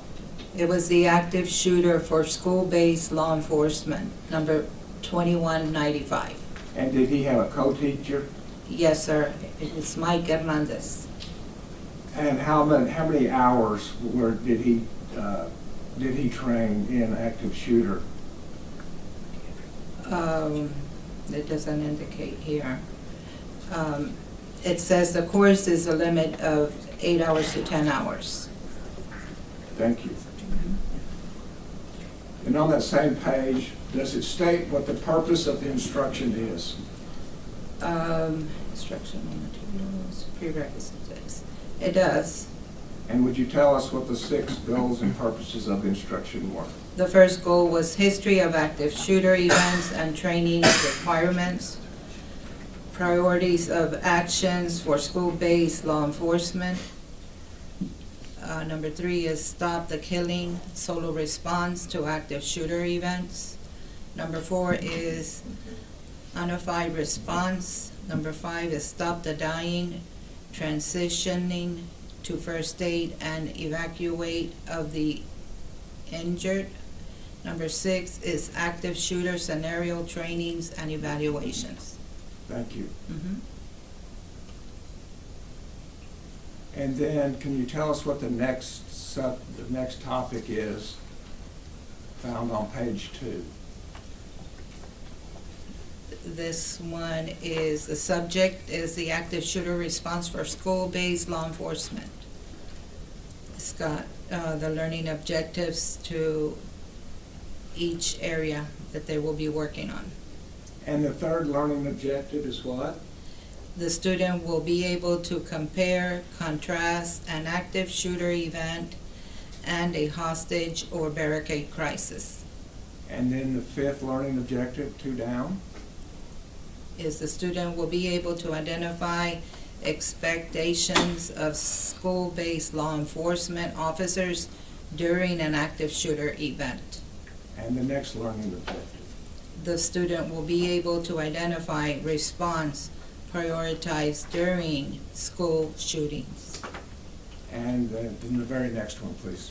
The student will be able to explain the need to potentially adopt a solo response to an active shooter event. Thank you. And then from there on, does it talk a lot about tactical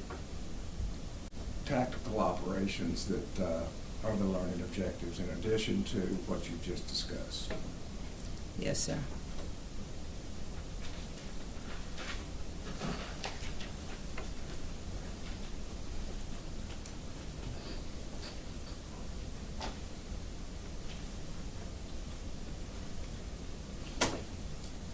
Turning to section 1.2, that section being historic active shooting.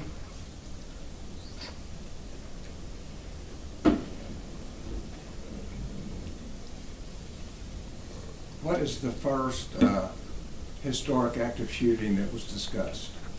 The student will be able to discuss HB 2195, 86 regular session, and require law enforcement training requirements under the Act. And the next paragraph? It says, I have to object. I'm sorry, but one, it's not relevant. Two, this is the wrong witness to be testifying about the contents of this document. She's already said that she has no knowledge of the actual words that are on the page other than she's the person who can prove it up. We have the wrong witness discussing that document. That's my objection. It's the business records, Your Honor, that we're reviewing, and they've already been approved. We submitted these months ago, and there was no objection to them. I agree with the that. contents of those records. But the witness has already said, Your Honor, that she has no personal knowledge of the contents of the records. The record exists, and that's what this witness is for. This is for the subject of another witness. And this is reviewing the... It's in evidence. I'm going to overrule the objection. You can inquire. Thank you, Your Honor.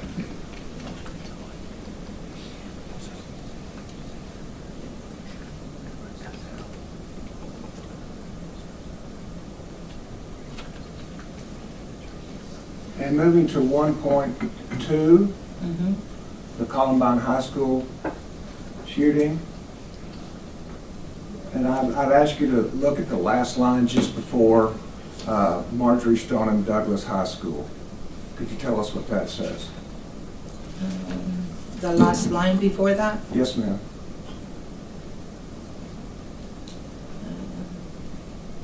It says organizations such as the National Tactical Officer Association, which stands for NTOA, and Texas Tactical Police Officers Association, stands for TTPOA, started developing and delivering first responders based response tactics for active shooter situations. Programs like the Rapid Response to Active Shooter from the Alert Center in San Marcos, Texas, grew out of this period. And if you will move now with me to 1.3. Okay. And then not the first sentence, just the second sentence. Does it describe what an active shooter event is? An active shooter event involves one or more persons engaged in killing or attempting to kill people in an area occupied by multiple unrelated individuals. And the next paragraph, the last sentence before the 2 bullet points. The number of deaths in the active shooter event is primarily affected by 2 factors. And what 2 factors are those? How quickly the police or other armed response arrive and engage them, and how quickly the shooter can find the victims. Thank you.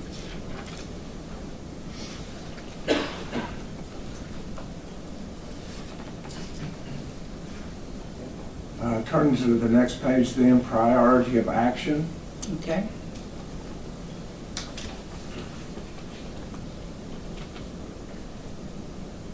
Excuse me, I'm going to go all the way down to 2.2. Okay. Is there a section there under 2.2 called priority of life? Yes, sir. And would you read that paragraph for us? Yes. First responders to the active shooter scene will usually be required to place themselves in harm's way and display uncommon acts of courage to save the innocent. First responders must understand and accept the role of protector and be prepared to meet violence with controlled aggression. The priority of life scale is used to guide first responders during the critical decision-making process that is required to effectively neutralize any threats. As first responders, you must recognize that innocent lives must be defended. A first responder unwillingly to place the lives of the innocent above their own safety should consider another career field. And that came from Adrian Gonzales' training. This came from this training paperwork. I don't And on know. the next page, is there a priority of life scale? Yes, sir. And what is that priority of life scale? Innocent civilians, first responders, and offenders. And the very next sentence. Immediate decisive action by the school-based officer can have a dramatic impact on reducing casualties. Thank you.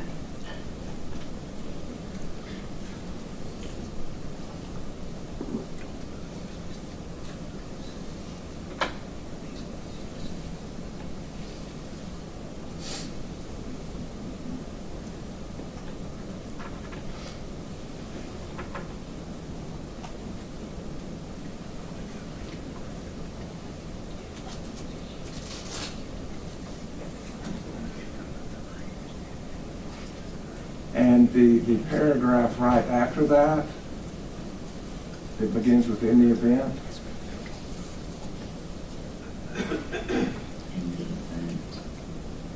In the event, you want me to read that Yes, paragraph? ma'am, please.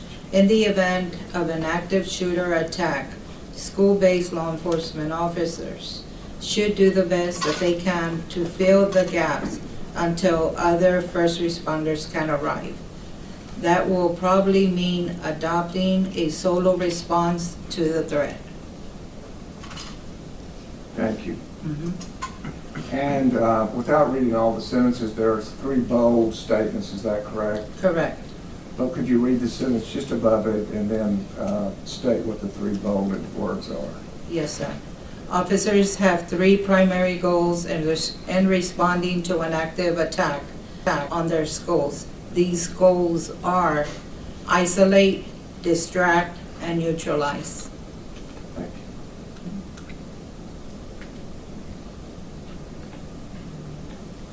And just a couple more, but on the page 7, 2.3. Okay. Could you read the first of that sentence, please? The student will be able to identify responders' priorities during school shooting. And the next. Officers respond during to an active shooter event, be working during the following priorities during an event. And the first priority? Stop the killing. What does it say about the killing? Officer, first priority is to move in and confront the attacker. This must include bypassing the injured and not responding to cries for help from children. And the next priority? Stop the dying. And what does the first sentence say there? Once the threat has been isolated, distract and or neutralize, they should begin providing medical aid to those most seriously injured. And the third priority? Evacuate the injured. And when do you evacuate the injured? As soon as the scene can be secure, every effort should be made to quickly evacuate the severely injured to medical facilities where they can be properly treated, where they can get proper treatment. And finally, Unit 3. Stop the killing, solo response to active shooter events. And the first sentence of 3.1. The student will be able to explain the need to potentially adopt a solo response to an active shooter event. And finally, the last paragraph on that page. Time is a number 1 enemy during the active shooter response. The short duration and high casualty rates produced by these events require immediate response to reduce the loss of life. In many cases, the immediate response means a single solo officer response until such time as others can the best hope that innocent victims have in that officer's immediate move into action to isolate, distract, or neutralize the threat, even if that means one officer acting alone. Thank you. And from there, we move into muzzle discipline and tactics. Is that correct? Correct. Pass the witness. Mayor. Hi again, Matt. It's me again. Have you ever testified in a trial like this before? Never. Have you testified in court before? Never. You haven't? Okay. And how are you feeling right now? Okay, a little nervous, but okay. No, that's understandable, and you're doing good. Again, my name's Gary Hillier. I've got a couple of questions for you, okay? Yes, sir. And I'm going to have to ask you a couple more because of some of the things that I objected to and the prosecutor asked you. But so I'm going to start generally with your role, if that's okay. Yes, sir. Right. And if I'm speaking too fast or you don't understand me, please say, Gary, hold on, and I'll slow down. Okay. Because I've got a habit to do that, all right? So you've been employed at Southwest Texas College of Law Enforcement Academy. Yes, sir. Right now. Yes, sir. And because on the records, some of the evidence that's gone back to jury, it's got different names on it. So that was formerly Middle Rio Grande Law Enforcement Academy. Correct. So when we see those two names, Bill, is the exhibit up there, by the way? Did you leave the exhibit up there? Yeah. No, may I approach the exhibit judge and just retrieve it? Yes. Thank you. Sorry, I'm just going to come and grab the first. This is what I'm going to talk about, then we'll do Okay. it in a second. So when the jury sees those two notations for this learning institute, it's the same thing. It's, yes. It just changed its name. We changed our name. Yes, sir. I mean, like, is there a reason it changed its name? Or? I don't know. It doesn't matter. So either way, so your role, I believe that you said is, so you're the office manager for the Law Enforcement Academy, right? Correct. And so basically you are the person who is in charge of the records. Correct. And so like I said, that's, you don't know the contents of these lesson plans. Correct. I mean, you can read them if the prosecutor asks you to. Yes. But you're not testifying to say you have any knowledge of the subject matter in here. Right.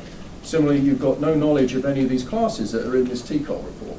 But other than numbers and titles, that's it. That's what I mean. Other than the title, and TCOL is the Texas College of Law Enforcement, Texas Commission of Law Enforcement, right? Correct.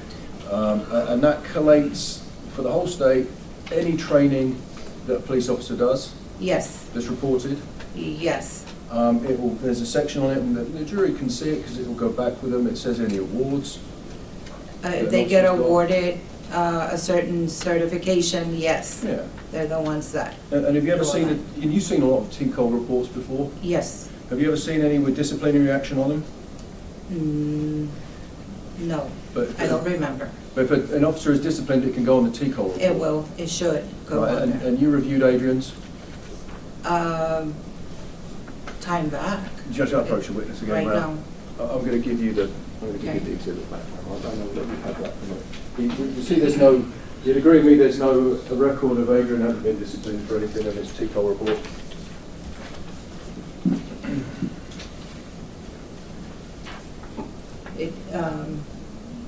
There's no record on there. I don't see one. It usually says not in compliance if they don't do their additional training hours. So he's obviously in compliance with his training hours. It looks like that he has a lot of hours, and of course that report goes back over a decade, right?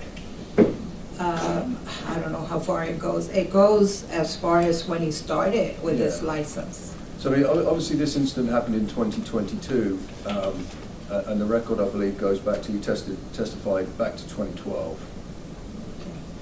This record goes back all the way to December 7th of 2029 when he completed the academy. When it, what, 2029 or 2009? I'm sorry, 12/7/2009. So it goes back even further than 10 years. Is that right? That's the point I was making. So that is a record of any training that Adrian has ever done as a police officer that is reported. Correct. And the reason for that is, of course, as you said, a police officer to keep their certification has to do a certain amount of hours every 2 years. Correct. Right, and I think it's 40 hours you testified to. Yes. Right, so you're not here to testify to the jury. You weren't present during any of this training. Correct. No. You can't testify to the quality of that training. Correct. You can't testify to its content. Other than the paperwork that I received, but that's it. No, and some of that, you'd agree, some of that training on that TCOL report was possibly done online, right? I don't know how the coordinator got it. But it's possible, right? I don't know. I don't know if it was done by another instructor or the coordinator or what. Because not all the courses on there are done from your agency. Right. So there are other. So someone does a class that your agency is involved in, your law enforcement agency or academy is involved in, right? And you collate all the paperwork to do with that, like you testified, correct? What is given to me? Yes. And then you check that it's correct, and you talk to the coordinator, and if it's correct, you then submit it to TCOL. Once I check the paperwork that's returned back to me with signatures and and all that information, yes. Yeah, once it's correct. So for your academy, once it's correct, you report it to TCOL. Correct. So the point I'm trying to make is that other agencies do training for law enforcement officers, right? Yes, there's all over Texas. Yeah, yes. we've looked at some of them, right, on the TCOL report that we've got there, and they're in control of their own curriculum and course content as well, similar to your agency, right? Yes. So I'm saying, are you aware that some of these classes, they get given code names? The prosecutor kept saying, course number 2050, what is that? That these other agencies or institutions will put training on for students that is done online. Are you aware of that?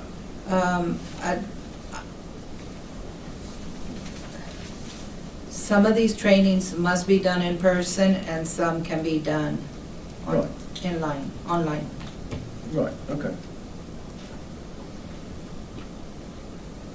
So I wanted to talk to you very briefly about how a person gets to be an instructor for one of these classes. In order to be an instructor, to teach a class for us, they have to have a basic instructor certification. Right, and so precisely, so that comes from TCOL itself. Yes, that is a class that they take. It's a 40-hour class, number 1014, and then they submit that information and require and get a certification for that. Yeah, and that is a certification, that's a general certification just to teach other adults who are police officers, right? Correct. That doesn't mean that you are a subject matter expert in something you're teaching, right? It just means that you have taken the TCOL authorized class in teaching. To teach classes, yes. To teach at any class. I don't know about any class. The coordinator's the one that says he's qualified to teach a certain class. I don't. And let's talk about that, because that I wanted to talk to you about the coordinator, because you said the coordinator a couple of times. Now the coordinator is in your agency, right? Yes. So, because we've got two things going on here. We've got the training that's done through your law enforcement academy and other training that gets reported to TCOL, right? Right. So just to straighten that out. So in order for a police officer to be able to teach a TCOL sanctioned or authorized class, they have to do the TCOL 40-hour instruction class. Correct. And we've already had some testimony before the jury. It's almost like train the trainer, teach the teacher, right? And it's like, this is how you make pancakes. And this is so you then can teach people to do things. Correct. Right? And that could be teaching an officer about investigating sexual assault, right? Right. Could also be about reporting a crime. Correct. Right? And it could also be at the other scale, firearms tactics. That's what we've got here. But by value of nature of having done that 40-hour TCOL instructors class, that just means that you are qualified to facilitate classes for TCOL. That's all that means, right? Right. And then going on from that, in your institution, because that's what you've got knowledge of, right? The coordinator is the person who decides if an instructor has the qualifications to teach a specific class. Correct. Right. And in this case, we've pointed out there's a couple of notations in there that Adrian has taught some active shooter classes for your academy. So I don't think you mentioned, who is the coordinator in your organization? We have a different coordinator at the moment that this class was taught. This was updated by Mr. Johnny Field. He was our coordinator back in 21. So Johnny Field, do you know who's working now? He's working at the Uvalde County Sheriff's Office. He's not the constable? He's not a constable anymore. He was the constable. He right? was a constable. So your testimony is that, going on from what the prosecutor said, that Johnny Field, who used to be the constable, was your training coordinator. He was also my academy coordinator. And Constable Field also taught classes for your academy, right? Correct. He didn't teach this one with Adrian, but he's taught others with Adrian. I don't know about that, but I know that he oversaw this class. All right, and so so it would be, because again, I know it's not you, right? It's Constable Field who was doing another role for the agency. Your academy would see whether or not this person has the prior requisites to be able to teach this class. Right. So a lot of that is based on Mr. Field or Constable Field or Deputy Field's judgment and decision making, right? Correct. Okay. And you have no idea whether Adrian was qualified to teach these classes or not. Constable Field said he was, so he got a chance to do it. Yes, sir. All right. And so, and I appreciate you clearing that up. So, and these, I'm going to, very briefly, we'll finish with the TCOL thing, then we're going to go on to the next exhibit. Okay. And so what we're looking at is the PSR. It's called a Personal Status Report, right? Yes, sir. And that is it. So that if it's not on that PSR, it didn't happen for that officer. Correct. Right? So if they've had training that is authorized by any law enforcement academy or agency in Texas, it goes on that report. Correct. Right. So if it's not on that report, it didn't happen. Correct. Because the prosecutor made you read something out from.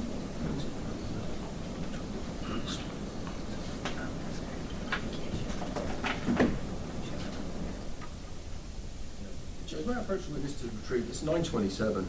Yes. Actually, 927. If I may, now. This one right here. Okay. This, if I may, Mr. Turner asked you to read some things out. And we're going to visit about it in a second. So the prosecutor, I'm going to draw your attention to page 3 of State's Exhibit 927. I'm sorry to make you do this again, but I'm going to ask you to read a couple of things out, if I may, ma'am. Okay. Okay. I'm going to ask you to read, and I think Mr. Turner asked you to read this out. I'm going to ask you to read, and I'm pointing your attention to the bottom of page 3, the last sentence of 1.2, which discusses the incident at Columbine High School. If you could just read that last sentence out. Okay. It says programs like the Rapid Response to Active Shooter from the Alert Center in San Marcos, Texas, grew out of this period. Right, thank you. I appreciate that. And I'm going to leave you with this because I would like you to have a look at the Adrian's PSR, which is this very detailed training record. So alert, are you aware that that stands for Advanced Law Enforcement Rapid Response Training? Yes, sir. You'd agree with me that there is nowhere on Adrian's training record that he ever had any training from Alert?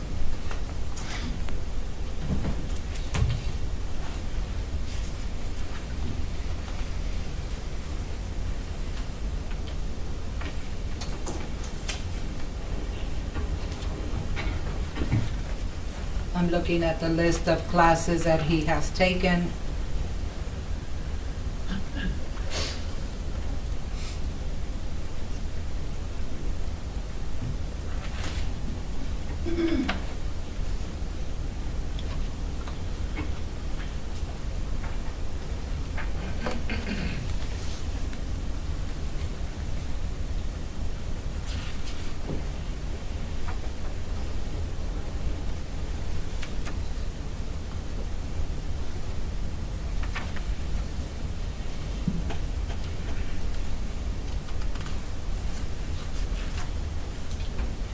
No, sir. I don't see an alert class in here. We don't see an alert class in there. That's because, and again, like we said, and I've asked this already, if a police officer, a licensed police officer, has training, it gets put on that record. Correct. If it's not on that record, that means that someone hasn't had that training. That's what it indicates. So we can conclude and we can say to this jury here today that Adrian has never had any training from the Alert Center in San Marcos or any alert training according to his record, right? Yes, sir. So you'd agree with me, if anyone was to judge him by alert standards, that would be inappropriate, right? If anybody, what, I'm sorry? Judges him by alert standards, that would be inappropriate because he hasn't had any training. Correct. Right, thank you. So I want to move on to, and I think I might have left the exhibit up there. If I may approach again, Judge, I want to inquire about an exhibit. We've made a blanket rule for this trial. If you want to approach, you want to use the well, just do it. Thank you, Judge. And I'm going to come up there, ma'am, and I'm going to talk to you about the next document. And again, it's, I want to talk to you about State's Exhibit 927. right? And we've already, that is an instructor lesson plan that was prepared by someone in your agency, correct?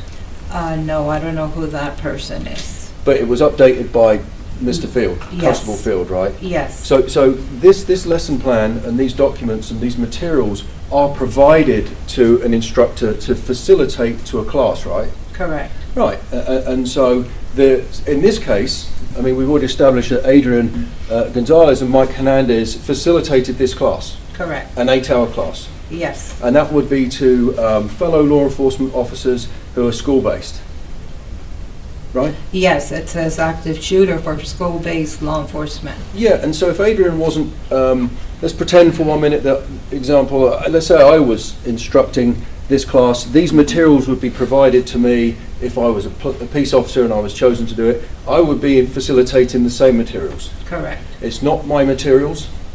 Right, it's what was provided. By Constable Field. And you know, you read some things out, and I'm going to leave you with that. I'm going to ask you to work from my notes. The prosecutor asked you to read some things out to the jury, right? Yes. And again, we've already established you're not a firearms instructor. Right. You're not a peace officer. Right. You haven't been trained in rapid response. Right. Or active shooter training. Right. But the prosecutor's asked you to read a couple of things, so I'm going to do likewise. Is that okay, ma'am? Okay. Yes, sir. I appreciate your help. So, on page 1, it says the goal, purpose, and instruction, right? Yes. And it goes through units. If you read the units out for me again, please, if you would mind. Unit 1 was history of active shooter events and training requirement. Number 2 is priorities of active for school-based law enforcement. Of action, for school-based law enforcement. Unit 3 is stop the killing, solo response to active shooter event. Unit 4 is unified response. Number 5 is stop the dying, transitioning to first aid and evacuation of injured. Unit 6 is active shooter scenario training and evacuation. Thank you, ma'am. And I promise you I'm not going to make you read the whole document out. There's like 15 pages, right? But I'm going to focus on a couple of things. If we turn the page over, we see that it says lesson objectives, and then we're going to go into it later on, whether or not those objectives can be met by the materials provided. Okay. But if we look at the objectives, and don't read it yet, because otherwise you'll lose your voice, because there's a lot of it.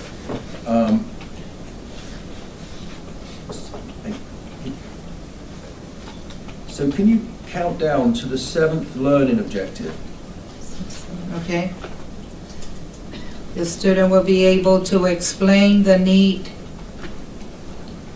That's the one. Can you read that out for us? Yes, please? the student will be able to explain the need to potentially adopt a solo response to an active shooter event. Correct. Thank you, ma'am. So now, and you don't know how that is done, right, in the training, but the learning objective, so the objective to be filled at the end of this training is for a student to be able to explain something, right? Correct. All they've got to be able to do to pass this class according to that learning objective is to be explaining the need to do a thing, right? It does not say that they have to be proficient in a tactical skill. Right. It doesn't, does it? No. So to pass this class, a student just has to be able to say, the learning of the aim is this, not be able to demonstrate how to do this, because you've reviewed that document, right, ma'am? Right. You'd agree with me that nowhere in that document does it tell an officer how to do that. It just says will be able to explain the need to potentially adopt a solo response to an active shooter. I know, and I feel unfair asking you this question because it's not your document, but the prosecutor asked you, but you would agree with me that having reviewed that document, these training materials don't explain to an officer how to do that. I don't know what. That's if fair they enough. have, I don't know how it's explained or if it's explained. Yeah, I'm going to represent you, it doesn't. Okay. But I want to turn over to page 6, because there's also things that weren't read out. I mean, this is a long document, all right? Page 6, the top of it. Can you read the first line, please? It's talking about the scale, and I'm sorry, it's talking about if I set the scene, it's talking about the scale and priority of life. Okay. Just read the first line. The scale does not suggest that any first responder approach the mission will with recklessness abandon for safety. Right. And then if we can go down, you'd agree with me, I'll read it for you. Under the priority of life, before isolate, distract, and neutralize, there's a paragraph there. Can you read the first sentence of that last paragraph before it says officers have 3 primary goals? Let me see real quick. It's the last sentence. Yes, ma'am. And Judge, I'll approach you, it'll be easier. So I can identify it. Try not to read over your shoulder. Oh, this one? Okay. In the event of an active shooter attack, school-based law enforcement officers should do the best that they can to fill the gaps until other first responders can arrive. Right, and they should do the best they can to fill the gap until the first responders arrive. That's the training, right? That's what it says, yes. And again, the jury's heard a lot about it, but these are the training materials, right? Where it says isolate and distract, right? The first word of distract says engage the attacker. Engage the attacker. Right. It doesn't say how. Right. You'd agree with me on that? Right. And presumably, in order to engage an attacker, you've got to be able to see him. Right. If you turn over the page to page 7. Okay.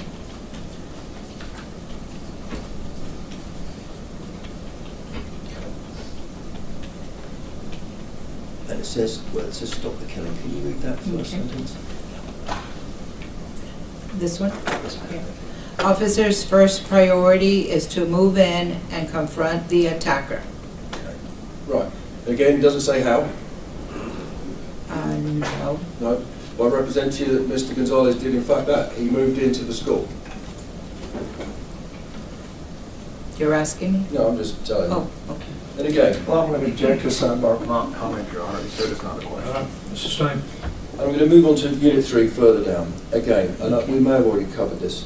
Can you read 3.1 out? The student will be able to explain the need to potentially adopt a solo response to an active shooter event. Now, and these are the training materials, right? This is it. This is lesson plan, yes. It does not go on to explain how that should be done. You'd agree with me on that, ma'am? I don't know what all this has in there. I know. I'm sorry to talk over your shoulder, it's just so I can see it, but Okay. the prosecutor got you to read things out, and so I'm just doing the same thing, right, in the interest of fairness for Adrian, right? And I'm going to ask you, the last thing I'm going to ask you to read is this paragraph here. The prosecutor didn't ask you to read that. Can I ask you to read that for me, ma'am? Yes. Most response to active shooter training has been based on team tactics that normally leverage 4 or more officers operating as a cohesive unit to search for and neutralize the threats. Training historically involves forming a diamond or a T formation to rapidly advance towards the sound of the gunfire. The tactics and techniques have a great deal of value when the resources to use them are immediately available. It is obviously safer to deploy teams with overlapping areas of responsibilities. More eyes and more guns pointed at the problem would be preferable. Thank you, ma'am. I'll pass the witness. Thank you, Your Honor. Is State's Exhibit 950, is that the flyer that went along with this training? Yes, sir. And does it have, the state offers Exhibit 950? It's just the day. No objection, Your Honor. Submitted.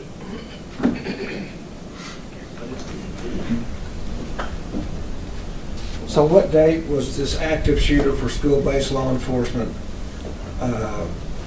What date was that taught by Adrian Gonzales?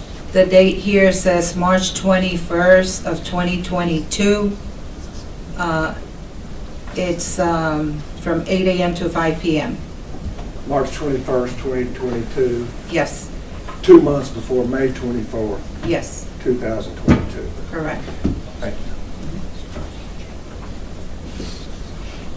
Pass the witness.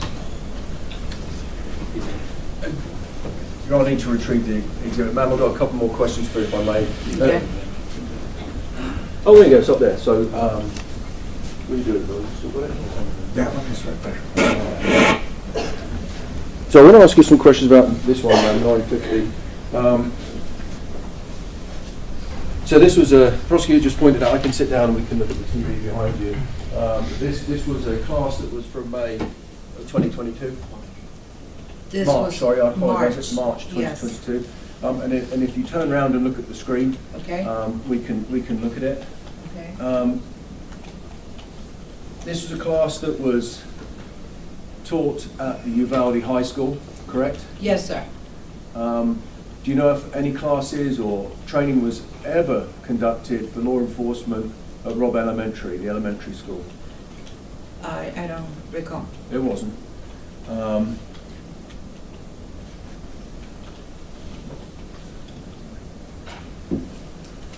Thank you, ma'am. We've got no further questions. Okay, is she excused? Yes. Yes, Your Honor. All right, ma'am, you are excused, not subject to recall. Please don't discuss the case until you're aware the trial is over. Okay, You're sir. done today. Thank you very much. Thank you. Next witness. Rick Gerardo.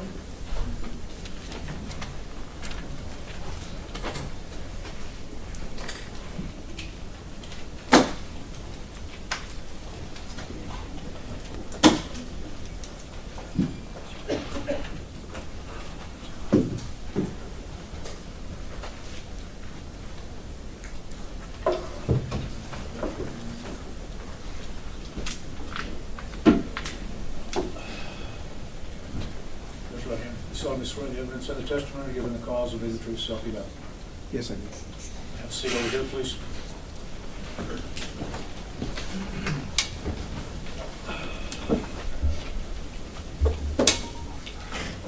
You may proceed.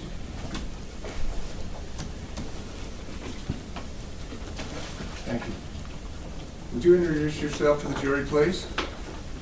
Ricardo Guajardo, Texas Department of Public Safety, Texas Rangers Division. And how long have you been a Texas Ranger? 5 years. What did you do before you were a Texas Ranger? I was a special agent with Criminal Investigations Division for 6 years with DPS. Before that, I was a uniformed highway patrol officer for 6 years. When did you start in law enforcement? January 2004. 2004? Yes, sir. So now you're sitting on over 20 years, is that correct? 22 years, yes, sir. And so has that time been with DPS, or have you been with other agencies also? For 5 years, I was Eagle Pass police officer. I was assigned to patrol a motorcycle and SWAT team until September 2008 when I was hired by Texas Department of Public Safety. And where are you currently assigned? Crystal City, Zavala County. And back on 2022, May 24th, where were you assigned? I was assigned to the Cotulla office, which is in LaSalle County, but my secondary county was Zavala County. So you had two counties? Yes, sir. Okay. And why is it that are all rangers assigned to a county, or how does that work? Most of the rangers are assigned to, they have an office in a certain county. Some rangers cover more than one county, often up to 3 counties at one time, depending on the terrain. And you were assigned 2 counties at the time. Yes. So how far was your home base from Uvalde? I would say about 40 miles. On May 24, 2022, did you go to Uvalde? Yes. For what purpose? I was told by my lieutenant that we were responding to an active shooter in Uvalde. And how long did it take you to get there? I don't remember. Okay, fair enough. Well, when you got there, were you given assignments to do? Yes. Can you tell us what assignments you had? When I arrived there with my lieutenant, one of the first things I was assigned to was we had children that were leaving the Robb Elementary through the south side of the school.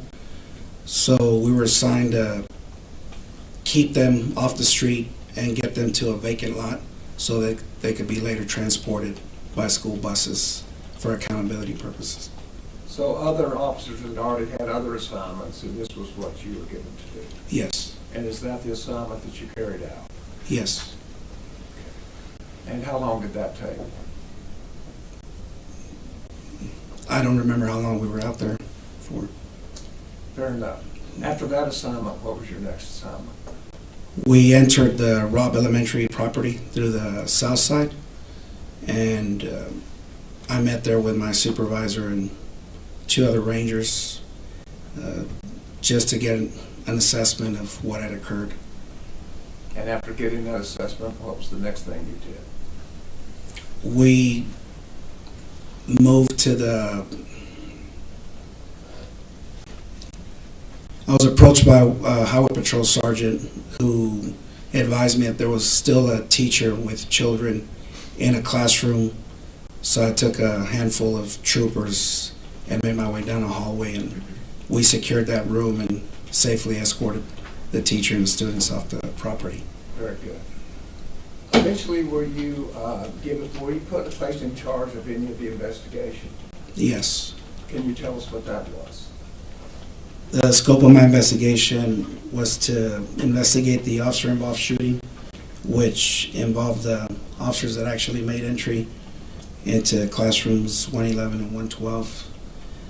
I was given the assignment to write search warrants for residents, cellular phone, and a Ford F-150 that had been involved in the shooting. I'm sorry, I heard the first about writing search warrants. What was the second thing?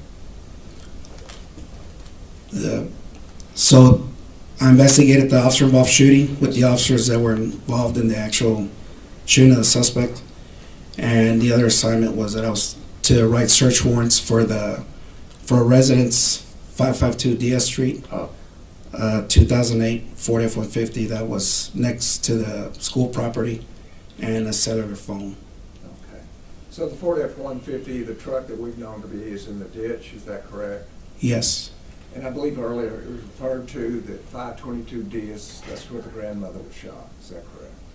Yes. Thank you. Eventually, after securing search warrants and getting that out of the way, did you begin questioning witnesses? Yes. And what was the purpose of questioning witnesses at this point? To gather as much information as we could as to the accounts of what had occurred at Robb Elementary. And so, how did you develop a list of who you were to question? We started by attempting to identify the officers that first responded, and throughout the weeks and the months of the investigation, we had to view, I didn't view it, but there was audio and video, body cam footage attempting to identify officers in the hallway so we could get statements from them too. Okay. And so how did you pick where to begin questioning witnesses? My supervisor brought us all together and basically gave us a list of officers and witnesses and victims on a daily basis. So we'd cut them up between however many rangers were working that day, and then we'd go down the list and just start calling witnesses or the officers or victims to get statements. At that point, had any suspects been developed Yes. as to the officer-involved shooting? The only suspect that we identified was Mr. Ramos at the time.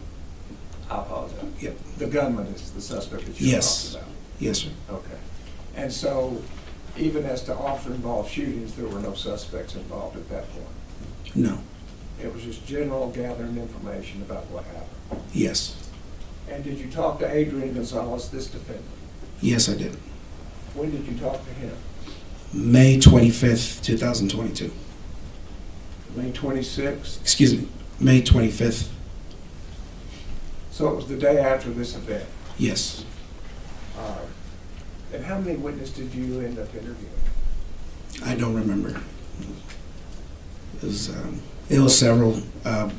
We interviewed over the next several months, so I don't have an approximate number of how many interviews I conducted. Was it in the dozens? Yes, easy.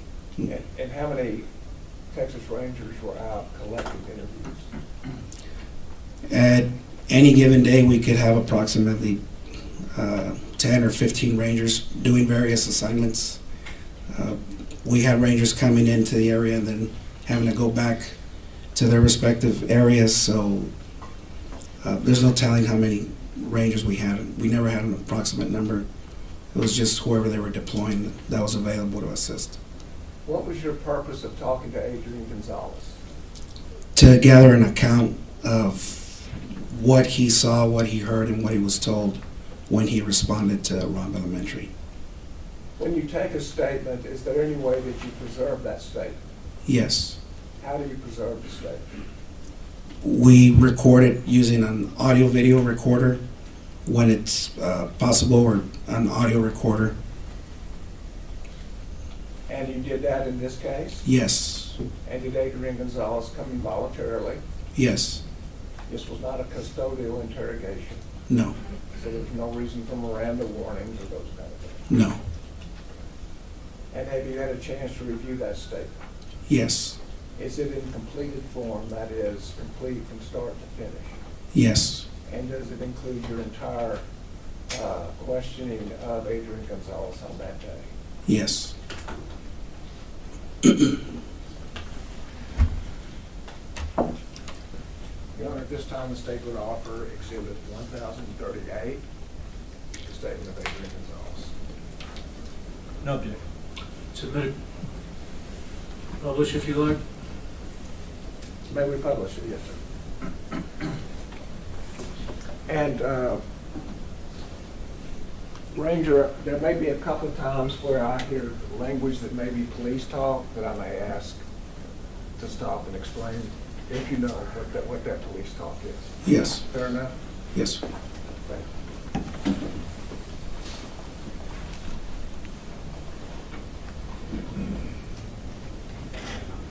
And if you'll stop it right there. Is this the interview that you had with Adrian Gonzales? Yes. On the day after the event? Yes. Thank you. May 25th, 2022, approximately 4:41 p.m. We're at the Uvalde DPS office in Uvalde, Texas, 78801. In the interview room is Rick Wahado with the Texas Rangers. Full Crucia, Texas Rangers. And Officer Adrian Gonzales with the Uvalde CISD Police Department. Okay. What's your date of birth, sir? 5/15/73. And it's Gonzales with an S at the end. What's a good contact number for you?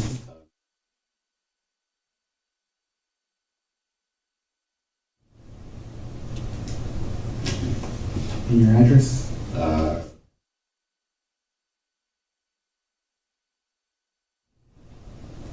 And that's your email.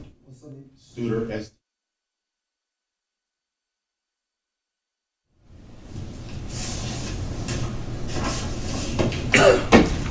What's your radio numbers? 422.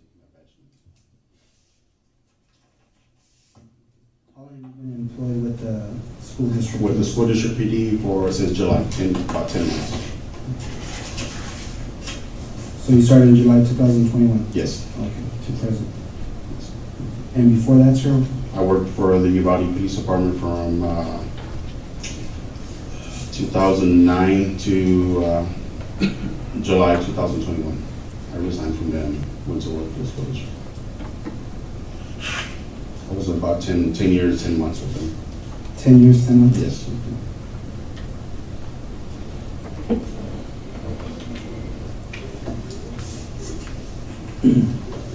So working for the school district police, what school are you assigned to?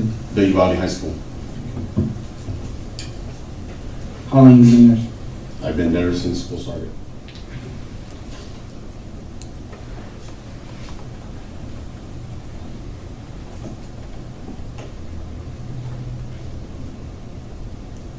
What's your shift? It depends on yesterday I was the 9 o'clock guy to 6 o'clock. So 9 a.m. 9 a.m. to 6 p.m. 6 p.m. And that would have been, well, today I would have been covering Morales School because one of our officers has left the department, so I would have been covering her shift from 8 to 5 today. Okay. But yesterday, 9 a.m. to 6 p.m. you were assigned to the high school? Yes, I was assigned to the high school. Okay. How many police officers in the school district police department? 6. 6? And then the female she's getting rid. I don't know if she's officially resigned, but I know her last day was last Friday. I think she's just burning her vacation and stuff like that. So it's 6 police officers, and what about is that including the chief and? The chief, lieutenant, and three officers at the high school. It's the chief, lieutenant, and then and 3 officers. 3 police officers, yes. And 3 police officers.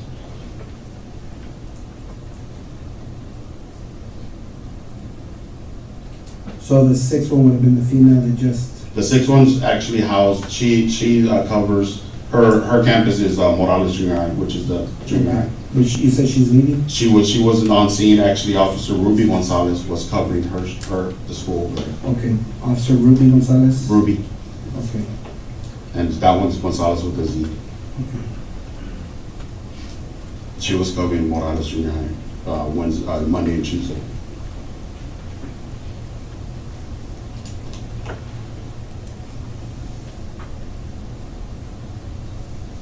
Who was assigned to the Robb Elementary School yesterday? Nobody was assigned to Robb Elementary. No officers, no assigned.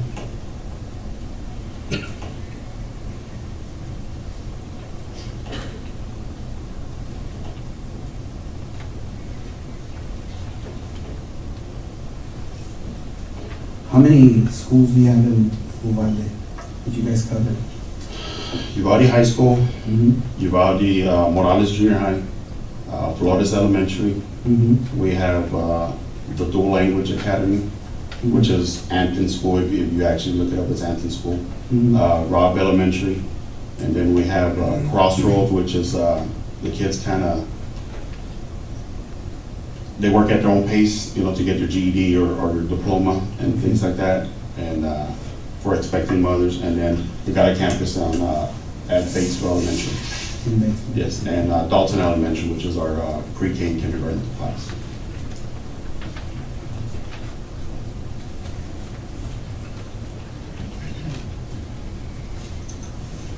So during the day, are you guys assigned marked units? Yes, we have a marked unit. Okay.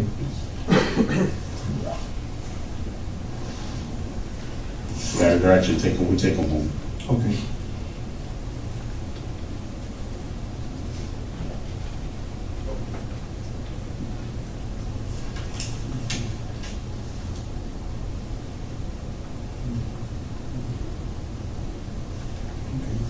So, going back to yesterday, can you walk me through just basically your entire workday from the time you checked on what you did and then how? Okay, I checked in at the high school right before 9 o'clock, and I actually met one of the sergeants from the police department. We're out there talking for a little bit. He asked me if I was going to go to the park, which is we call it the Western Park, the Mexican Park. It's actually named the Parque de Jardín de los Héroes, Park of the Heroes. The senior class was having activities out there for them, which is a senior class because they're getting ready to graduate. He goes, are you going out there because they told us to actually patrol the park? I go, no, nobody's told me. Then my Lieutenant Mike Hernandez texted me and said if I can go out there from 9:30 to 11:30 with the seniors. Okay. So I got on location to the Weston Park, drove around because there's some of our local, I guess, drunks hang out there just, waiting, just, doing whatever, utilizing the restroom, taking baths and everything like that. So patrolled it. There was a couple of people there, just drove around because the kids, like I said, towards I want to say the back end of the park, there's a little basketball court and a volleyball court. Some of the kids were playing basketball, and the two people that I observed were actually sitting on the park there. So I just drove around and just let them know that I was there. Okay. Parked a couple of spaces, stopped, looked, make sure everybody was, nobody was getting approached. Drove around, finally got off and, interacted with the kids and the principal and some of the staff. I want to say maybe about 11, 15, they started debriefing the kids, telling them, we're going to get ready because they bus them out there. So they had about 4 to 5 buses out there in the park. So they were telling them, hey, we're going to give you some packets. The packets were for the pictures for graduation. And you need this, and you need to turn in before the day of the graduation and stuff like that. So they were telling the kids before they get on the bus to make sure they were, stuff like that. So some of the kids started walking towards the bus, and then I heard on the police radio of 1050, which was an accident at Geraldine and Grove Street. So I told the assistant principal, Joel Barbosa, hey, I'm taking off. I go, there's an accident by the school. So at the Western Parks, I want to say maybe about the 800 block. Robb is like 400 block of Geraldine. So I came up, I left, and then when I was actually getting in my car, I heard the radio traffic that the guy has a gun. So I turn on my red and blue lights. I'm not running sirens, so just red and blue lights. I come out of the park, which is Farrar Street, take a left on South Farrar, because the park's actually on Farrar Street. So I go up Farrar Street, cut on West Garden, the 300 block, 400 block, and then I go up South Evans Street. From South Evans, I hit Geraldine. So Geraldine actually is where the school's at, sits on Geraldine and Ocarrizo. When I approach, I don't know if you're familiar with it, Geraldine has a little twist on it. Okay, towards the back of the school where the vehicle was at, like a half a block up, there's a little twist. So when I came up, I heard the traffic. I don't know if it was when I was on Geraldine on Evans that he was running towards the school. So there was no clothing description provided. So when I came up, I saw people at that curb, like standing, looking towards the school. So when I came up to school, I observed the truck inside I can say a bar ditch, but it has like a concrete where I guess the water sits, so it doesn't sit, so it flows. It was sitting in there, and the rails were all broken up and stuff like that. So when I came up, the actual back gate, the teacher, I guess it's a teacher parking lot. There's a teacher parking lot towards the Old Carrizo, and there's a teacher, I guess the teachers that have classrooms in that where the shooting happened, parked there. But there's a gate, it should have been closed, it was wide open. So when I approached, I actually saw a lady in a peach, maybe orange t-shirt running. I didn't know it was a lady or not. I knew it was a lady after I made contact with her, but I saw her, went to her because they said they were running towards the school. I was going over there towards her. No sirens, just red and blue lights. I see her fall in a dust of cloud. So I get to her and I realize she's one of the coaches. I don't know her name, she's dark complected coach, short hair, boyish, tomboyish coach. And she tells me, he's over there. I go, who's over there? He goes, he's over there, the shooter. He's wearing black. I go, where? So when I turn, actually, my vehicle's still there. At the school, it's the Crown Vic that says UCISD. It's close over there. So when I get out and I approach her, she's like, he's over there. I go, where? She goes, he's over there. He's in black by the teacher parking. So when I look, I start hearing rounds going off. I don't know where they're coming from, but I just know they're getting muffled. They're behind the building. So then I hear like banging. So I think I under my radio, I don't know if I break. I said, hey, shots fired at Robb School. And then I tell him, the general location where he's at. So I start moving up, trying to get from front of my vehicle to the back. The only thing that was the tree and then the building. So I started walking towards there, and then I see an officer, one of the PD officers coming, and then all of a sudden I see like glass coming out and firing, you know, somebody firing in glass, you know, a couple of rounds come out of the glass, and I tell the PD officer, get back, it's coming from over there. So we get there, I wanna say not detective, Sergeant Page from the Uvalde Police Department show up, and the chief show up, Chief Arredondo show up. So the chief, Donald Page and myself go in on one side, Lieutenant Martinez from the Uvalde Police Department and Sergeant Gonzales come in through the other side, to the back door. And what door did you enter? I entered the door where my vehicle's at, so it's gonna be the south door. Okay, because the school's right here. Yes. And then there's a big field. Yes. And then this is a ravine, right? Yes. And this is where the vehicle was? Yes. So you approached? There's a gate, Right. right there, yes, Okay. there's a gate, yes. Okay. So you parked here? No, I drove in, because like I say, I saw that lady running. She was actually about right here in this area. Okay. So I made contact with her. There's like a breezeway with the kids, like an Onyx. Yes. Okay, I made contact with her, and she tells me he's over here. She's pointing this way. He's over there. He's dressed in black. I go, where? And she goes, to the teacher parking lot. I want to say I saw a black car at that end, and then I started hearing the rounds go off, and then like banging, like somebody hitting a metal door. You know, I can't see nothing because it's behind the building. I can't see it. So I notify everybody on the radio the best I could, and then, you know, as soon as I start walking over there, I see the rounds come out of the window. Okay. So when you drove through this gate, you said it was open? That gate was open. Okay. And it should have been locked. How far did you drive in? To where my vehicles stopped there. There's a pavilion back here, like a big seat, Yes. big roof? Yeah. So it's in between the In school between, building? yeah. Okay. So you park here, because I know that there's a hallway that goes. Yeah, there's like a walkway, yes. Okay. I'm actually, where the vehicle's sitting at, that's where I actually stopped at. Okay, so you drove up to her, Yeah. and she's pointing that he's over here? Yeah, he's behind the building in the black, he's dressed in black. Okay. And when you drove through, did you see anybody? I didn't see anybody. Okay. Does your unit have a camera? No. So there's no audio, video in your? No, there's no. Okay. Do you guys wear body cameras? Okay.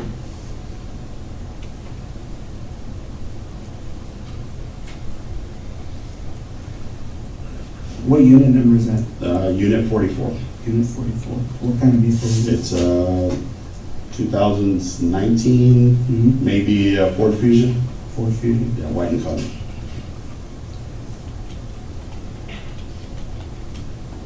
Okay. So you drove up to her, she's pointing this way, and when you're talking to her, that's when you start hearing? Yeah, she said, he's over there. I go, where? She goes, he's over there by the parking lot. And then she goes, he's dressed in black, and then I hear the rounds go off. Okay, because there's a door right here, right? Yes, there's a door, yes. All right. There's actually a door. Windows here? And then there's a side door right there. Here? Yes. Okay. That's where we made entry with the chief and Sergeant Donald Page. Oh, okay, so you and Paige came through here, okay. And I want to say Lieutenant Martinez and Sergeant Gonzales from the PD came in through that back door because we're facing each other. Yes. Okay. And Fernandez, you said? Yes.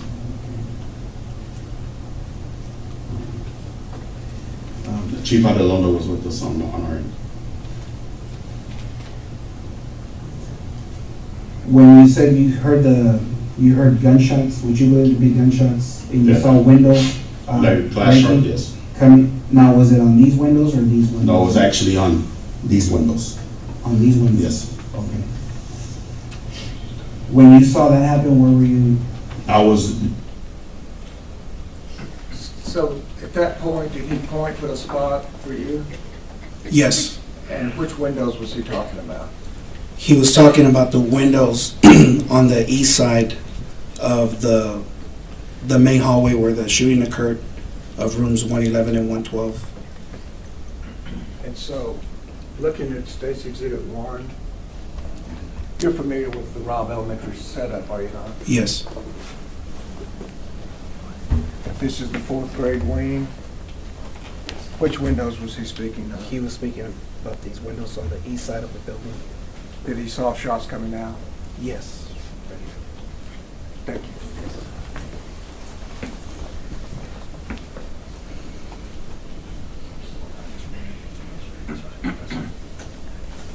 There was actually a tree right there in that area. Yes. That area, I was walking towards the building. Okay. So when you made entry with Adrian and Chief Arredondo, what did you see inside the school? Just, when we opened the doors, it looked like, have you ever seen somebody sell a fire extinguisher? The smoke, that's what it looked like, smoke burn, something burning, So we went in there, we kind of knew he was in that area because I kind of told him, I don't remember if I told him, hey, it's like 3 or 4 windows down. He's in there, so we kind of all, came in together. And I didn't see Lieutenant Martinez get hit, but I don't know what he did. That he started firing, and then you see him go like that, and everybody scooped back. So I think he got hit. So we kind of moved back, as we're departing because he was laying fire. When Donald Page stepped back, you see a piece of the sheetrock come through, a round come through. So we back up, and Page is yelling at Javi, hey, are you hit? Are you hit? And I see Javi holding his inner thigh, and he goes, yeah, I'm hit, but I'm good. So they walk out, and we walk out. Okay. When that's well, you know what? Sergeant Coronado was with us too. Coronado? Yes. He's with the UPD.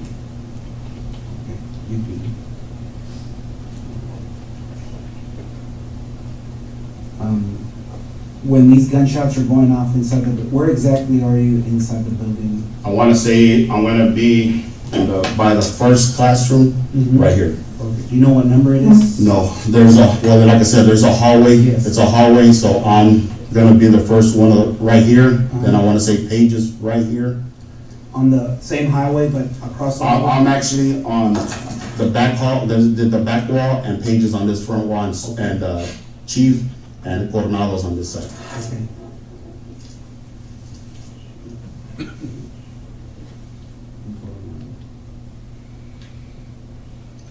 And while you 4 gentlemen are here, where do you think the shooter's at? I know there's a hallway that goes this way, right? Yeah, that's going to be further more to the end over here. Yeah. All right. Is there another hallway that comes down this way? I know it runs from that back door to the front. There's a door over here. Okay, a long hallway. Yeah. All right. So I want to say there's a hallway here, and like I said, Lieutenant Martinez was here, and Sergeant Canales was there. Okay. So they were in front of you? They were in front of us, yeah. Okay. We were like, angled in it that way. So. Okay. You didn't see Martinez get hit? No. But when did you notice that he might be? Because he squatted down, and then I heard Paige tell him, are you hit? Are you hit? And he said, yeah, and he like moved backwards, and everybody kind of went back because he started laying around. So I don't know, like I said, I talked to him, he said he kind of peeked in, and that's when the rounds went in. But he said he never saw him. So the classrooms were dark.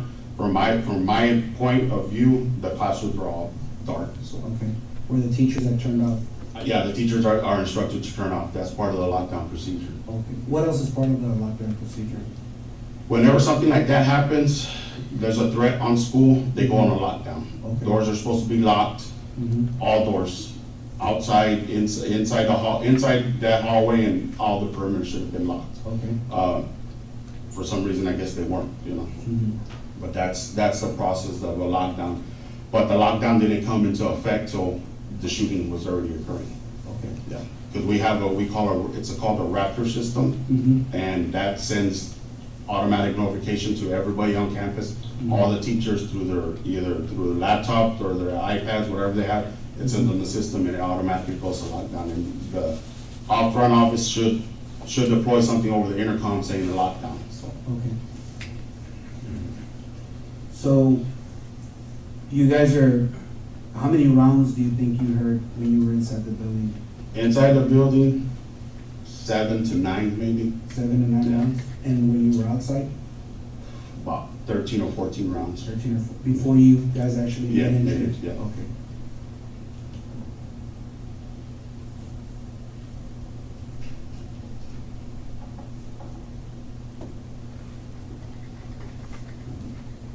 So after Martinez gets injured, what happens right after that? We scoot back, and I think we call for the SWAT team to come in. Do you remember who called for the SWAT team? I don't know if it was me or Sergeant Coronado. because we couldn't break in the restroom, we couldn't break in the hallway. For some reason, our radio repeatedly don't break inside the buildings, none of the buildings, school buildings. Okay. So we try to, I think we called them while we're outside. So the four of you, Donald Page, yourself, Chief Arredondo, and Sergeant Coronel, did you exit the same Yes, exit door? the same door. And where did you guys go after that? We held perimeter right there at that door. At the door? Okay. Do you know where Martinez and Canales went? No, I don't know. I couldn't, they were out of my view. The last time I saw them was when Page was asking Martinez if he was hit, and he goes, yeah, I'm okay, I got hit, I'm okay. They're in the hallway right But there. you could just hear them coming down? I can see them. Okay, We you can see them, yeah, you can see them. Yeah. About how far are they from you down the hall? Maybe 50 yards. No, that's just wrong. About 25 to 30 feet, 25 to 30 yards. 25 to 30 Yeah. yards down the hallway? Down the hallway. Okay. They're in actually the hallway that runs from that back door to the front door. Okay.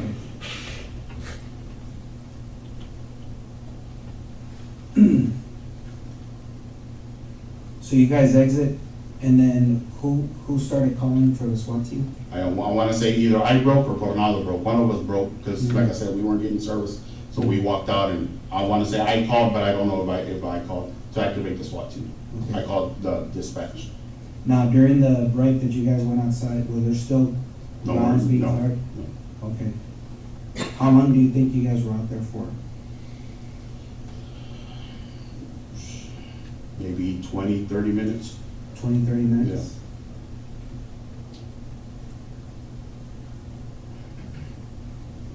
Was there radio traffic going back and forth? Yeah, there was a lot of radio traffic. Okay. I know one of the traffics I heard somebody said, call as many agencies as you can. Okay. But you don't recall who it was? Okay. Now, during those 20 or 30 minutes, you said you heard 7 to 9 rounds while you were approaching the building, right? That's when the glass is breaking that you said on this side? Yes. Okay. And then you went No, inside? 7 around 9's inside. Inside? Yes, outside was You more. heard 13 or 14 outside? Yeah. Okay, all right. And then this was inside? Because I know Chief Arredondo stayed close in the hallway, and we were trying to, I remember talking to, I want to say Officer Salcedo, and there was a female trooper that was with them, and I told them to stay where they're at because glass, they were shooting out the window. And if you look from that window that's broken, there's a hallway, a classroom hallway, and then there's another one. And I want to say Lieutenant Hernandez came up there, and I told him to keep the other hallway clear because that had a straight shot, line of fire, so nobody, nobody else, none of the blue guys can get hit there. So I told him, keep that area open. So. Okay. When you come back outside and you guys radio for the SWAT team and you're requesting assistance, you guys were out there for 20 to 30 minutes. Was there any more, did you hear any more gunshots? No more. So everything just got quiet? Quiet. Was there teachers running out or could you see any students in the hallway? No. Okay. So initially when you guys made entry, the doors were closed? The doors lights were off? Yes, lights were off, yes. No kids were? No kids were running around. Okay. The thing is, on the lockdown, it's everything quiet. They hide, take cover, and complete silence. We teach them, if they have cell phones, turn them off or silence them.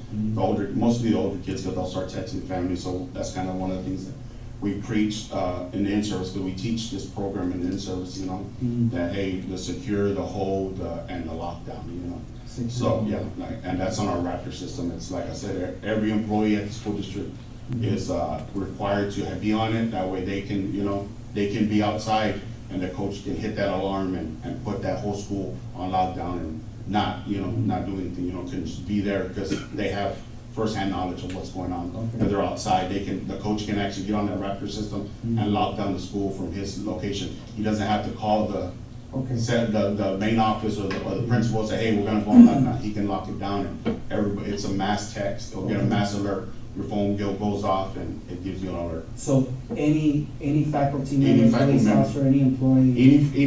Any school district employee can set it off. Okay. Yeah, it's on the school, the Uvalde Police Department, the Sheriff's Department, none of them have access. You have to be a school employee to have that, so. So what happened after, you guys were out there 20, 30 minutes, what happened after that? Just the radio traffic back and forth. I went and checked on Officer Ruben Reese because he told us that his wife called him, Miss Mireles, and that she was hit and she was dying. You went to go check up? I checked on him. He was in one of the back of patrol. I want to say Lieutenant Vargas's unit. He was sitting there with Lieutenant Hernandez. I was trying to, calm. Because he had already gotten. Because he got a call from his wife and Detective Rodriguez and Lieutenant Hernandez. He tried to make entry and they held him back from going in. And they took his pistol, his duty pistol away because he wanted to go in. So after he received that phone call. Okay. So they actually had to take his gun away and sit him down, so. What happened after that? I want to say we started pulling kids out from the first classroom. If you look at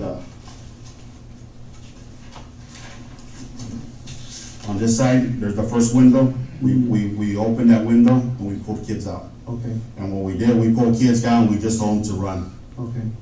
There was officers there and maybe some family members, they were running too. Okay. And then we came to this one, and I want to say it was myself, Donald Page, and I want to say, I just know his last name Gonzales, he's a Border Patrol agent.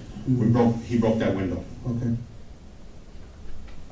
And once again, he showed you on a paper which windows that they were evacuating the kids? Is that Yes. correct? And which windows were those? Windows on the west side of school. On the opposite side of where you Yes. saw the glass breaking out with the shots fired? Yeah, it was these windows to these classrooms. Thank you.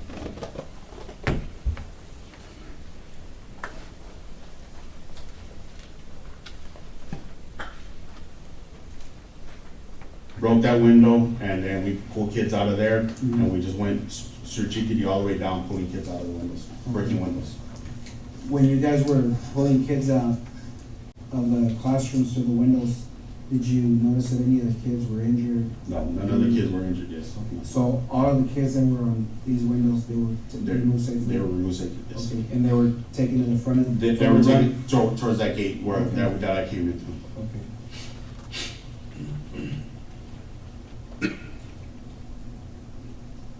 During all this time, is there any more gunfire that you hear? Okay. Somebody came up and said there's I guess the Vortex team was coming up, and I want to say somebody said there's gunfire, but I didn't hear it. But somebody said it, Just, who said it, I can't tell you, because like I said, there was at least 30 to 40 people hunkered down right there at that entrance, just people waiting to, get there and stuff like that. I guess the Vortex team was waiting for their guys, and, troopers were getting there. Everybody it was just a big old cluster,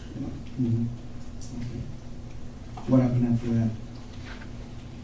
After that, I guess the Vortex team got there, and I want to say I ran from this location.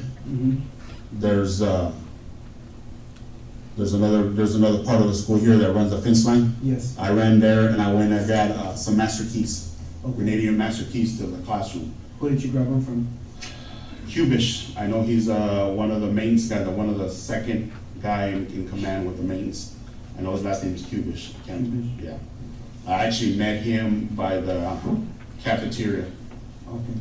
Met him there, and he gave me the key, and he said they're our master or something. He said one of those will open all the doors. Okay. Now, you were by the door for 20 to 30 minutes, and then you said you went to go check up on Ruben Reese. Ruben Reese? Yes. And you said he was with Lieutenant Vargas? Lieutenant Hernandez. He was in Lieutenant Vargas' car. Okay. In Lieutenant Vargas' car. Mariano Vargas? Yes, sir. Okay. And where were they stationary? They were, I want to say their vehicle, there was teachers parking right here, they were somewhere in that area. Right? So there was teachers already coming into the No, the teachers were already parked there. Oh, okay, they were already parked there? Yeah. Okay, so he parked behind the vehicle? You know, when I say he's parked somewhere in there, his vehicle's actually still there. Okay. It's a black Tahoe. How long were you there with Ruben Reese and Lieutenant Vargas? 10 minutes maybe. Mm-hmm. Yeah. Just assessing Ruben Just, Reese? yeah, making sure he was okay, because he was like, she's in there, she's bleeding, April, she called me, I go, Ruben, calm down, you know, trying to calm him down. Mhm. But, you know, he was like, I guess in the days, he was just. Okay. Is that where you ran to go meet Cubish for the? Yes, because we have our school radios, and Lieutenant Hernandez called me and said, hey, can you go get keys from the office? So I tried to call Officer Gonzales on our school radio, she wasn't breaking in the location she was at, and we ended up meeting there at the actual office, and she was looking for keys, and I went and got them from Cubish in the front, so. Okay. So after you grabbed the keys, where did you go from there? I went back to the front? To the front, to actually back right here, and I met Ranger Kendall, and I gave him the keys. Okay, so you gave the keys to Ranger Kendall? Yeah.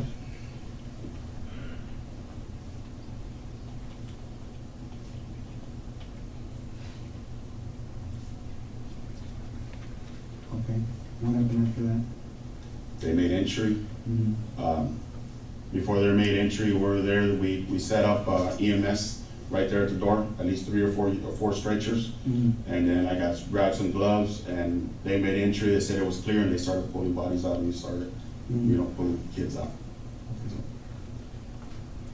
During this whole time that you're grabbing the keys, did you ever hear any gunfire? No. So the last time you heard gunfire was when you were in here? Yes, when Lieutenant Martinez got And hit. you guys pulled back? Yes. To the rear? Do you remember who was with Ryan Kendall? No.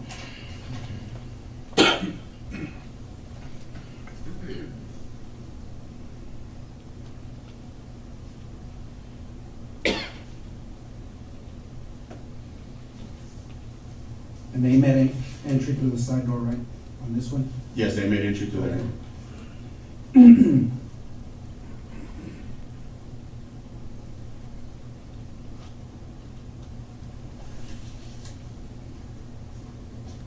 How long do you think they were in there for? I was in there for maybe 3 or 4 minutes, and then they started pulling everybody out.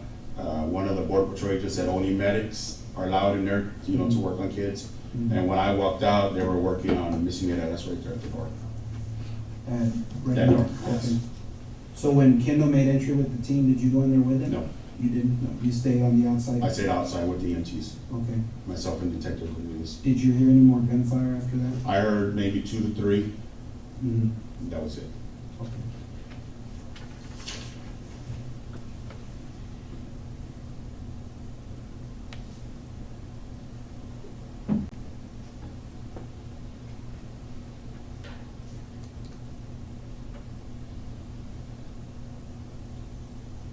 And they were coming from inside the school? Yes. Somebody said, hold the line, hold the radio, because they were making entries, so. Okay. Right before they made entries. I want to say that's going to be Officer Michael Water that made that remark. The voice is kind of, he has this distinct voice that, you know, I can see him behind me, I know he's talking, so I worked with him for several years. So. Officer Michael? Michael Wally with the Uvalde Police Department. 320.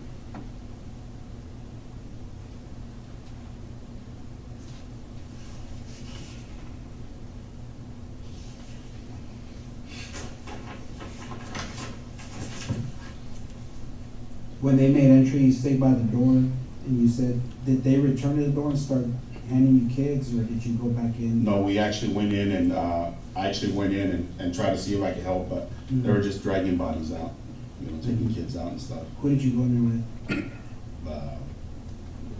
I just followed the group that went in, so that nobody in particular. So I can tell you right now, I was probably the only CISD in there, besides Chief and I think just Chief. The Chief was I saw Chief in there, so. Okay. But I was nowhere near him, so. So you two, Chief Arredondo and yourself, were the only ones from? I want to say from school district that was in there. Yes. But you didn't go in with the initial? No, I didn't go entry with team? entry team, no. You just waited? Waited, yes. Okay. Did anybody come back to open the door, or say it was clear, or anything like that? They cleared the building, and then I remember giving somebody the keys because they wanted a secondary search to clear the rest of the classrooms. Okay. So I know the guys that cleared the hallway where they made it, the hallway that they came in through, I gave the keys to the guys and they cleared those. Or I gave mine to Chief Arredondo. I gave them the keys. I go, here's our master keys. And there's 2 master keys out, so they were checking them. Okay. Ranger Kendall had one of the sets of Yes. keys? Okay. How long do you think you waited when they made entry? How long do you think they were in there for? Maybe a couple of minutes, 2 or 3 minutes, yeah.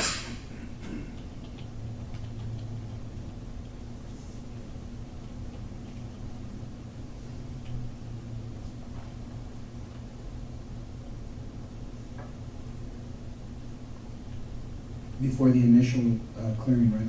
Yes.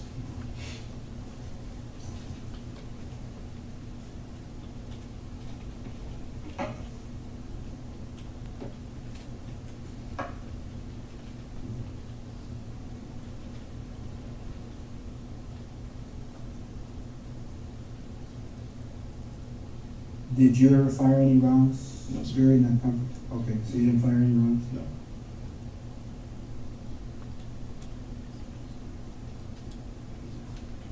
What were you, is that the uniform you're wearing? Yes. Okay, the exact same thing? Same thing.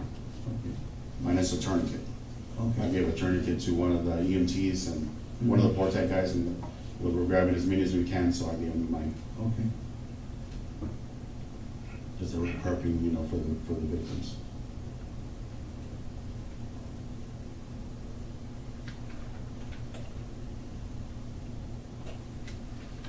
When you approached the school, are you guys issued a rifle? No, sir. We don't So have rifles. just your sidearm? Just your sidearm. And is that issued, or is that? That's an issue. Okay, what kind of? It's a Glock 40, Mm-hmm. Gen 5, Model 22? Model 22. 40 cal. And how many magazines do you carry? 3 magazines of 15, and then I got 1 in the chamber. Okay.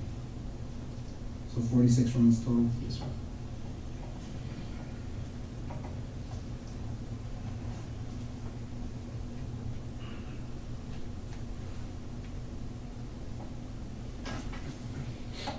During the entire course of when you first drove in and made contact with the female coach that fell, and then she's giving you direction of where he's at, she never gave you a description? She just said he was wearing all black. He was wearing, All okay, black, so yeah. she told you he was Yeah, wearing all she black? was, he's over there, he's wearing, by the parking lot, wearing all black. And then Okay. that's when the round started going on. Okay. Did you ever see the subject? No, I never saw him. Okay. Did anybody that was with you get a glimpse of him? As far as I know, no. Do you know if anybody on the entry team was wearing a body camera? Detective Page, Chief Arredondo? Maybe Sergeant Coronado was wearing one. I can't guarantee you, but maybe Sergeant Coronado and Sergeant Canales. Because Sergeant Page is the sergeant of, I guess he does internal affairs and stuff like that, and the hiring and stuff like that. So I don't know if they carry, him and Lieutenant Martinez, I don't know if they got a body cam available. And they're both with With the Uvalde PD? police department. Okay.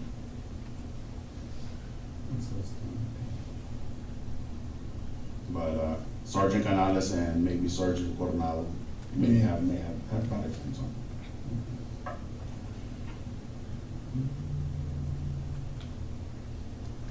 Do you have any questions? No, but I'd like to just clarify something, that way we're all on the same sheet. So when you come up here, right, sir? Yes. You never see that individual anywhere? Never see him. You never see him No. drop anything? No. Okay. And as you're entering that door, right, you're hearing gunfire, correct? No, we never entered the store. So you never went inside the school? Never went inside the school till I got coverage over here, then we made entry. Okay.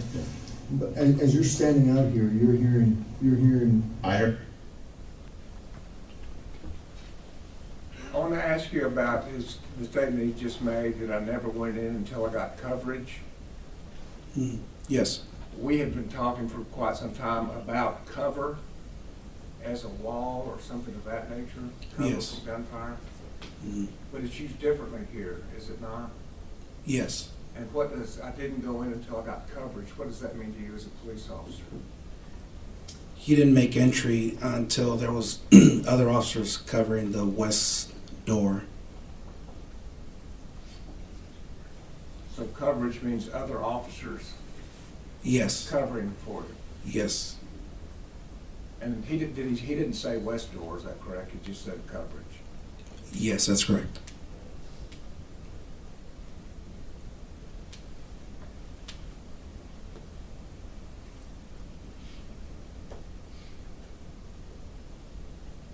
Thank you. Or like 3 or 4, and that's what, no, when I went in, no, there's no gunfire. Right.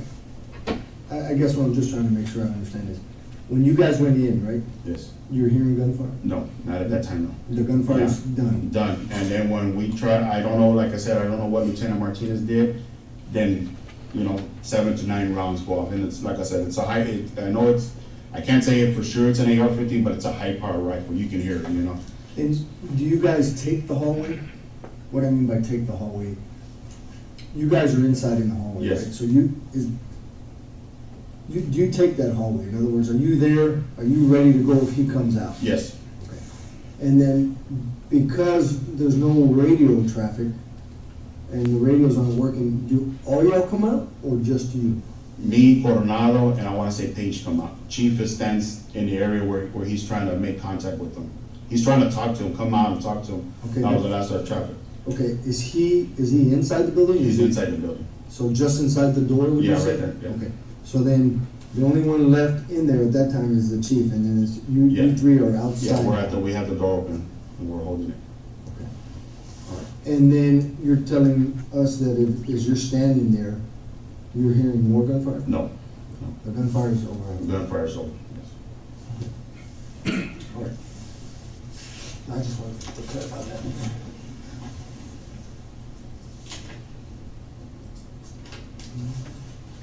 Your dispatch, will they have audio video recording? They should have radio recording of it, so, Or you would come out and say, hey, yeah, maybe you mentioned that you call for backup?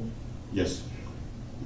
And I wanna say I think Lieutenant Vargas was the first unit I saw, and I told him to come to me, but he, went the other way, and then Sergeant Page came up to me, to my location. When the rounds are being fired, sir, are you, I don't need the paper, I'm just trying to, as the rounds are being fired, is there a reason why you don't fire? Because I don't see where the rounds are coming from. That way we can Yeah, explain. I know they're coming from the back over here, I just don't know where they're coming from. So, And you know anybody else that you know of at that time fired back, right? Because nobody. not that, as far as At least you. at least me, I did not fire. Yeah, I And did not. that's because- I didn't see them. I heard them, but I didn't see them. And they're echoing, so I don't know. I know they're coming from the back. I just don't know where from.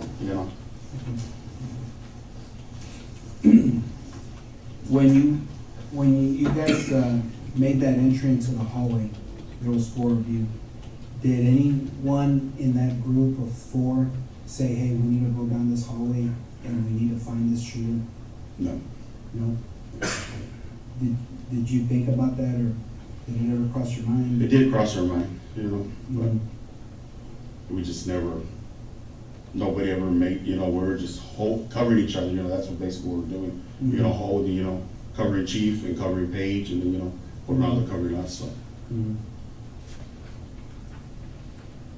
I want to say there was only one AR, and that was Sergeant Gonzales had the AR. Everybody else had pistols. Okay. Did anybody ever suggest that when Lieutenant Martinez was hit, hey, we need to go grab Lieutenant Martinez, or we need to? No, because he was actually mobile. So, okay, he was. So moving. Yeah, so it was moving, and I want to say Lieutenant Vargas called for EMS. Okay. Yeah. Was Lieutenant Vargas with them? He was in the back. I don't know. I didn't see him, so I can't. Okay. I can't tell you for sure. You could just hear. I know he was there because he was the first one that I saw from my location where I was parked, and I told him to come to me for cover because he had the bigger unit, and but he did. We have that word cover and unit there, correct? Correct. That he saw Vargas I told him to come to me for cover because he has a bigger unit. Would you tell us what that means? From what I observed in the interview, I understood that at some point he may have wanted to use the Lieutenant Vargas's vehicle because it was a bigger unit, bigger vehicle, as coverage if he needed it. And so he called Pargas over so he could have more cover. That's correct. But then Lieutenant Vargas went to the west side door, and that's when Sergeant Donald Page went over to Mr. Gonzales and met him at the south door. The next car that came was Page. I believe so. He deterred and went to that area, and then Sergeant Page is the one that came to me.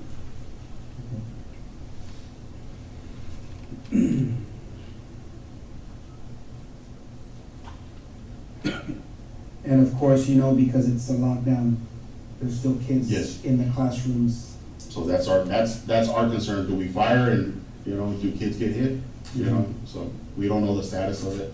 I try to call the office. I know when I was out there and seeing that the kids were in class, and they kept telling me that there was kids in that classroom. So when we came out, went through the school radio.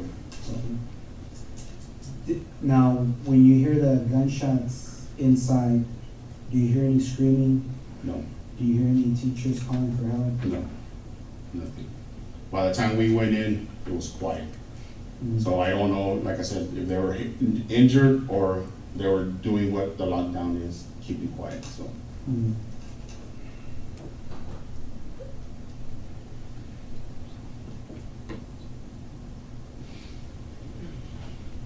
You know approximately what time the lockdown came into effect through a text? Or? Check if it's on the Raptor.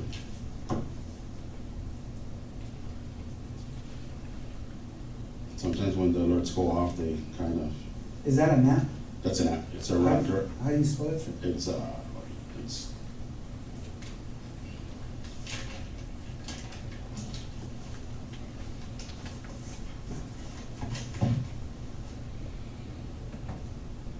A1132. A1132. And Raptor is? R8. Let me show you. Oh, that's it right there. So R alert. R alert, yeah. And you said at what time? 11:32. The school goes on a lockdown. Doesn't give me the teachers can message and stuff like that. Say one of the teachers, hey, I sent John Doe to the counselor's office. Does somebody have them? And whoever the counselor can respond, yes, I got her. Or some of the teachers say, so it's a mass? It's a mass, yeah. All the teachers are required to log in and set up an account, to their schools, so. And just to be clear, there was nobody assigned to Robb Elementary on that day? Nobody was assigned to Robb Elementary. Is that a normal? Yes, that's a normal. Okay. And usually we have an early guy. The early shift is from 7 to 9. From 7 a.m. to 4 p.m. Okay, that's the early person. The early person does the rounds outside of the high school. Goes and visits the other campuses in the morning. Okay. So there is not one school that has a permanent officer, as far as you know, here in Uvalde? The only one that has a permanent officer she's stationed there is Officer Flores and ourselves. We're at the high school. That's our home base. So, but there's days that, hey, you need to go, the traffic, hey, there's a pursuit coming in. Go stand by Rob, or go stand by dual language. We don't get involved in the pursuit. We just make sure nobody comes in and out, because sometimes they just put the campus on secure. On a secure means that if you're inside a building, you're free to move within the building, but nobody outside the building. On a lockdown, everything, lights off, everything out of sight, no communication, no nothing. The teachers are prompted, the principal's prompted to have a password with the teachers and only share it with the teachers. And when he comes on to the intercom, he'll say, okay, password so-and-so, we're good, the secure's been lifted. But he also, the administrators, whoever sets that alarm, can put the school off of lockdown, can close it, so. And does Uvalde ISD have non-commissioned security guard at any of the schools? We have a security guard at the high school. Non-commissioned? Non-commissioned. Just He's just a security, that's his, he's part of the school district PD, but he's just a security guard. And all he does is basically man the gates, and we'll utilize it for security at the local football games, basketball games, whatever we need, so. He has our authority, he just doesn't have the arresting power, so.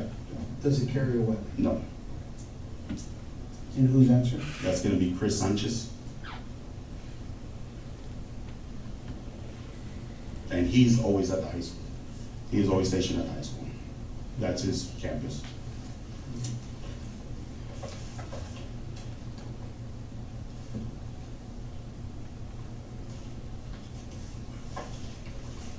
Just going back on someone's.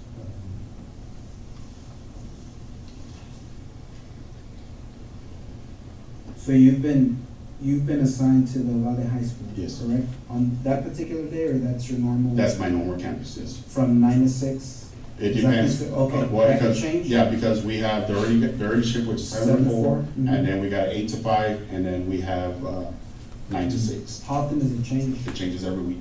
Like this week, I would have been the 9 to 6 guy, so Okay. next week I would have been the 7 to 4 guy. Oh, okay. Yeah. So it goes backwards? Yeah, it goes, yes.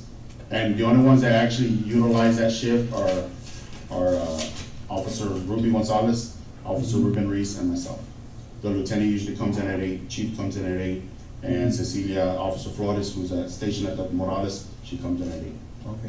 Sometimes we've had an incident where the traffic control at Dalton, the principal refuses to put somebody out there crossing guard, so we do that. So lately, it's been since I think after the holidays, the 8 o'clock guy comes in early and does the traffic control at Dalton from 7 to like 7:45.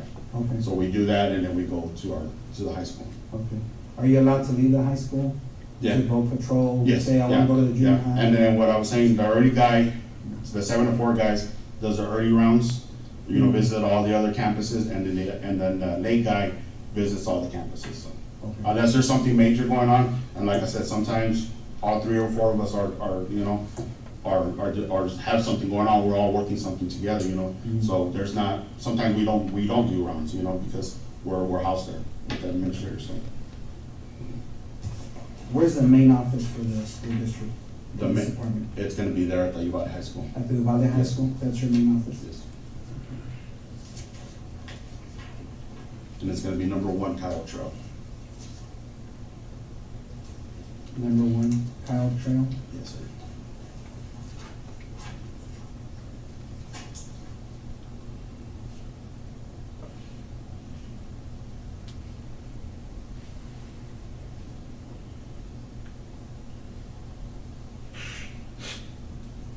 The chief has his office there, along with his administrative secretary, and we call it the squad room, where she's at, and then all 3, Lieutenant Hernandez, Officer Reese, Officer Gonzales, and myself have our own independent offices.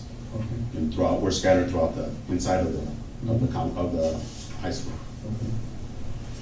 So the school district police department, you said is the chief Arredondo, lieutenant, 3 police officers, plus the female that recently just left? Yes, 4 officers. Okay, so it would have been a total of 6, like you said? Yes. But right now it's 5? Yes, Okay. And how many marked units do you have? 6 units. 6 units? So every officer? Well, actually, has there's only, the 3 Ford Fusions are marked, and Officer Reese is marked, but he has a ghost decals. Okay. And chief and the lieutenants are just explorers, great explorers. They have red and blue lights and sirens, but no decals on them. Because they don't do traffic stops? We don't do it, we don't. Okay.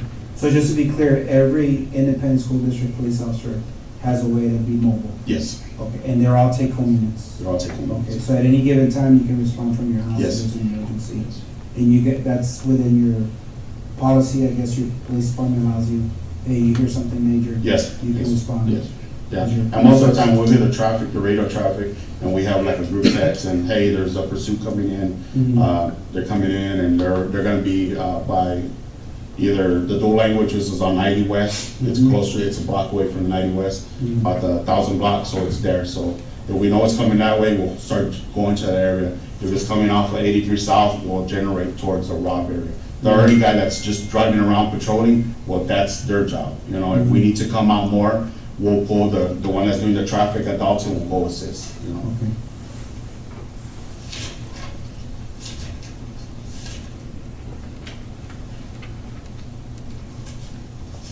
Going back to when you and the officer were breaking the windows here by the teacher parking lot, Yes. did you notice that there was anything on the ground? Anything that No. someone may have dropped? No, not until after the fact, somebody says that, hey, there's a bag there and it's full of AR magazines, but which officer said that, I couldn't tell you right now. Possibly wearing green, maybe the camouflage, I don't know, to tell you the truth. Okay. So, All right. But it was after everything, kids were getting evacuated? yeah, kids were getting evacuated. When the last classroom, I was closer, I was checking on Ruben again, and I was more towards the back. So their kids were running, so I was just telling them to go run towards it. When you guys were over here on the last classroom? One of the last classrooms, yes. Okay, because they were pulling them out of the window? Yes. So you kind of guiding them? Yeah. They run this Yeah, way. on that last classroom, I was kind of further back and I was guiding the kids out. Okay. Yeah. Do you remember how many windows you guys cleared? How many classrooms? I want to say 4. 4? I say 4, but it could have been more. Okay. And I'm not looking for a precise number. Yeah, no, I want to say 4. Okay. We opened one, and I want to say I observed them break 3 windows. Okay.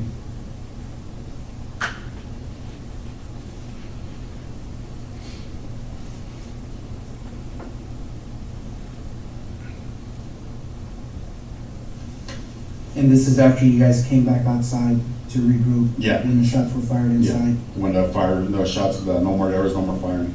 Yeah. Do you know who suggested, hey, let's start? I want to say it was Sergeant Page. Sergeant Page Yeah. said, okay. And I want to say Corporal or Detective Landry was there. His rank is a corporal with the Uvalde Police Department.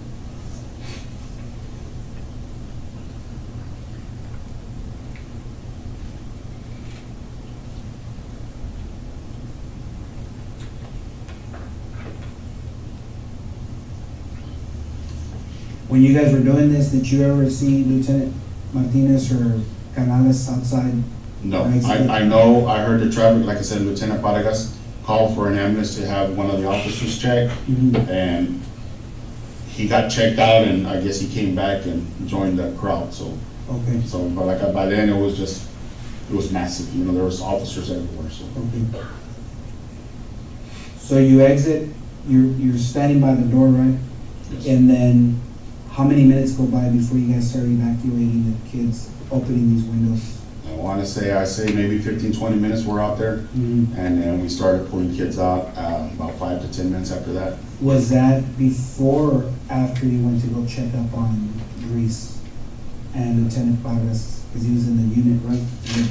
With, He was inside Lieutenant Vargas' unit. Yeah. So did you clear the classrooms and then go check on Grease, or did you check on him first? I want to say we cleared some of the classrooms first, and then I went to go check on him. Some of the classrooms? Well, yeah, because then I went to go check on him after we cleared 2, and like I said, the other agencies started clearing them out. Okay. So when you started clearing these windows, how many officers do you think are in the area already? Is it more than just you four? Oh, yeah, there's Okay. at least 40 to 60. Okay. Yeah. So there was plenty of Yes. officers Yeah. to help? Yeah. And you went and checked up on them? Yes. Okay.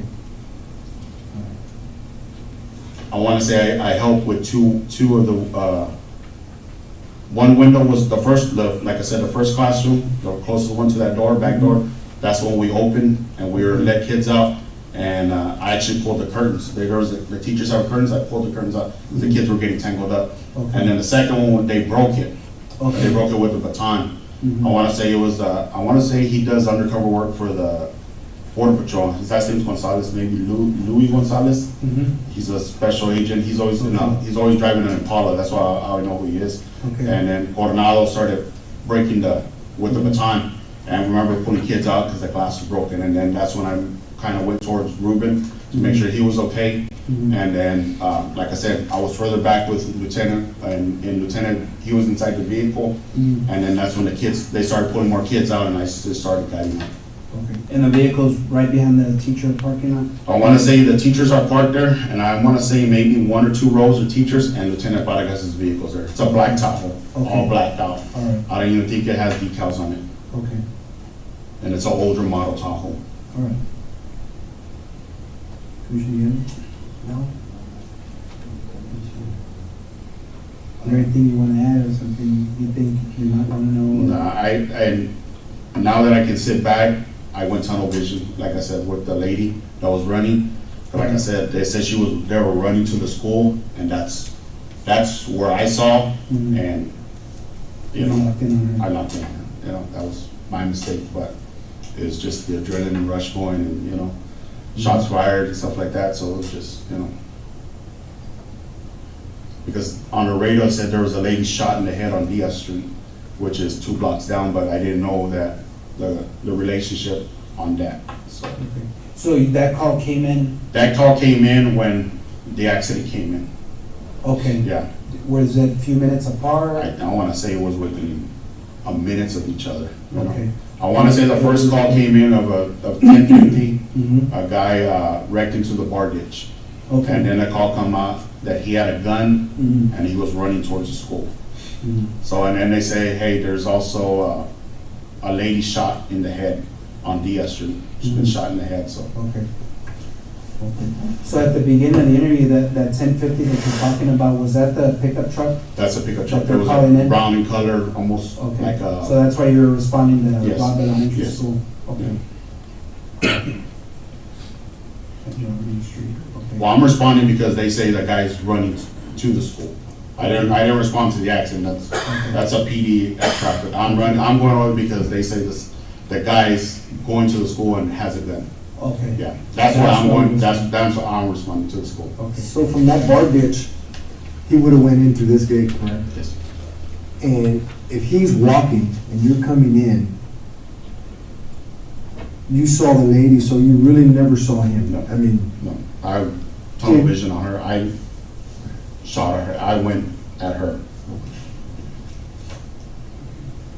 You said she's a female coach, right? Female coach. Short black hair? Short black hair. Okay. Maybe named Natalie. I'm not sure. Okay.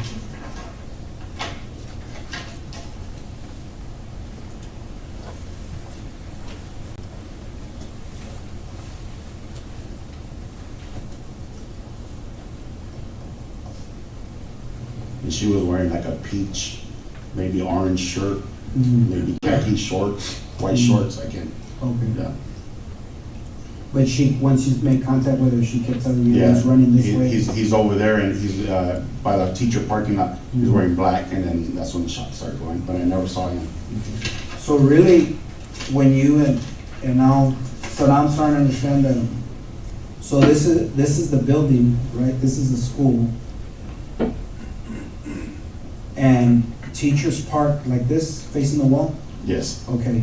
Some And you going, said- some in reverse, some are Okay. facing forward. Yeah. So they could be facing this way, Yeah. that way, whatever. I want to say the last vehicle was a black vehicle. Black, okay. And you said there's 2 rows? I want to say there may be a second row. There might be Yeah. a second row, pretty spaced out? Yes. To give these Yeah, people maybe. because I I'm think assuming- the only, and like I said, I'm not saying for sure, but I think only the teachers that are housed in that back room In this building? and that building are the ones that park there. Okay. But on occasion, you remember seeing that there may be a second? Yeah, there may be a second row. Yeah. So the fence line runs something like this, and then here, the horseshoes. Yeah, for the right school here, buses. like the half moon, and then the fence comes down this way, and you have let's call it a culvert, that concrete Yeah. drainage ditch? Yes. Okay, and the truck's facing this way, right? The actual front of the truck is Yes. facing southbound. Southbound? Yes. That Yeah, way? yes. Okay, the tree line? Okay. And this gate's wide open? Yes, that's the gate I come through. Okay. So what I'm saying is, if the female's about right here, the door, and then there's a walkway, because there's a pavilion, I know that. I There's saw a the tree big there. Yeah, there's a tree there. Pretty big tree, right, it gives a lot of shade. I want to I say. saw it yesterday, so. There's 2 trees. There's a tree more closer. I want to say there's a tree closer to the basketball court. But that one, the one I'm talking about, maybe about 12 inches wide, 13 inches wide. Because there's a sidewalk right here, right, in front of the classrooms, that goes into this door? A sidewalk? Or is there trees here? There's trees there. Okay, and then you got vehicles? Vehicles. So you come in, you hear there's a subject running Yes. into the school. Did they give a description? No. Just. She gave me the description. She gave you the She- description, yeah. or the radio? No, no description. So when you're coming in, you notice this vehicle I see the crashed vehicle, out? yes. And then she's wearing orange or And she's peach. right, yeah, So you drive in all the way up here, right? yes. Do you think it's possible that maybe when you were driving up, the subject could have been behind cars and trees? He could have been, like I said. But you never saw I him? never saw him. Okay.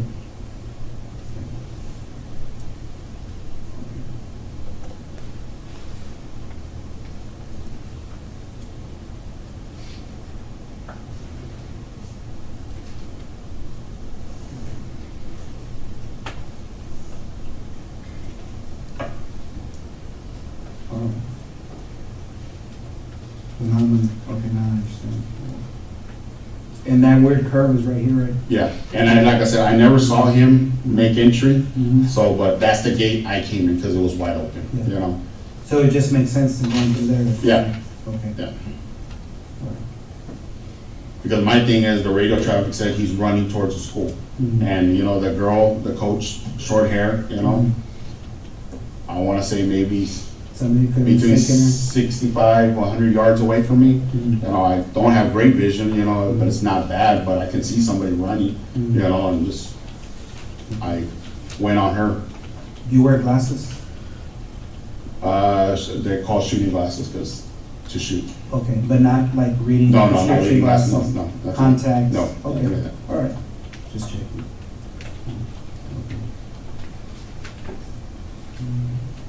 This road right here? Geraldine. Geraldine? Yes. Okay.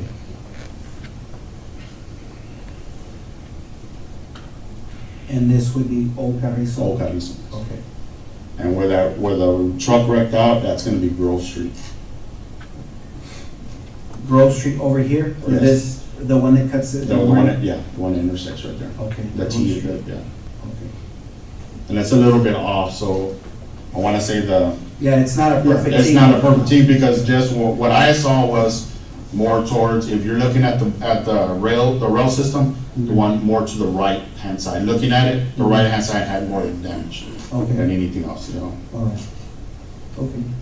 You know, I wanna say the driver's side door was open, but, you know, I can't tell you for sure, but, you know, a quick glance, you know, radio traffic said they were running to the school, so that was my priority, you know, Yeah.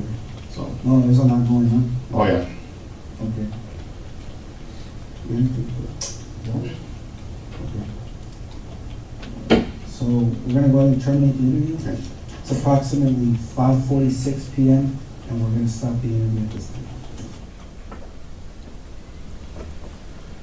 All right, ladies and gentlemen, I want to finish that. I don't know how much more he has on direct, but go ahead and take your afternoon recess. Take about 10 minutes and we'll bring you back in. Will everyone rise for the jury?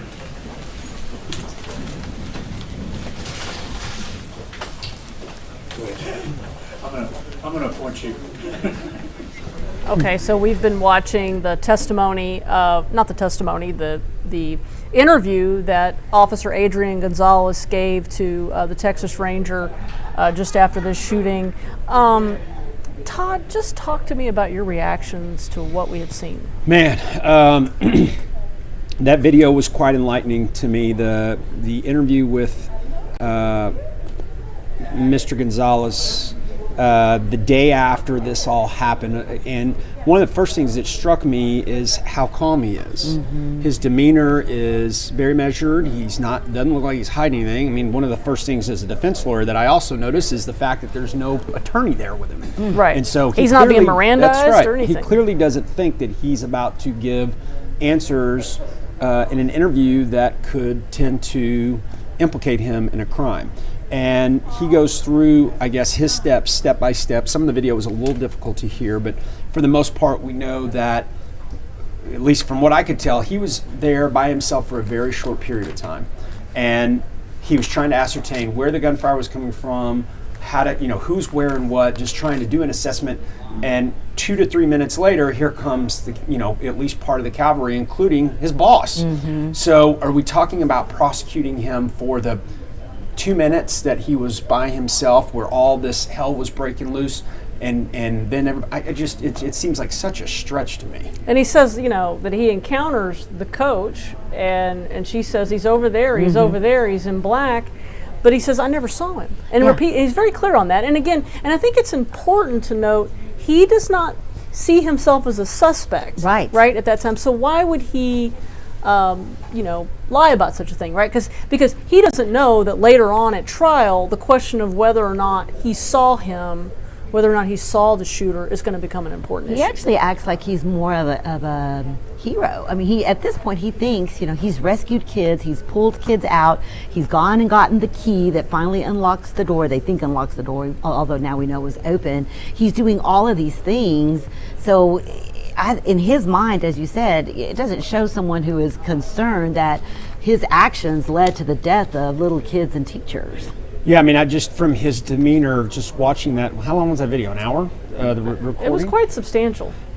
Just by watching his reaction, human nature tells me that if somebody believes they may have been somewhat responsible, maybe at all responsible for the death of innocent children, they would be shook to their core. Right. I mean, they would be crying, they would be, talking about, I can't believe I didn't do more, I can't believe I didn't save more, whatever you want to call it, but he didn't see anything out of that from him. And the other thing that I think about this video that did the defense a lot of favors is there's absolutely no reason for him to get on the witness stand now and expose himself to any cross-examination, because his version of events from his perspective was laid out as clear as it can be in this hour-long interview. And so getting up on the stand and subjecting yourself to cross or having to reiterate the story again, now they got this video, if he were to veer deviate off it a little bit, then that would really, really throw a wrench into his credibility. So I think that video helps make the decision that he should not testify. Now, whether he decides on that or not, I'm not obviously on the case. Well, yeah, because he runs the risk that if he does get on the stand, that in any way, shape, or form, it does not conform with what he said in that interview. Then it becomes that, okay, we don't believe him, and therefore it's a lot easier for us to find him guilty as opposed to if he's not up there. To me, this tape helps the defense. I was asking you this. Well, why would the prosecutors play this tape? Because So yeah, I mean, help them. it's going to come in one way or the other, right? And if the state doesn't present it or produce it, and then the defense does, it looks like they're trying to hide evidence. It looks like they're trying to confuse the jury, perhaps. And as a seasoned defense lawyer like this guy is, that's representing Mr. Gonzales, I think he would make an enormous deal of, why is the state not bringing you all the evidence? What are they trying to hide? What are they trying to keep from your view and your deliberation? Here's the unedited version of his interview 24 hours later, you be the judge. Right. And So it had to be shown by the state, or they would caught all kinds of grief for it, I believe. And then also thought it was interesting was they was talking about when they entered the school, he says, the discussion, he was thinking about, do we fire and kids get hurt? So clearly there's, they're thinking about what they're doing as they're entering that school. And so you don't get the feeling from that interview in any way, shape, or form that he thinks he's done something wrong and that he's failed these kids. And remember, police officers have to account for every bullet that comes out of their gun. So if he just fires and doesn't know what he's shooting at, because again, he says he doesn't see the target, he doesn't see the suspect, then a teacher, he shoots a kid, then he's responsible for that. For sure. And you just can't, you're right, as a police officer, one thing I'm sure one of the first things you're taught when you have issued a revolver, weapon, whatever you want to call it, is you only shoot what you can see. Right. I mean, you don't just start shooting through a wall or around a corner or just randomly, firing rounds off, certainly in a school building where there's children everywhere. Mm-hmm. Right. And he just says he never had eyes on him. And he does mention that Canales had an AR. Yes, and he is in the line of sight. According to the defense, they're going to try to show that Canales was in the line of sight, and he asked for permission to shoot at the shooter. And I want to go back a little bit to the training records. It was dry, but bear in mind it was dry, but there were some important things in it that I thought actually helped the defense. They were talking about how they were reading from some of these training materials that said that a school-based officer is supposed to do the best they can to quote unquote fill the gap until other officers arrive, and also talked about how talked about how if you're the only officer there, you're supposed to develop a plan, but apparently the training materials didn't say, well, how do you develop that plan? Yeah. And so it seemed, and then it also talked about the active shooter that was based on this idea of the tactic of you have 4 to 6 officers that search for and neutralize, as they advance in formation. So it felt like the training records did not hurt him at all, and in fact may have helped him. Listen, I've been listening to this testimony for, like y'all have, the whole day. I haven't heard a single thing that I thought, oh my gosh, that's really bad for the defense. They're going to have to clean that up. I haven't heard it. From any of these witnesses, we've got crying teachers. I understand they're giving their firsthand account. You've got the off-duty officer that came. They said he was on his way to the gym, and his perspective. And then we get into the training as well as Officer Gonzales. And I have not heard a line of questioning or an answer that I would think is problematic for the defense at this stage. And that should not be the case. I wouldn't think so. We shouldn't be at 4:15 today. Right. All day. This has been going all day long. And if I'm sitting in the jury box, I'm wondering kind of what are we doing here? Like where's it at? Like, right. And this is our 5th full day. Yeah, and it's so confusing the way that they are presenting this evidence. And I'm the jury. I'm totally confused right now because that's all over the map. And as you said, they're not mapping out or really guiding the jury step by step to what's happening. It's here's a teacher and here's something else and here's something else. And it's just, to me, it's just all over the place. Yeah, I'm not. It's really hard for me to understand the tactic. And again, I just keep going back to all the good trial lawyers I've known will tell you, you have to tell a cogent story. These are lay people. You have to walk them through it step by step, and every witness you put on should somehow tell that story. And I know, like, sometimes, and I'm not saying it's the same thing when we do a story, but when we do a story, you want anything that's in that story should directly relate. It should, be a part of that. It shouldn't be a tangent. And while listening to the accounts of the teachers is horrible and sad, it doesn't tell us much about Adrian Gonzales's action or lack thereof. Yeah, because only one teacher testifies today that she sees Adrian Gonzales, but he's at his car. And at that point, because I guess the prosecutors are trying to say, well, he just stood by his car and didn't do anything. But it clearly, he then explains it in the video. And the teacher also says she wasn't sure if he was trying to take cover or what he's doing or if he's getting something. But then he says he's trying to assess the situation and figure out where the shots are coming from. So that's why he's at his vehicle at that point until he understands what the situation is.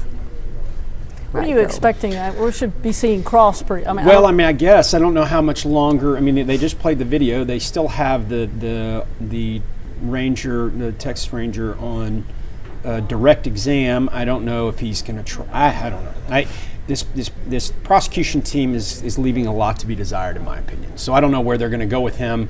Are they going to try to get him to break down more of that video, that hour-long interview, to try to show where our officer either admitted some guilt or admitted responsibility or has confessed? I mean, usually when you play an interview with the defendant in open court, it's because there's something in that interview that's going to swing things towards the guilty side. And I think that video swung things the other direction. So I don't see how it helps them. Are you surprised after seeing that video that they even brought the charges based on what you said? That went through my mind, yeah. Yeah. And I mean, did a grand jury ever see that video? Did they see any of that before they indicted him, or was it just a summary from the officers as to why Officer Gonzales should be indicted and put on trial for these cases? So I don't know. That's a great question. Well, the old saying about indicting a ham sandwich. Right? That's right. And so you have to wonder. It's true. And we're getting the sense also that at the grand jury, because we keep hearing these teachers were testifying before the grand jury, right? But their testimony before the grand jury didn't seem to be about Adrian Gonzales's actions. And so, to me, who was on trial here? Right. Not at the moment. It's not the 370 some odd officers that was out there. It's Adrian Gonzales and it's his actions that are at play. There's no doubt. I don't think anybody will defend the actions of the totality of law enforcement actions out there that day, But Adrian Gonzales can only be accountable for what he did or didn't do. I agree with that. 1 out of 375, right? Or 380 that showed up on scene. Another question that I had as I was watching all this is, and in his timeline, Adrian Gonzalez's timeline from, the moment he arrived, the call going out, the shots, this and that.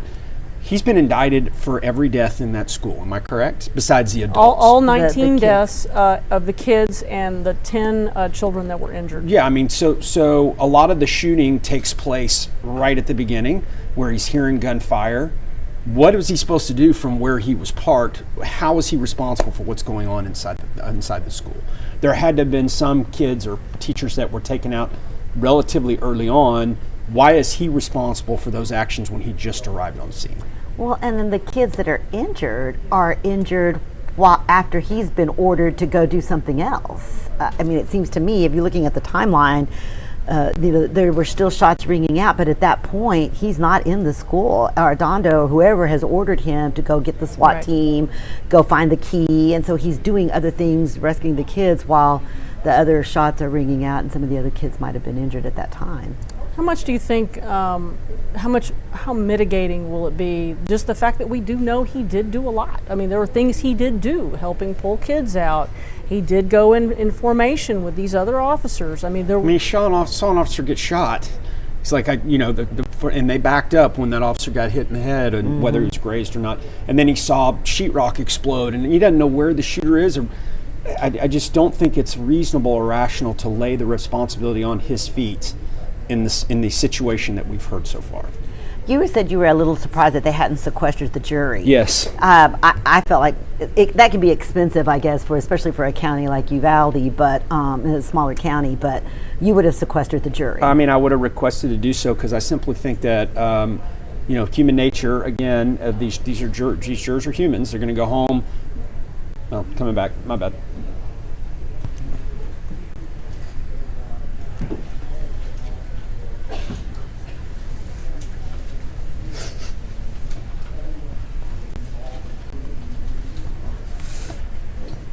That's all right. Ranger Bernardo, my name is Jason Goss. I'm one of the attorneys for Adrian, represent him. You and I don't know each other, but I do have a few questions for you about the statement that you took. I guess the first question, if I could, and maybe you have it up there with you, maybe you don't, but do you remember how many different people's statements you took? No, sir, I do not. Do you have a rough estimate of how many? I couldn't even tell you. Like, was it more than 10? Yes, sir. Do you think it was more than 50?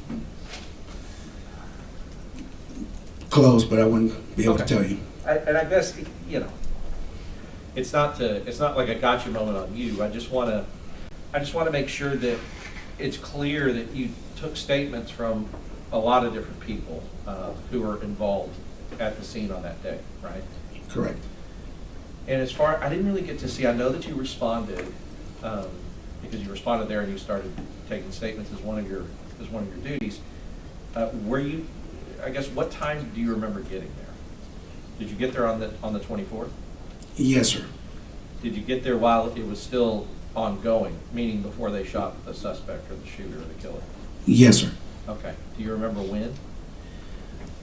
I don't remember exactly how long I was there before the suspect was shot and killed. Right. And so what, if I could just walk back through it, what were you doing when you first got there? I know you might have answered it with him, but I don't think I caught it. When I got the call from my supervisor, we responded from Crystal City in Zavala County. So by the time we arrived, it took us a while to get there. I don't remember exactly how long we were on the road for. But by the time I got there, we ended up parking on the south side of Robb Elementary on Old Carrizo Road. We couldn't proceed any further because of all the law enforcement officers that had already arrived and were blocking Old Carrizo Road and Geraldine, which is north of Robb Elementary. So we met on Old Carrizo Road. We pulled off, and I met with my lieutenant. And at that point, my lieutenant was just trying to gather as much information that he could from one of our rangers that was actually inside of Robb Elementary during the event. Okay. So do you know which ranger was inside Robb Elementary? Yes, sir. The Texas Ranger Ryan Kendall. Okay. And I think that we get a reference on that from Adrian's statement. Ryan Kendall was the ranger that Adrian went and, I guess, gave the master key to. Correct. All right. And so one of the rangers, was that the only ranger that was inside the school? I believe so.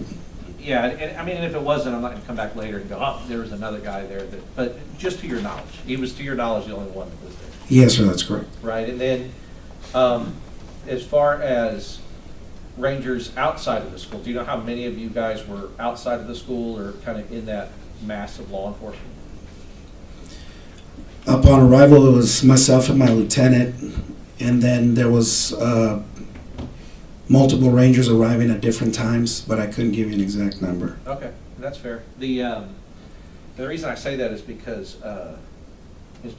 you know, in some of these parts where, you know, Adrian said, well, you know, we were waiting here,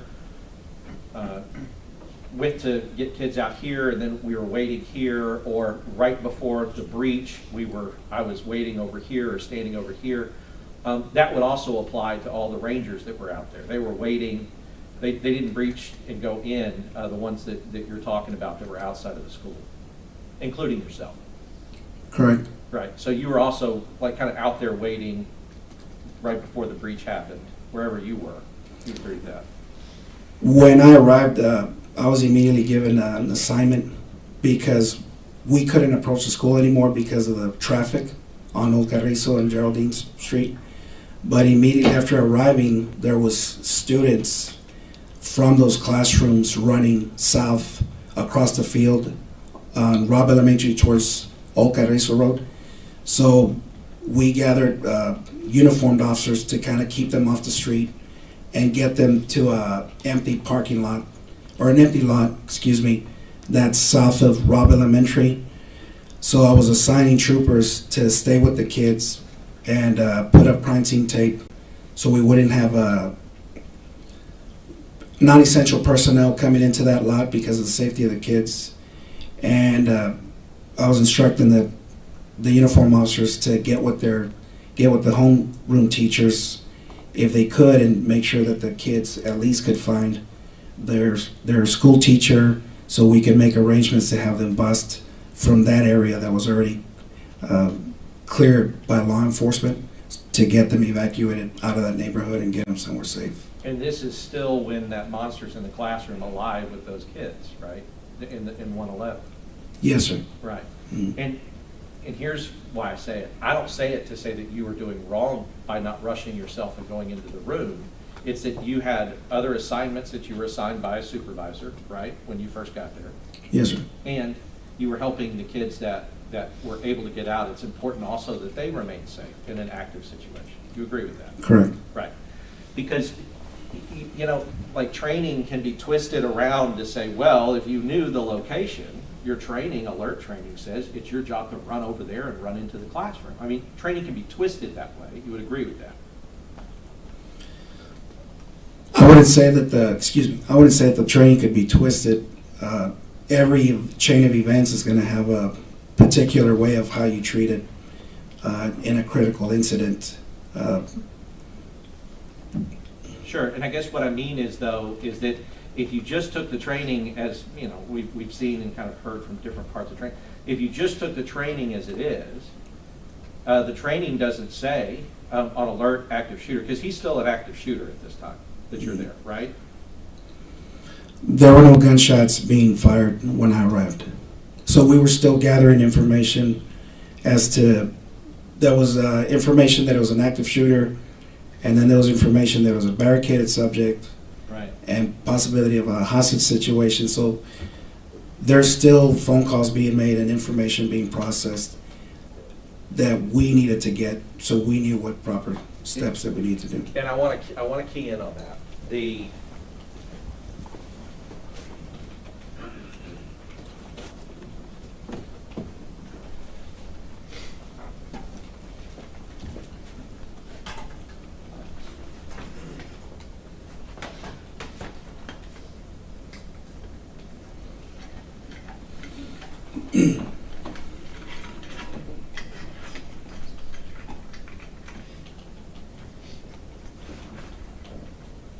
Because because I think it was I think you made a good.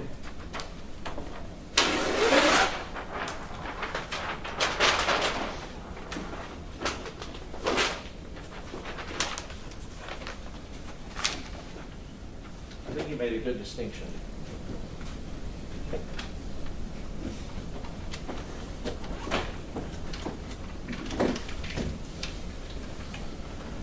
So what I said is I said, well, when you got there, there was still an and I wrote here one, and there was still an active shooter. And you said, well, yes, but we were getting information of, can you repeat that? Of a barricaded subject.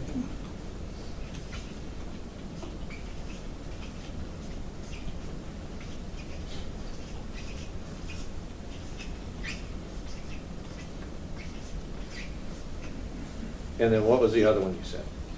The hostages. A potential hostage situation. Potentially, yes.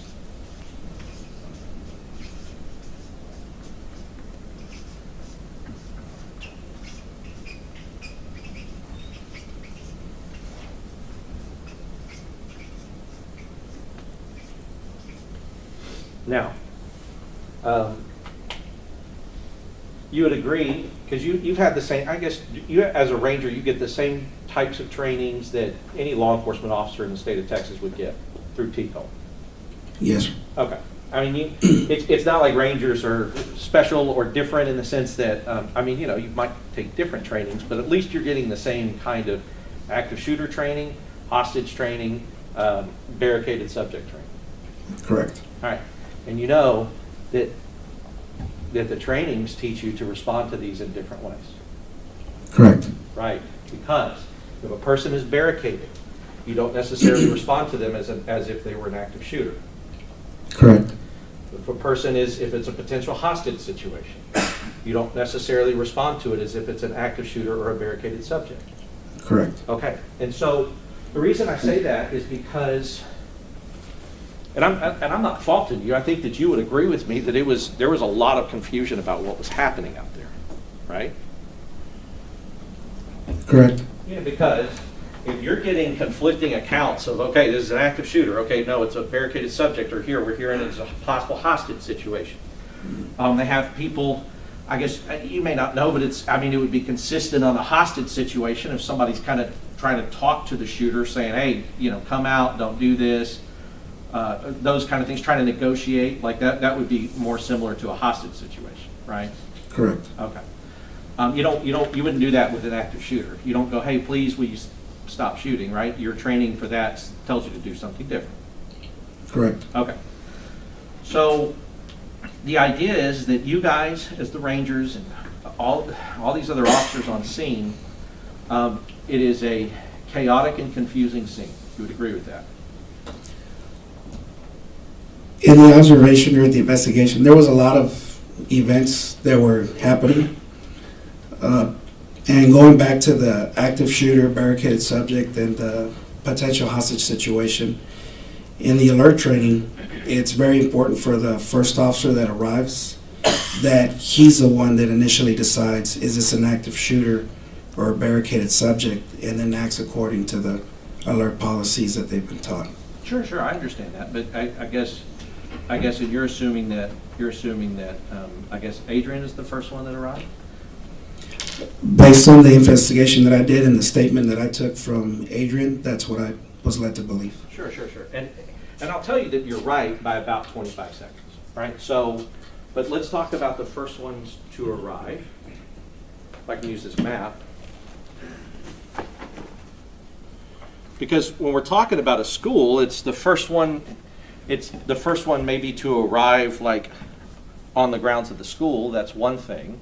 But also, you could have the first ones to arrive on the same side of the school as the shooter and seize the shooter. Like, that would be different, right?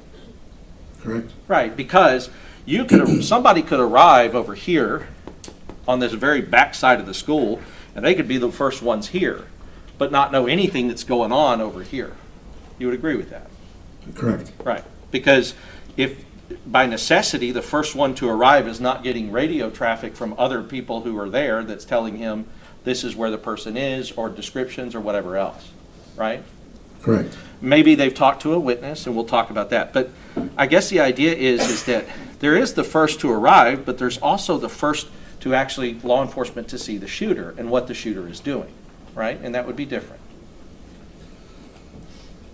Can you reword the question? Sure. And let's just talk about it, how it went, because we've been pointing at this map, for 2 weeks. But you know that Adrian's down here. That's when he arrives, this is where he is. Correct. Okay. You also know from your investigation that there were 3 officers that were right here. Mendoza, Saucedo, Coronado. I don't recall physically or talking to any of them that were actually there. Any of the 3 officers that you just named were at that intersection. That's information that I'd learned later. Okay. But I never got to interview any of the officers. Okay. But you do know the information. You learned it. Yes. Okay. And that's kind of what I'm going to be talking about is what because if you have the information, they need the information. So I'll talk about the information you have now. Okay. Mm-hmm. So you know now that you got these 3, and they arrived about 25 to 30 seconds after Adrian arrives here. Right? I'll take your word for it. Okay. But you do know there's 3 here. Again, it's information that was given to me secondhand, so I've never verified it or checked it. Well, I can tell you that it's true, and if it wasn't true, they would say it's not true. I'm telling you it's true. Okay. Okay. So, but and I guess here's what I mean by that. And this is what I mean, that training can you can use training in a lot of different ways. Like, well, our training says the first to arrive.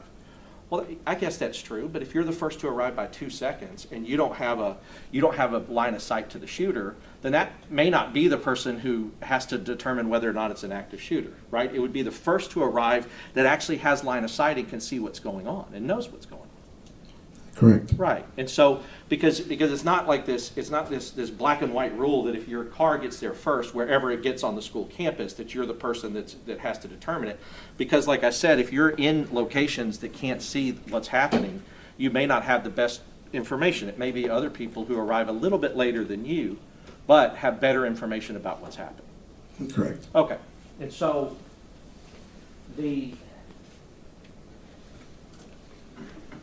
because I want to talk a little bit about the nature of interviews. As part of and let's just talk about what set the scene of when you did that interview. You did that interview on May 25th, 2022. Correct. Which is, was it less than 24 hours or a little more than 24 hours after this thing occurred? A little more than 24 hours. Okay. And and you've heard, I'm sure, that interviewing anybody who's gone through something like this, that soon after, it's not the most advisable thing as far as getting the most accurate information. You've heard that. That would depend on the officer that's been involved in that critical incident. Sure. There's some that may be fine and, that can accurately recall all the details. But you have heard, I'm sure, now that there's like advice that says, look, you need to wait 72, sometimes 4 or 5 days until after that before interviewing somebody.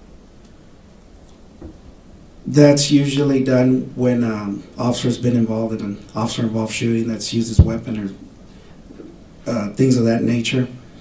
Because of the scope of this the scope of this investigation, how large it was, we needed to get as much information as quickly as possible because we needed to assure that the suspect that was shot and killed at Robb Elementary didn't have co-conspirators. So that was the urgency of trying to interview to gain as much information as we could.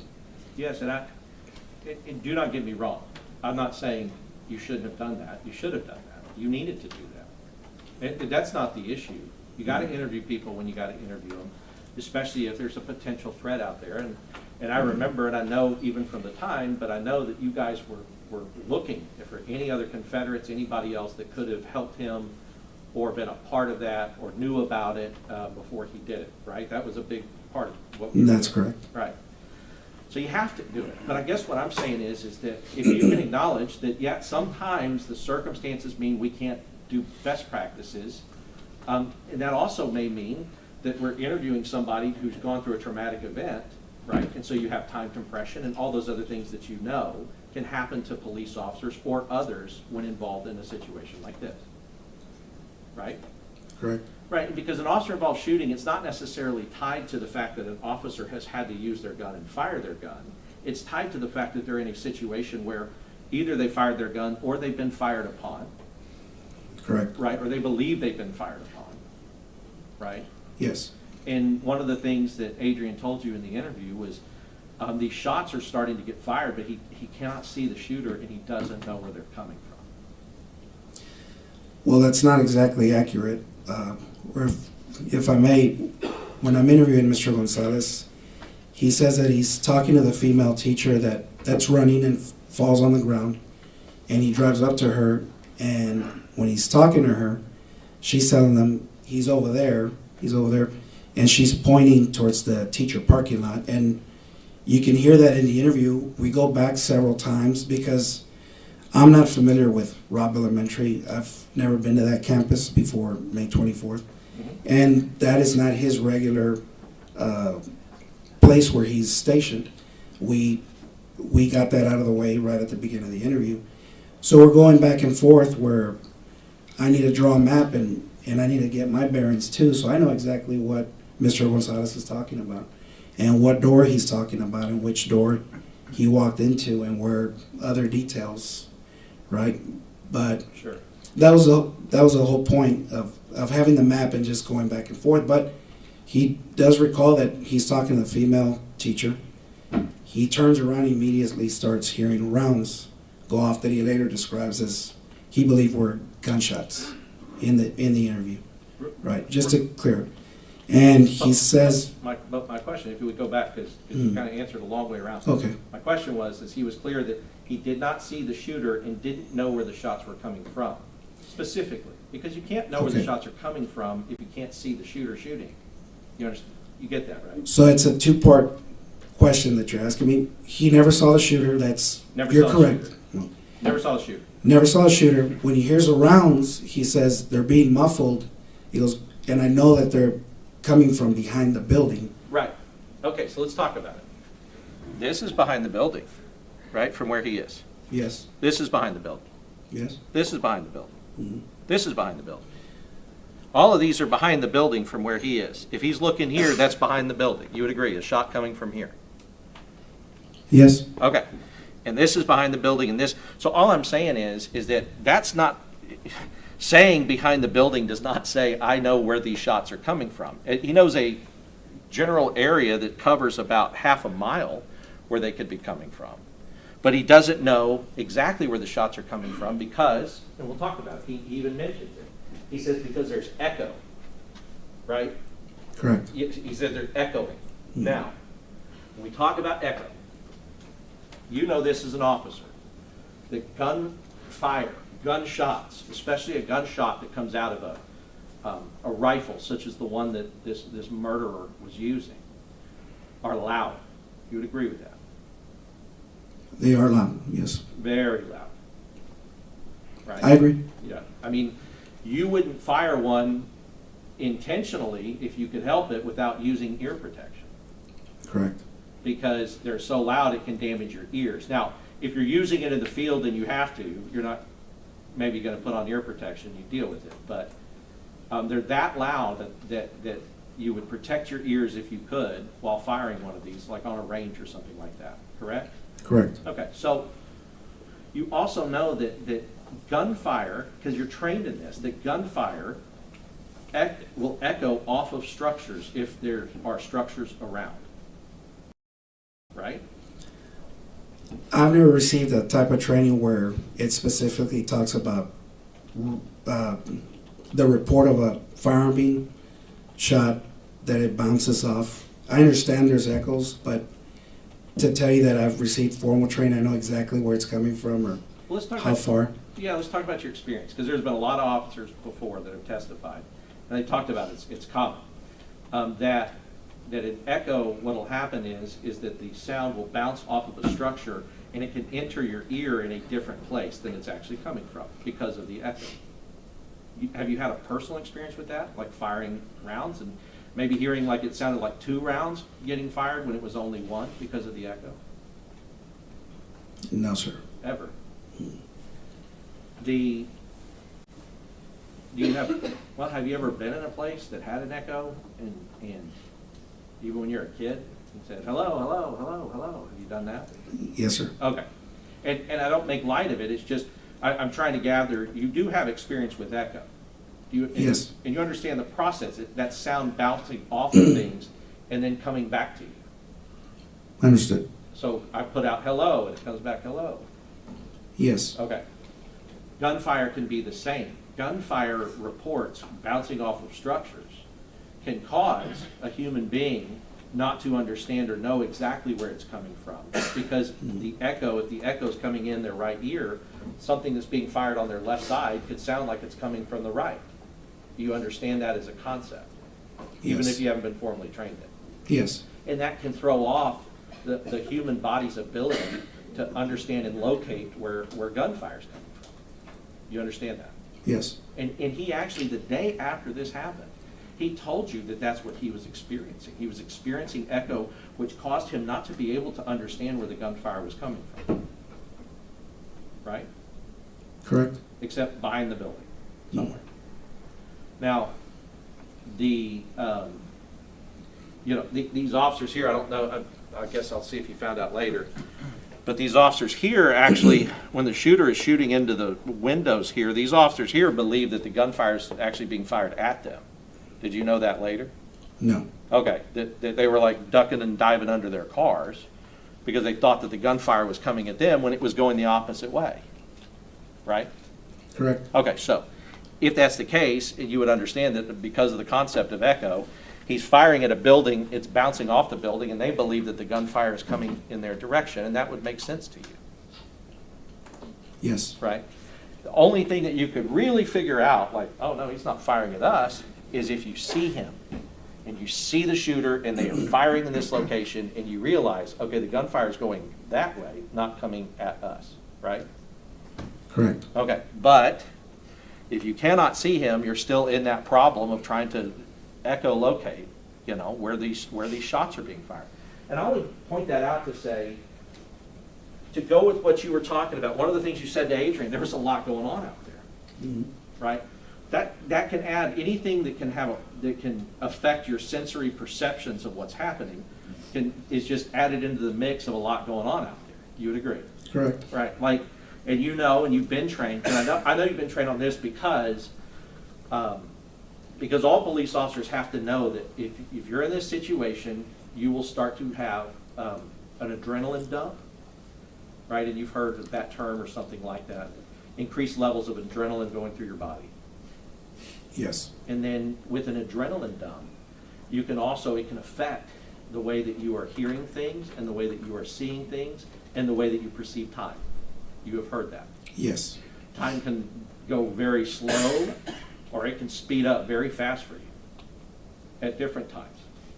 Correct. Even the same person could experience time going very slowly and then going very quickly. And the reason they tell you guys that is because they say, look, you need to understand and know this so that you can expect it and then control it to the best of your ability. Correct. Right. Because if they didn't teach all that and you guys and something like this happened to you, it might distort your ability to respond. Right. Correct. Right. Because of how that's going. So he's telling you that he hears banging. He's saying like he's somewhere behind the building. I don't know where they're coming from. I can't see him, but I know it's somewhere behind the building. Then he does talk about seeing this coach. And now I want to talk. I don't in fact think she was a coach. I think that she's a teacher's aide, a teacher's assistant. But either way, you came to find out in your investigation that that's Melody Flores. that I do not. You're right, that he was speaking to. So I want to go through and talk about a few of the things he told you. So he told you, for one, that he was at the high school, well, he's at what they call Mexican Park, which is with the seniors, because they were having a senior awards day or something, some senior fun day or something going on at Mexican Park, right? Yes. Okay, and then he hears it. He hears that there's a crash at the elementary school, outside the school. And then he hears that there's a person that has a gun that's going towards the school. Right? That's what he tells you. He makes two separate statements. I believe the first one is man with a gun. And then while he's en route to Robb Elementary, he hears he's running towards the school. Well, and I guess if you, I don't know, is because part of your investigation, regardless of how everything seems now, your investigation wasn't to investigate him, it was just to get his statement about what happened that day. That's correct. Right, so, just like with the other maybe 50 officers you investigated that aren't charged in this case, you weren't intending to investigate them, you were intending to find out as witnesses what happened that day, right? That's correct. Right. And as far as the dispatch, as part of that, I'm assuming you probably didn't at the time, you didn't go like listen to the dispatch to follow up to see if that's really what was going out over the radio. No, I did not. Okay. And I guess to this day you haven't done that. No, sir, I have not. Okay, but do you know from your knowledge now, because I know that the Rangers spend a lot of time investigating this and eventually have some shared knowledge about what happened, either through the reports, the committee reports, the Uvalde ISD report, all the reports that don't have him guilty of anything at all. But in reviewing all of those things, have you been able to see that this radio traffic actually that's what was being radioed out, that there was first a wreck, oh my gosh, somebody's wrecked. Then there's, oh my gosh, this person has a gun. And then Adrian told you that he heard a lady got shot in the head about 2 blocks away, also while he was en route, right? Correct. And we know that was the shooter's grandmother that he Yes. shot in the face. Yes. Okay. So all of this is going on in his head, and he tells you that he responded. He took action. You would agree with that? Correct, he responded. Right. And took action. That's taking action. Yes. All right. Now let's talk about what else is taking action. I'll put this up here for you, please. Let's go to this one first. I'll just need you to go back on the thing. Okay, so I'm gonna come up here with you. So what Adrian is explaining to you in this interview is that he's receiving this information, and he did not say, I'm gonna stay here and not do anything about it. He got in his car and he responded as you would expect him to do, right? Correct. Okay. And then what he tells you, because the phrase and the language that he says is, he said, well, I made a mistake, but I want to talk about whether or not he really made a mistake in this situation with what he knew. So he says he's coming down this street, and he tells you that this gate has been left open, right? This is the teacher gate. That's correct. And this would be a teacher gate that goes into the teacher parking lot on the west side, which is what he explained, that the teachers in this building would park here, access that parking lot through this gate, and it's supposed to be closed, but when he pulled up, he noticed 2 things. There's a truck in the culvert, and this gate is open. That's correct. Right. And then he noticed a third thing. Somebody is running towards the school up here. And he saw that. He told you he saw somebody running towards the school. Said he saw a person running. Whether or not it was towards the school or away from the school, that was never said in the interview. But I agree that he saw a person running. Saw a person running. Now, you're a police officer. It's been dispatched. Now remember, on the dispatch, it doesn't say that they have a long rifle. and I'm sorry if I blocked. It doesn't say the person has a long rifle, it says the person has a gun. Now, a gun to you can mean a long rifle, right? Correct. Could also mean, yeah, thank you. Correct. I'm sorry. No, it's fine. I think we can move it a little bit because I know it's been awkward for every witness to have to do that. Maybe that'll help. So, a long rifle is a gun, but a handgun's also a gun. Correct. Now, if, and we can just talk about the difference, if it had been described that the person's running with a long rifle, maybe if you see a person running that doesn't have a long rifle, maybe you can exclude that person as a person who is the threat or is the danger, right? You would agree with that? That, yes. Because it's hard to hide a long rifle, you know, from view. If you can see both their hands and they don't have a rifle sticking out somewhere, you can go, okay, that may not be the person. Let me look and try to find somebody else that looks like they have a rifle, right? That's correct. Right. But if you only know that they're running towards the school with a gun, a person running can have that gun right here in their pants. They can have it in their hand. They can have it in a pocket. You wouldn't know. You wouldn't be able to know if that person had a gun or not, right? Correct. Okay. So he comes and he sees this. He says, this is not my concern, because my concern is that I have been told that somebody with a gun is running towards the school and I can see a person running, right? Correct. Now his language, one of the things he says is, he's talking about her as if it's a she, but he tells you that at the time, I'm saying it now because I know now that it was a she, but at the time I did not know it was a she. She had short hair. I didn't recognize the person. And I believed what he's telling you by having tunnel vision, and I tunneled in on her, which he's saying her, but he didn't know her at the time. You'd agree with that? Correct. Right. I tunneled in on her. So what he's doing is you have an officer that believes that a person with a gun is running towards the school, and he takes action. You agree with that? Correct. Right. Because he drives down here. Did you see the video of the funeral home, like how fast he's driving on this dirt road to get to this person? I remember seeing the video. I mean, his car is going, boom, boom, he's going like 50 miles an hour down this road to try to get to her. So he goes all the way where we see the car. Nico, can you back it up? Left or right? Left. Goes all the way to here. And he tells you that this is where he stopped. That he stopped his vehicle where he finally met the person who was running. Right? And he said, where you see my vehicle here is where I stopped my vehicle at the time.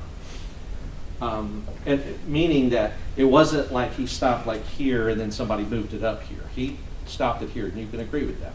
Correct. Yes. Okay. So now we know that has put him on the far south and east side of the building. Right? Yes. All right. Now what he described is he said, I made a mistake. I got tunnel vision. So first of all, tunnel vision means you have identified, and it can happen, not always, but when you identify a threat and you have tunnel vision, you start focusing specifically on the threat. That can happen with tunnel vision. Are you asking me? Yes. Yes. Yeah, all these questions, it's weird. It's cross-examination, so the rules say I can just ask you and kind of put a little question mark on the end of it. But if you don't agree with me, please say no. But what I'm asking is that with tunnel vision, and you're zeroing in on a threat, what that means is that you're excluding things like in the periphery, right? Correct. So if I perceived you as a threat, all of a sudden, like right now, I can see the jury out of the corner of my eye and out of the side of my eye. I can see them. I can't see them well, and I can't see their faces. But I can at least see that there's people over here. If you pulled out a gun, I wouldn't see those people anymore. I wouldn't see this anymore. I'd be zeroed in tunnel vision on them. That's a possibility. Right. Yes. And that's a common possibility, common enough that law enforcement is trained on. Right? Yes. I have enough. Thank you. So, yeah, and so let's talk about it. He said I made a mistake, but really he was mistaken about who the person was and what their intents were, or what their intent was as they were running. You would agree with that? Can you reword the question? Yeah, he said, because he told you, well, I made a mistake and I got tunnel vision. Well, it's not a mistake to have tunnel vision, because that happens to us without us wanting to have it happen to us, right? Correct. Right, it's like it's an involuntary thing that happens when you're responding to a threat. And so that's not him making a mistake, it's just what happened. right? Right. That's what Mr. Gonzales said happened. Right, Yes. right. But you can, but as a law enforcement officer, I'm going to ask you, you know that if you think you see a guy running towards a school that has a gun, you're going to get zeroed in on that person too, if that's what's been dispatched to you. Zeroing in on a person and getting tunnel vision are two different things. I'm not disagreeing with you. I'm just, maybe I don't agree with the way you explain it. Yeah, maybe. But that's okay. But I guess what I'm saying is that any reasonable law enforcement officer who's been dispatched and says, the person says they are running towards the school with a gun, if they see it, I'll tell you, this is where she was running, she fell down. But they see somebody running towards the school with a gun, well, with what they think is a gun, you're going to go to that person. I agree. Right. You're not going to dilly-dally around here and this person's now running into that building and shooting kids. Correct. Right. You're going to go right to that person until you figure out they're not a threat. Correct. Right. And say it is the person with the gun. You will have choices, like I'm about to run this person over, or I'm about to stop this car and have to get out and engage with this person. Right. Those are the options. If he is correct, and this is the shooter, this is the person going towards the school, he's going towards there to get into a conflict with this person. Right. Correct. Right. He's going there to engage, to distract, to delay, to use whatever he can use at his disposal to stop this person from going into the school. That's the assumption you can make. Yes. Right. Well, it's not an assumption. It's what you're supposed to do. That's the foundation of alerts training. That's right. Is you isolate, you distract, and you neutralize. Right. Isolate, distract, neutralize. Had this person been the gunman, Adrian's going to isolate, distract, and neutralize. Correct. I mean, you believe that, right? And I mean, I believe it, and I think everybody else here knows that that's the reason he's down here. And he's consistently said that to you and and we've gotten it out through other witnesses. Correct. Yeah, and so when I said he's mistaken, what that means is that factually it wasn't the gunman. But with all the information that he had at the time, that is a smart maneuver. That is a smart thing to do, is to go to the person you believe is the threat. That's law enforcement. Correct. Right. The day after, somebody may be beating themselves up about it, because what we know now through the witness is the guy's in here in the parking lot. Mm-hmm. And he drove right past it. Mm-hmm. Right? But did you review the testimony, or not necessarily the testimony, but as part of your investigation from the funeral home director who was calling it in and got shot at by the gunman, and he's across the street? I'll just tell you, he testified to the jury that the gunman was down between two cars, and there's no way Adrian could have seen him, because he could see him and he could see the cop, but he could see that the cop couldn't have seen the gunman. Did you know that? No. Okay. But the gunman now is hidden in this parking lot. He has gone this way. At the time that he gets out, he tells you he's talking to her, and then she starts to tell him. He's over on the west side, like in the teacher parking lot on the west side. He's wearing all black. Right? Is that what you remember from the interview? Yeah, go ahead. Yes, correct. Yeah, go ahead and take the water. So, I guess, that's another thing. Had the description come out over the radio to him, or let's say to you if you were responding, and they said, person with the gun is wearing all black, well, this lady up here in orange or red, that's not the person you're going for, right? Correct. Right. But it didn't, and it's nobody's fault that it didn't. But in these kind of situations, information comes in bits and pieces, and you have to do the best you can with what you have. You agree with that? Yes. Okay. So as far as the shooter though, we know from the shell casings that he's firing into these windows along this side of the building. Now, if that's happening, it is consistent with what he's saying that the witness told him, that it's in the teacher parking lot, right? It's also consistent with him thinking that the gunshots are coming from behind the building, like somewhere, but he doesn't know where because he can't see. Now, he's here, this guy's here. Did you review the radio traffic that when he calls out that the guy's on the west side of the building, wearing all black, the second before he calls that out, the guy's already entered the building. Did you see that happened? I never reviewed the radio traffic. And fair's fair. But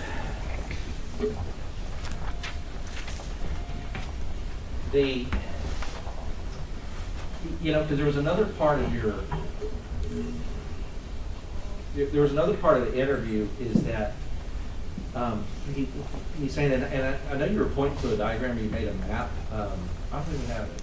Did you ever give that over to the DA's office? Yes, sir. Oh, was that the one you sent over? Okay. Yeah, I'll take that back. I hadn't remembered that we got it, but it was one of those that you sent over. I apologize. So that, talking about the map, because one of the things you said was, or one of the things he said is, he said, I never went in until I got coverage over here. And I think he was pointing to the south side of the building. You heard him say that in the interview? My understanding is that he went in through the south door, and he meant coverage on the west door. Because he's calling over Lieutenant Mariano Pargas in that large SUV, but for some reason Lieutenant Pargas keeps driving. Donald Page comes over to him on the south door with Mr. Gonzales, and Lieutenant Mariano Pargas ends up on the west side. Well, you know that as a law enforcement maneuver, sometimes, so for instance, let's go back up here and look real quick. For instance, let's just imagine, let's imagine this, you see this little person right here? Yes. Hard to see, but small. Well, imagine shooter, or in this location.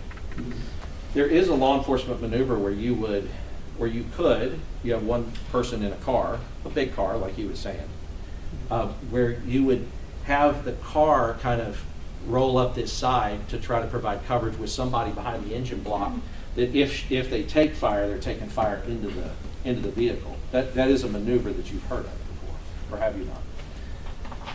Using a vehicle as cover, yes. That particular scenario, no. Right, like rolling the car real slow, and then as you're rolling the car real slow, he can pump, pump, pump. He can I understand what you're trying to say. You see what I mean? You can Yes. pump into the car, but you can kind of pop it over. Well, the reason you would want a bigger car for that is you want a bigger engine block, because the engine block, as we know, is the only thing that can block or stop a round like the one that he was firing. If even that does, but it's the only thing on a car that really will, because everything else is going to go through it like Swiss cheese. No, not necessarily. I think that's more of an opinion. Okay. And I've been in trainings where we've used the pillars to the cars, which is the pillars that holds the windshield, the front door, the passenger door, and we've shot multiple rounds, including practice ammo and duty ammo, and it'll stop it. But Yeah. I think that's just a I guess I'm thinking a pillar, though, is probably what you're talking about. Is probably about that wide.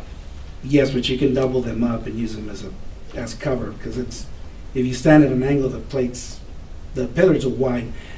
My point is that the engine block is not the only thing that'll stop a bullet. But let's talk about this, especially though. 223. Yeah, let's talk about this though. Doors, probably not good. If you can shoot through a door with a firearm like that. I don't agree with that. Okay. Window, you got to agree with a window. That you shoot through a window with a firearm like that. You A don't regular agree? vehicle, non-ballistic window, I agree with you. Right. So I don't know, like ballistic window. You're talking about like what we would A call bulletproof glass. Well, yeah, bulletproof glass. Okay. Sure. Just to be clear. Yeah, not bulletproof glass. I don't think that most police cars though have bulletproof glass in them. Do you? I mean, is that your experience? I don't know. I don't either. Like, what about yours that you drive with your Rangers? Is that bulletproof? No, sir, not at Right. I didn't figure. So really, what I'm talking about is like, I mean, let's just talk about a regular car, right? Like, bullets go through glass. Yes. Yes. They do teach you, like, hey, if you're kind of standing next to you're just like standing next to your door, rounds can go through a door. I mean, you don't even have to have a rifle for that. I've seen 9mm rounds go through a door in a car. You agree with that? That they can? I'll take your word for it.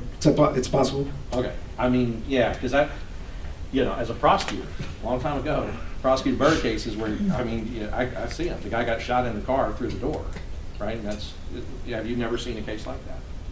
Yes. Okay. So you know, too, that bullets could go through doors. But the engine block, the reason why is because the engine block is big, it's steel, it's got a lot of, I guess, mass to it. And the more mass and the more steel and the more things you have like that, the more likely to block a round. With that. I agree with you. Okay. So all I'm saying is a maneuver like that, if they think that they're challenging somebody here in the parking lot who has a rifle, and he has, you know, they have pistols. Because you asked him, are y'all giving rifles? He said, nope, we don't. We don't have any rifles, right? Correct. Okay, and Nico's asked the question, and I'll ask you. I mean, if you are in a situation where there's a gunman and you have your firearm, would you rather be the one with the rifle or the pistol? I'd rather be the one with the rifle. Right, especially outside. Maybe not in like very close quarters, but outside, any of that, a rifle, longer range and more accuracy. You would agree with that? Correct. Okay. So, however, if the belief is that the person is here, that's one thing that can happen with a bigger vehicle. But I wanted to point out, as part of that is that I didn't go in until I got cover. That doesn't necessarily mean I was waiting for cover until I went in. Do you see what I mean by that? Can you explain that again? Yeah. So in one scenario, I didn't get in until I got cover means I wasn't going to go in. I didn't go in until I got cover means I wasn't going in until I had cover officers there. One scenario. The other scenario is I didn't go in until I got cover, which is just placing it in time when he went in. Do you see? Is there a difference or a distinction? I don't think I could tell you what his intent was when he said he didn't go in, because then I'd be assuming this is what he meant. Yes.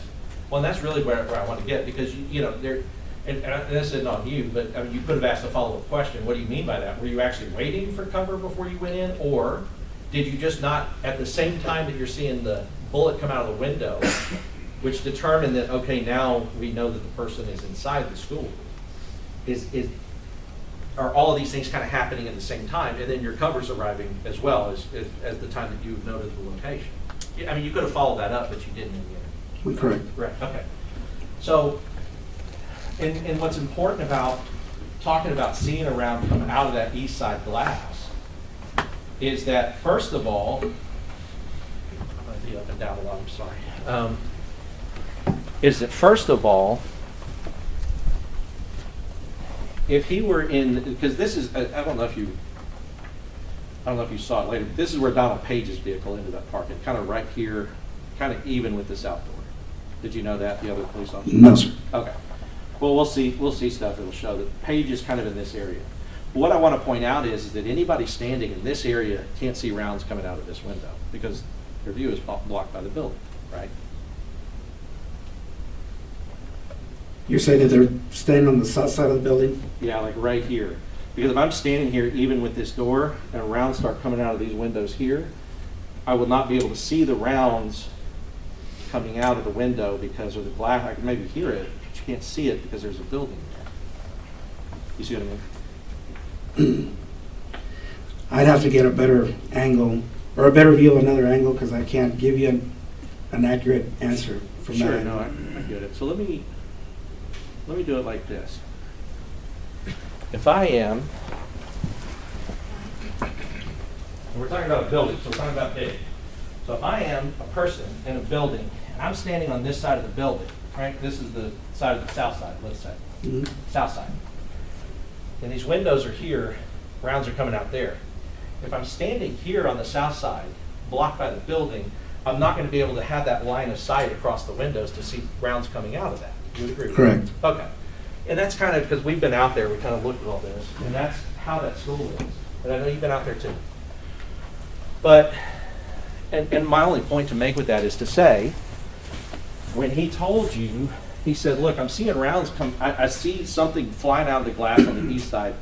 He's still up here, because up here, you do have line of sight to what's coming out of that building. That's correct. Right. And he tells you he goes down because Page has come up, and he goes down to Page. They meet here, and they go in the south door, along with, I think, 2 other people, the chief and somebody else, is what he said, right? Coronado. Correct. Right, so Coronado, they do that, and you've seen that hallway. You saw the hallway at the time that they're moving through the hallway, that they're going down the hallway, both south and in from the north. Like videos of it, or you haven't, I don't know. I haven't seen that video. Okay, have you heard, or did you interview anybody, did you interview like Donald Page or anybody else who were the first people to go in the building when they knew the gunshots were in the building? I don't remember interviewing Donald Page. I remember I Anybody? interviewed Eduardo Canales, Uvalde Police Department. Okay, so Canales, what about anybody that, like what about the 2 that were shot in the exchange of gunfire with the gun, with the shooter? I don't remember if I Canales? did. Was that Canales in the leg? So one got it in the leg and one got it in the head. That kind of grazed it. Did you know that? Yes. Okay. And that occurred, and Adrian told you that as part of the interview, that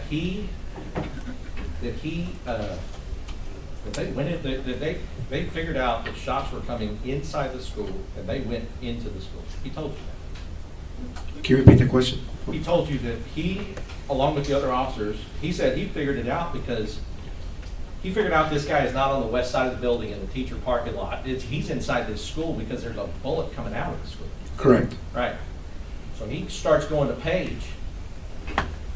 Page comes in, and he goes in with Page, and they go into that school building to the south side. Correct. That's action. You'd agree with that? Correct. Because, and you could probably attest to this, because that would be terrifying, to be in a hallway with a gunman with a rifle. That is a scary situation for anyone to be in. Correct. Who's intent on killing you. Yes. Right. So, regardless of how that feels, he took action and he went down that hallway. But one of the ways you asked the question, you said, did anyone say, we need to go down that hallway, this hallway, and we need to find the shooter? He said no. Now, and it goes back to like, if we parse out the question. They could be going down the hallway to find the shooter, but no one said that that's what they were doing. Do you see what I mean by that? Yes. Right. So, because your question was specific. Did anyone say we need to go down the hallway and find the shooter? The answer is no. But that could be because no one said that. They were just doing it. Do you see what I mean? Possibility. Yes. Because why else are they in the hallway advancing towards the room where they think the shooter is? Right? Yes.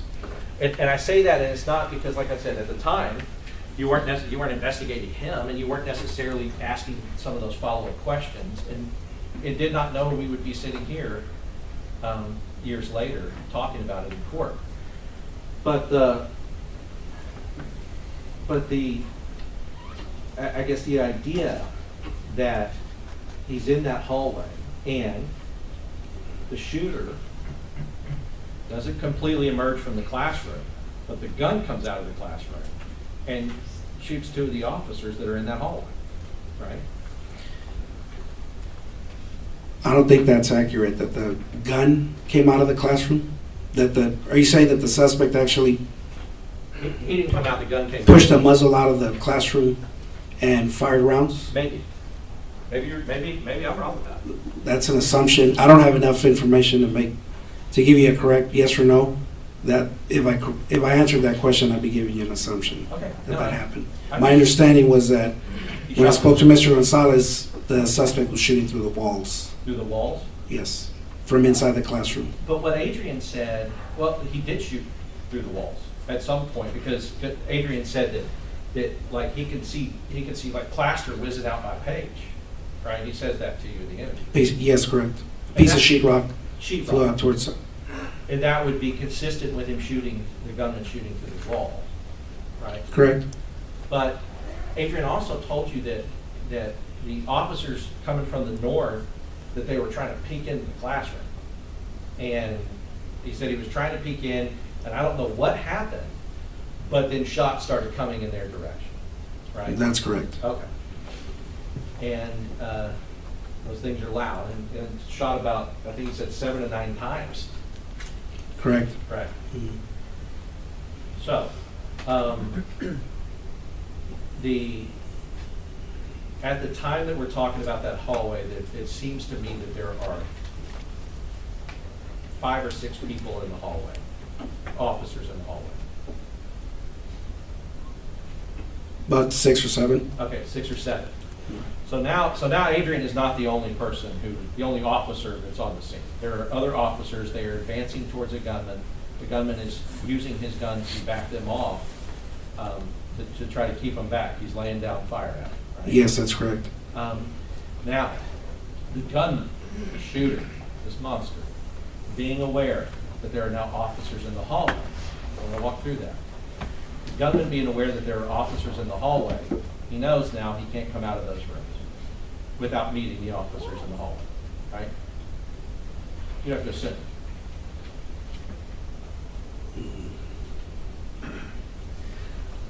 I can't answer that question because I never spoke to the suspect. I don't know what his train of thought was or what his mental status was. Yeah, I'm not saying necessarily him. I don't think you or anybody should even try to get into a mind that's sick and diseased. Mm-hmm. But what I'm saying is that anybody, just a human being who sees, oh, there's police officers now in the hallway, would know there ain't any other way out except out through those windows, or I got to come through the door, or they're going to come through it. That's a reasonable expectation. The officers are going to come in. Yes, I agree with that. And you know from your investigation, you know that when they finally did breach, that the shooter was posted up in that closet directly across from the door of 111. Correct. And he was intent. I mean, the reason he was there, he was hiding himself, and he was there with his gun, obviously trained on the door. You know that. Correct. Right. Waiting to be a cop killer, wanting to be a cop killer. Right? Correct. Okay. So now, Adrian's mere presence alone with these other officers have shown the suspect that there are officers in the hallway and that he is now contained. These 2 rooms are the only rooms he can go to. Correct. Okay. Then, so that's, at some point, that's containment. As well as, you would agree that no shooter, nobody in that position would know when the breach is going to happen outside. There's no way for them to know inside when the breach is going to happen. Correct. Right. So there is a possibility that he crawled in there and stayed in there waiting for the officers for as long as it took to breach because he wanted to be ready to be a cop killer. There's possibility. It's a possibility, yes. Right. And if that is a possibility, he didn't go to the other room and shoot any more of those children in 112. If he's posted up waiting and wanting to kill a police officer coming in, because he doesn't know when. Mm-hmm. And he doesn't want to be caught out, not getting his chance to be a cop killer as well. That's a possibility. It's a possibility. Right. And so, there's a lot of things that people have said, but the action, at least getting down the hallway and at least taking the shooter's fire and letting them know that they were there, could have been beneficial to help some of the kids that were in 112. Could have been. Yes. By distracting him, because now he's distracted by, now I want to go and get these guys instead of going over to 112 again and looking to see if there's anybody that's playing dead, which we know that they were.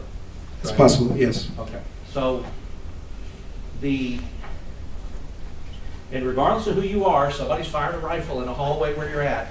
It's a scary situation for whoever you are. Correct. Police officer, regular person.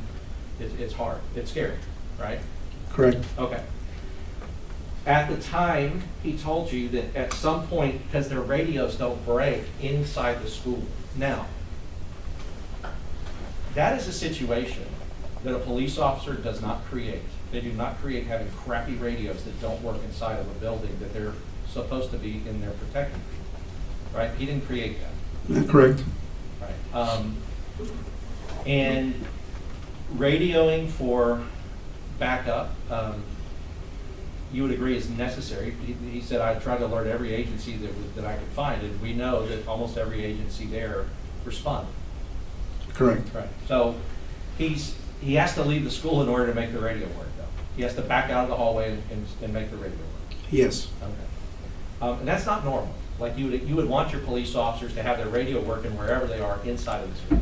We want to, yes. Right. Because That's your lifeline. That's how you communicate to each other what a threat is. It's how you communicate for backups and reinforcement and things like that, right? Yes. Okay. I mean, in a situation like that, an officer who doesn't have access to a radio is at a disadvantage. Yes.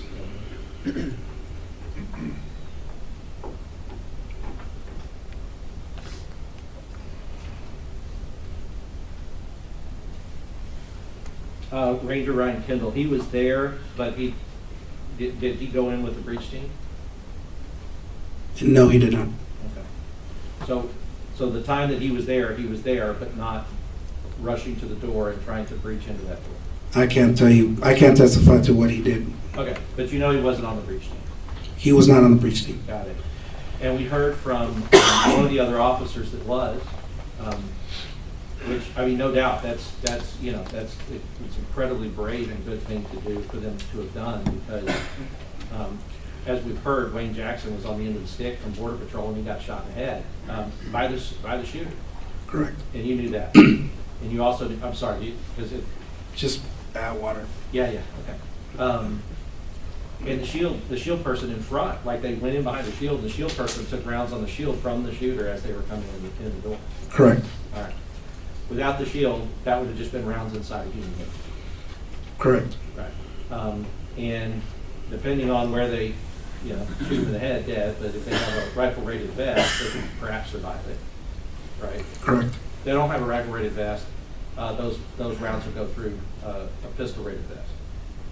I would assume so. Yeah.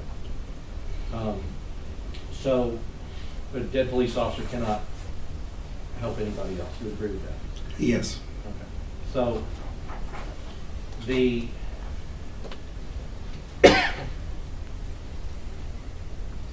there were, because we talked to the guy who actually went in, he thought his daughter might have been in the classroom. Arrived at the school, figured out what was happening, and he said he arrived at 11:56 and the breach team went in at 12:50. So even a person who went in and thought this is the last moment I'm spending on planet Earth because this guy's about to shoot me, even that person, there was almost an hour before he went in, and that's what he testified to. And is that consistent with what was going on with the other officers that you interviewed on the scene or that your other Rangers interviewed? I can't speak on the behalf of the other Rangers what their interviews. Can you reword the question? Yeah, so his experience of even perhaps having his daughter inside of that classroom, not knowing if she were in that classroom or not, and being, I'll tell you what, no doubt being a brave police officer, because he did put his life on the line to go in that room. But even he was waiting 50 minutes or so from the time he arrived to the time that they breached. Is that consistent with the other people that you interviewed? That there was that wait time? I can't answer that question because I don't have the exact times of when officers arrived and when they didn't. Okay. But you would also agree that a wait time of that long, who was waiting for what you understand is they were trying to get a breach team together that had the proper equipment that could breach in there without getting themselves killed. That was my understanding, yes.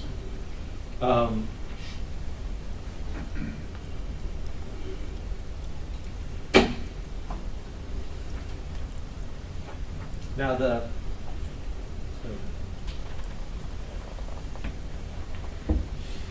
so now looking at defense 10, I don't know, remind me, you said you did not know that the 3 officers were there, but you do know now? Is that a fact? Yes. Okay. So 3 officers here. Shooter goes into the west entrance here, and then they drive all the way around the building to this. I'll show you over here. They drive all the way. Shooter goes in the building, and they drive all the way around here and come up through here. Did you know that they had done that? So Can you repeat that? Oh. Yeah. So they're here. They're basically at the. Let me make sure I got orient myself. Okay. Funeral home. This intersection right here. at this intersection, they're in a, like their cars are in a formation, I guess, and, you know, they're ducking because they think people are shooting at them, or somebody is. So the shooter goes in this door, this entrance, and they drive around here, and then they run up through here and go into the south door. Did you know that as part of? No. Okay. It'd be weird, right, to see somebody with a gun go into school and then drive around the school and then come up through there, right? I don't know what their intention was in doing so. Well, You'd yeah, have to make an assumption that that's what happened. I mean, sure, but you would expect it's like, you know, you'd be driving right up to that door and then rushing through the door after the shooter. That's what your alert training says. correct? Right. It would say you get from here to here and you run in there and you do whatever you can do with the shooter, with Correct. whatever you have. All right, and that's because you've seen it with your eyes and you've seen what's happening and you have to follow up on it. Now, in this particular situation, there was a wreck that happened first, right? Yes. Now, in your interviews with your officers, did you interview Uvalde specific officers or teachers or anybody there that talked about the bailouts that happened basically all the time in Uvalde at that time? Yes, I did. And did they talk to you about that it was with such frequency? It was happening so often that people were getting desensitized to it. Like, it's another bailout. Oh, like, you know, it's another person. Oh, we got to shut down the school or do lockdown. Did you get that idea or that sense from the people that you interviewed? I don't specifically remember if it happened, how often it happened, Mm-hmm. but there was an interview that I conducted where they mentioned that it was an area where there was a lot of bailouts related to human smuggling, and that once in a while the school would go on lockdown because of it. Right, and so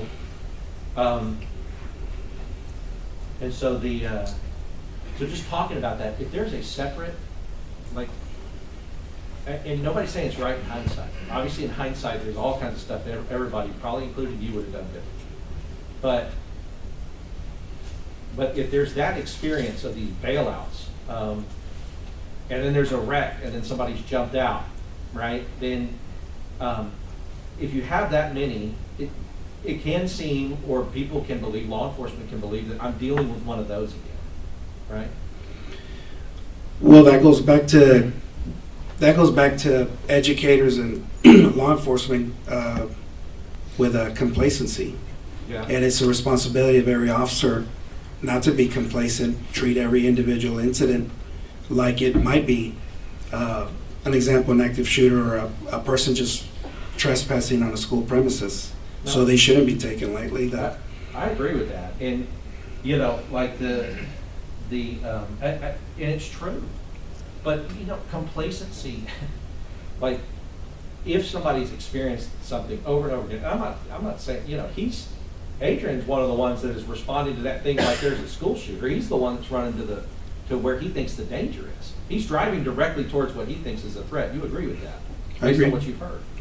And then going into the hallway of a person that has a rifle, when he tells you, I see that this guy, there's a shot coming out of that window, and I go up the hallway with these other guys. We go into the school, into the hallway where the guy with the rifle we think is located around. Correct. Right. Both times trying to go towards the thing that could kill him. And he's doing that in those two situations that we've talked about. Right? Correct. Okay. So I guess what I mean is with complacency, I'm not talking about Adrian.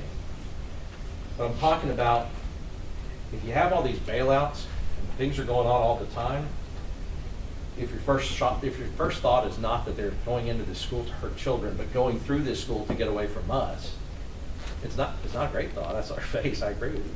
But that can explain why they think that they're meeting them on the other side of the building, and then they come back through like, oh, he didn't come out.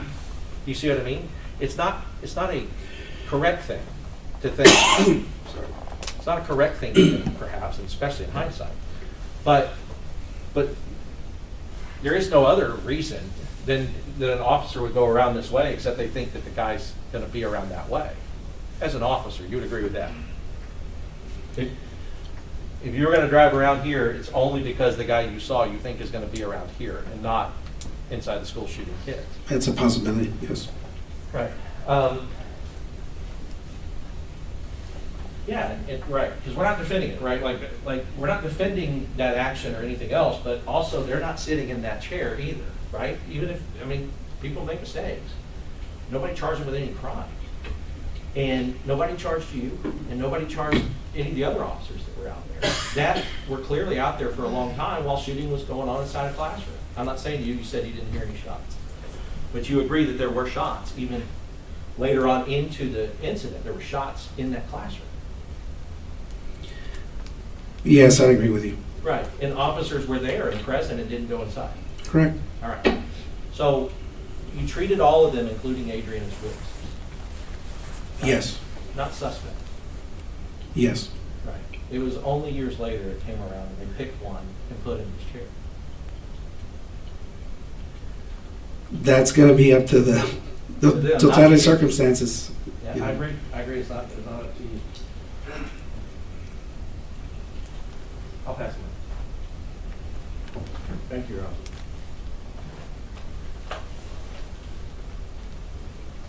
Just want to start tying down a few details, okay? There's considerable discussion about whether or not when Melody Flores was talking about Adrian Gonzales, whether or not that was discussion about the shots were coming over there on the other side of the building or in the private teacher's parking lot. Correct. How many times did Adrian Gonzales say that Melody Flores told him about the teacher's parking lot? About 3 times. So it's not just on the other side of the building, it's a very specific place by the teacher's parking lot. Correct.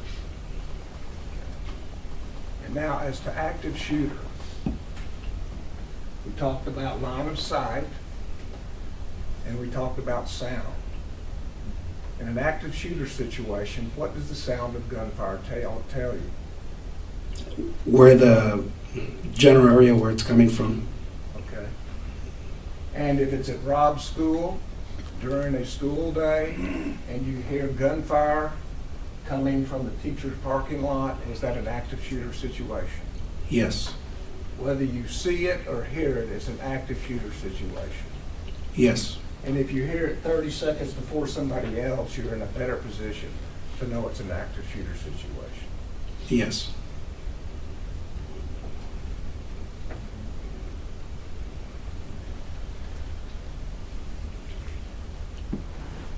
And if you hear it's an active shooter situation and you're a police officer, what are you supposed to do? You're supposed to, the proper thing to do is isolate the suspect and then distract and then try and neutralize. So you move to the sound of gunfire as... You move to the sound of gunfire, Yes. Try to distract him, try to isolate him, or try to neutralize him, take him out. Yes. And of course, a dead police officer would be no help to the kids in 111. Of course. A dead police officer would be no help to the kids in 112. Yes. Would a police officer hearing shots all the way down the west side of the building and into the hallway and into 111 and 112, a police officer hearing all that and not moving, is that any help to those children in 111 and 112? No, it's not. Is it any more help than a dead police officer? No, it's not. But at least you tried. Who tried? I'll just object because that's, it's a vague question, but honestly, I don't know. I'll sustain the objection. Now let me also ask you about a dead police officer. Can a police officer use this building as cover if he has specific information that the shooter is in the parking lot? Yes, he can. And by cover, it means that he can have cover so that the gunman can't see him. Correct. And he can choose the time to make a quick peek to see the gunman. The officer can use the cover as concealment also, yes, to And not be concealment. seen. So he can definitely have an advantage by peeking when he wants to, and he certainly has not put himself in any harm's way. Correct. And finally, I believe the testimony that you've given us was dispatcher said, man with a gun. Correct. No shooting at that time. Correct. Difference between a man with a gun and a man shooting. Correct. A man that is shooting is more dangerous than simply a man with a gun, Correct. right? Yes. So when Adrian Gonzales drove toward the person in pink, Not pink, it was orange or red. orange or peach, I think. Orange or peach, yes. Peach, Yes. drove to the person with orange and peach, he had no information there'd been any shooting then, right? That's correct. And so he acted when all he knew was there was a man with a gun. Correct. Now, when the teacher tells him he's over there, he's in the parking lot, he's in black, isn't that when Adrian Gonzales said that's when the shooting started? Correct. And did he act then? Yes. He said that he started walking to the back of his vehicle, and that's when he heard the shots fired. Walking in the back of his vehicle, Correct. taking cover. He never said he was taking cover. He just said that he walked from the front to the back of his Did he patrol tell you vehicle. I didn't go in until I had cover? During the interview, he makes a comment that he goes into the south building. I don't know. I don't remember exactly what his words were. I We hate can to listen to misquote the him. tape, Yes. But when he sees Pargas's vehicle, he wants Pargas's vehicle to come over because he's got a bigger unit, correct? That's what I understood in the interview. For cover. Yes. So when Pargas gets here, he's still looking for cover from Pargas's unit. Yes, that's correct.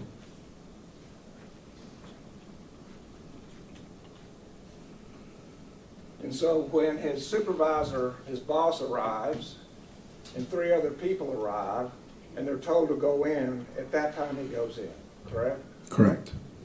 And at that time he knows, and has known for some time, that there are already shots in the classroom, correct? He saw glass breaking out of the east side. Mr. Gonzalez says that I got an objection to leading. Your Honor, he's qualified him as an expert. Well, you can't lead an expert in saying correct after every sentence. Okay, I'll sustain the objection. Rephrase it, please. Hey, y'all cut that other one loose. We're not doing it tonight. Okay? This is the last Yeah, area. either way. I can't keep staff here that long. So- Very good. I apologize. And so, did Adrian Gonzales tell you anything about seeing glass come out the window? yes, he did. And would that indicate that there's a shooter in the room where that glass is coming out? That's what he believed. Yes, sir. Not the hallway? Can you reword that question? The room would not be the same as the hallway. Correct. And he was not the first one in, correct? No, he wasn't. Donald Page was the first one in, correct? What, can we back up to that other question? I'm sorry. When you said that the rounds went through the window, Mr. Gonzalez says that he knew the shooter wasn't outside the building. He knew that he was inside the building now. Not necessarily that he was in the hallway or in one of the classrooms, but that's how he was able to tell from outside to inside the building. But he didn't go in until there were 3 people for cover. Correct. And he was not the first one in. Correct. And do you know how long it was between the time he heard the first shots and when he finally went in? I do not. Do you know how many children died in that period of time? I do not know. In an active shooter situation, most of the killing happens in the first 2 minutes, doesn't it? I'm not aware of the information that it does or doesn't. Okay, you took alert classes, right? Yes. And they studied the histories of how quickly those killings happen. Correct. And present and time is of the essence. Correct. Every second could cost a life. Yes. Ask the witness. Just real quick, if you're not the first one in, but he said Donald Page hit one side of the hallway and he went down the other side.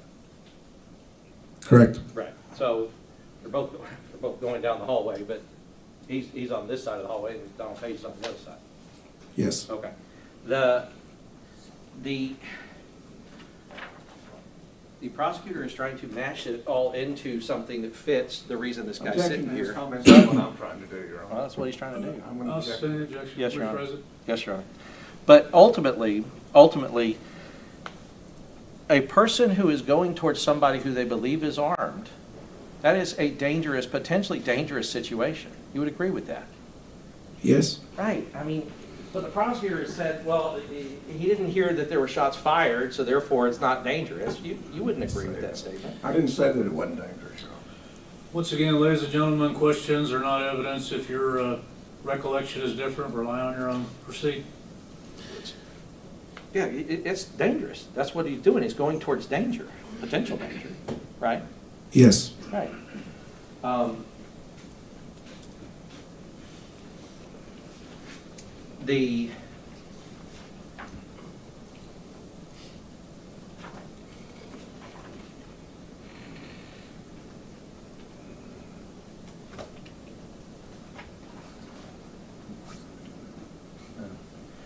The doors, the outer doors, inner doors, outer doors, inner doors. Those doors are locked, and the shooter has a harder time getting inside. You would agree with that? Which doors are you talking about? The Outer. inside doors or the outside doors? Both. Start with the outside. The outside doors? If they're locked, he can't get into the school, or he has a harder time doing it. You would agree? He has a harder time getting inside the school. Right. He'd have to maybe back up and shoot it a bunch of times, I don't know. But it would be more difficult for him to do that. Yes. Okay. Inside doors, that's why we tell them to lock the doors, is because inside doors, if they're locked, shooter has a harder time getting in. Yes. All right. And gives officers more time to delay and distract and all of those things that we talked about. Yes, of course. All right. Now, the prosecution's own evidence shows the video. The second, when he's able to call out that the person is on the west side of the teacher parking lot, the shooter has 1 second before that already entered the building. So you can cut a pie at the field all you want. The second he got it and snuck a peek, he would have been looking at an empty side of the building because the shooter was inside of it.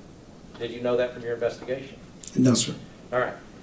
But he did tell you the second, once he saw a bullet come out of the building and realized he was in the building, he started moving towards the building from his car to where Donald Page was.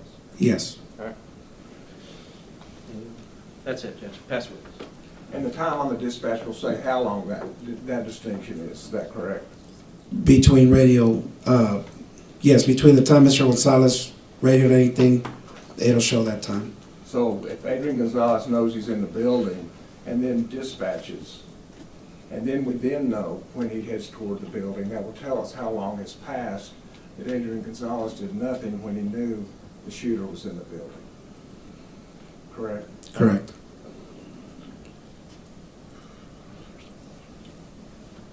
And if a police officer does his job in an active shooting situation, he can prevent somebody to get into the first door. Is that correct?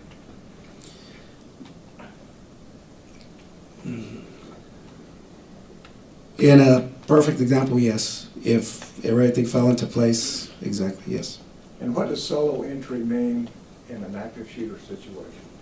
Means one officer making entry into a potential threat, where the potential threat is.